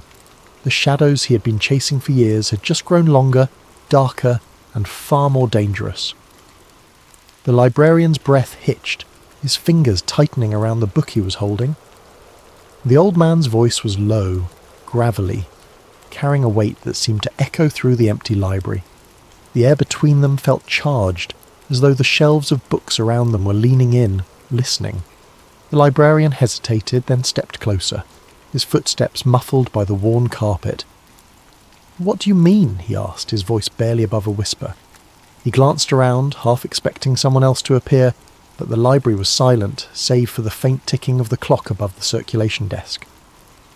The old man closed the book in his hands with a soft thud and set it on the table. His fingers, gnarled and spotted with age, lingered on the cover for a moment before he leaned back in his chair. His eyes never left the librarian's, and there was something unsettling about the intensity of his gaze, a kind of quiet desperation, as if he had been waiting for this moment for a very long time. "Words," the old man said slowly, "can lie. They can hide. They can be twisted to fit whatever story someone wants to tell. But people carry the truth in them, even if they don't mean to. You just have to know how to listen." The librarian's mind raced. He wanted to ask more, to demand answers, but something held him back. The old man's presence was unnerving, his words cryptic yet deliberate, as if he were testing the librarian's resolve. "Who are you?" the librarian finally asked, his voice steadier now. "How do you know what I've been looking into?" The old man's lips twitched, the ghost of a smile playing at the corners. "I've been watching you," he said simply. "You've been asking the right questions, but you're asking them of the wrong sources. Books can only take you so far. The real answers, they're out there." He gestured vaguely toward the library's windows where the faint glow of streetlights filtered through the blinds. The librarian's pulse quickened. He pulled out a chair and sat down across from the old man, leaning forward. "If you know something, tell me, please. I've been chasing shadows for years. If there's even a chance that what I've found is true." The old man held up a hand, cutting him off. "I can't give you the answers," he said. "Not here, not like this. But I can point you in the right direction." He reached into the pocket of his coat and pulled out a small folded piece of paper. He slid it across the table, his hand trembling slightly. The librarian stared at it, his heart pounding. He reached for the paper, but the old man's hand shot out, gripping his wrist with surprising strength. The librarian froze, startled by the sudden intensity in the old man's eyes. "Be careful," the old man said, his voice low and urgent. "The truth has a way of destroying those who seek it. Once you start down this path, there's no turning back. Do you understand?" The librarian nodded, though he wasn't entirely sure he did. The old man released his wrist and leaned back, his energy seeming to drain away as quickly as it had flared. He looked tired now, his shoulders slumping, his gaze distant. The librarian unfolded the paper with trembling hands. It was a name, scrawled in shaky handwriting, and an address. Somewhere in the city, a place he didn't recognize. He looked up, questions burning on his tongue, but the old man was already rising from his chair, his movements slow and deliberate. "Wait," the librarian said, standing abruptly. "Who is this? What am I supposed to do with this?" The old man paused, his back to the librarian. "That's up to you," he said. "But remember, stop looking at words, start looking at people." And with that he shuffled away, his footsteps echoing softly as he disappeared into the shadows of the library. The librarian stood there, clutching the piece of paper, his mind a whirlwind of thoughts. The name, the address, the old man's warning, it all felt like a door creaking open, revealing a path he wasn't sure he was ready to take. But he knew, deep down, that he had no choice. The shadows he'd been chasing were no longer just shadows. They had a name now, and he was going to find it. The librarian's knees buckled, but he caught himself on the edge of a nearby table, his fingers gripping the rough wood until his knuckles turned white. The room seemed to close in around him, the walls pressing closer with every ragged breath he took. The photographs on the walls stared back at him like silent witnesses. Hitler in uniform, Hitler with other men whose faces he recognized from history books. Hitler older, frailer, but still unmistakable. And then there was the man in the chair, his presence so overwhelming that it felt like the air itself had thickened around him. The figure leaned forward slightly, his movements slow and deliberate, as if every motion required immense effort. His face was gaunt, the sharp angles of his cheekbones casting deep shadows in the dim light. His hair, once dark and slicked back, was now thin and white, clinging to his scalp in wispy strands. But his eyes, those piercing ice-blue eyes, were the same. They bore into the librarian with an intensity that made him feel like a specimen under a microscope. "You've come a long way," the man said, his voice low and raspy, each word carrying the weight of decades. "I suppose you think you've uncovered something grand, something revelatory." The librarian opened his mouth to speak, but no sound came out. His throat was dry, his tongue heavy. He had imagined this moment 1,000 times, rehearsed what he would say, the questions he would ask. But now, faced with the reality of it, his mind was blank. All he could do was stare. The man chuckled softly, a sound that sent a shiver down the librarian's spine. "You're not the first, you know," he continued. "Others have come before you. Journalists, historians, conspiracy theorists. They all think they're chasing the truth. But the truth is a dangerous thing. Are you sure you want it?" The librarian finally found his voice, though it came out as little more than a croak. I need to know. I need to understand." The man leaned back in his chair, his hands resting on the armrests. His fingers were long and bony, the skin paper-thin and mottled with age. "Understand what?" he asked, tilting his head slightly. "That I survived? That history is not what you were taught? Or perhaps you want to know why I'm still here? Why I didn't die in that bunker?" The librarian nodded, though he wasn't entirely sure what he was agreeing to. His mind was a whirlwind of thoughts, each one colliding with the next. He had spent years chasing this moment, but now that it was here, he felt utterly unprepared. The man sighed, a long, weary exhale that seemed to carry the weight of the world. "Very well," he said, "but understand this. What I tell you will change everything. Not just for you, but for the world. Once you know, you can never go back. Do you understand?" The librarian hesitated. He thought of his quiet life in the library, the familiar routines, the safety of his books. He thought of the old man who had set him on this path, the cryptic warnings, the journal filled with secrets. And he thought of the photographs on the walls, the faces staring back at him, demanding to be acknowledged. "I understand," he said, though his voice trembled. The man nodded, as if he had expected nothing less. "Sit," he said, gesturing to a chair across from him. "This will take some time." The librarian obeyed, his legs giving out as he sank into the chair. It was old and creaky, the cushion worn thin, but he barely noticed. His entire focus was on the man in front of him, the man who had haunted his thoughts for so long. "The bunker," the man began, his voice taking on a distant, almost dreamlike quality, "was a farce, a stage play for the world to see. The body they found, dental records, the ashes, all of it was a carefully constructed lie. I had help, of course, people who were loyal to me, who understood that my death was necessary for the world to move on. But I was never meant to die. Not then."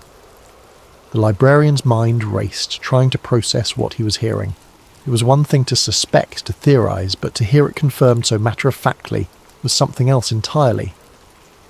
"Who helped you?" he asked, his voice barely above a whisper. The man smiled faintly, the ghost of the charismatic leader he had once been.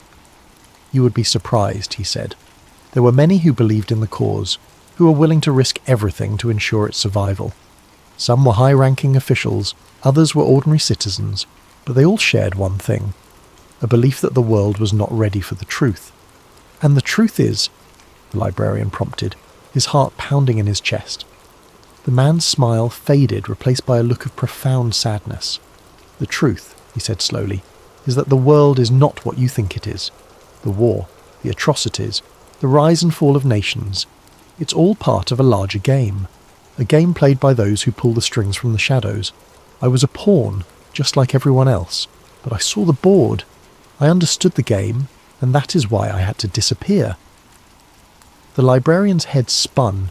He felt like he was teetering on the edge of a precipice, about to fall into a chasm of revelations he wasn't sure he could handle. "What are you saying?" he asked, his voice trembling. "That the war, that everything, was orchestrated?" The man leaned forward, his eyes locking onto the librarian's with an intensity that made it impossible to look away. "I'm saying," he said, his voice low and urgent, "that the world is not what you think it is. The powers that be, the ones who control the flow of history, they have their own agenda, and they will do whatever it takes to ensure that agenda is fulfilled. I was a tool, a means to an end, and when my usefulness ran out, I was discarded. But I refused to go quietly." The librarian's mind reeled. He had come here seeking answers, but now he was drowning in them. "What do you mean, discarded?" he asked, his voice barely audible. The man leaned back again, his expression darkening. "There are forces at work in this world, forces that most people cannot even begin to comprehend. They shape history, manipulate events, and control the lives of millions. And when someone becomes a threat to their plans, that person is eliminated. I was supposed to die in that bunker. But I was warned. I had allies, and I escaped. The librarian's hands were shaking now, his entire body trembling with a mixture of fear and disbelief. "Who are these forces?" he asked, his voice cracking. "Who controls the world?" The man's eyes narrowed, and for a moment he looked almost pitying. "You're not ready for that answer," he said. "Not yet, but know this. The world you think you live in is an illusion. The wars, the politics, the rise and fall of nations, it's all a carefully constructed narrative, and those who control the narrative control everything." The librarian felt like he was suffocating, the weight of the man's words pressing down on him like a physical force. "Why are you telling me this?" he asked, his voice barely above a whisper. "Why now?" The man's expression softened, and for the first time he looked almost human. "Because," he said, "you deserve to know. Because the truth has been buried for too long. And because I am tired. I have carried this burden for decades, and I cannot carry it any longer. You are my confessor, whether you like it or not." The librarian's mind raced, trying to make sense of everything he was hearing. It was too much, too overwhelming. But deep down, he knew there was no turning back. He had stepped into the abyss, and now he had to face whatever lay on the other side. "What do I do now?" he asked, his voice trembling. The man leaned forward again, his eyes burning with a fierce intensity. "You take what I have told you, and you decide what to do with it," he said. "You can walk away, pretend you never heard any of this, or you can take the truth and shine a light on it. But be warned, the path you choose will not be easy. There are those who will stop at nothing to keep the truth buried, and they will not hesitate to destroy anyone who threatens their narrative." The librarian swallowed hard, his heart pounding in his chest. He had spent his life surrounded by books, by stories of the past. But now he was standing at the edge of a story that could change everything, and he had to decide whether to step into it or turn away. The man watched him closely, his expression unreadable. "The choice is yours," he said, "but remember, once you know the truth, you can never go back." The librarian sat in silence, the weight of the man's words pressing down on him like a physical force. He'd come here seeking answers, but now he realized that the answers were only the beginning. The truth was a labyrinth, and he was standing at its entrance, unsure if he had the courage to step inside. But one thing was certain, his life would never be the same. If you're still here, still listening, tell me, was it real? Could history be nothing more than a carefully crafted illusion? Could the past be rewritten, reshaped, hidden in plain sight? Let me know what you think in the comments, and don't forget to subscribe to Sleep Theories for more stories that linger in the spaces between truth and fiction. Sleep well, if you can,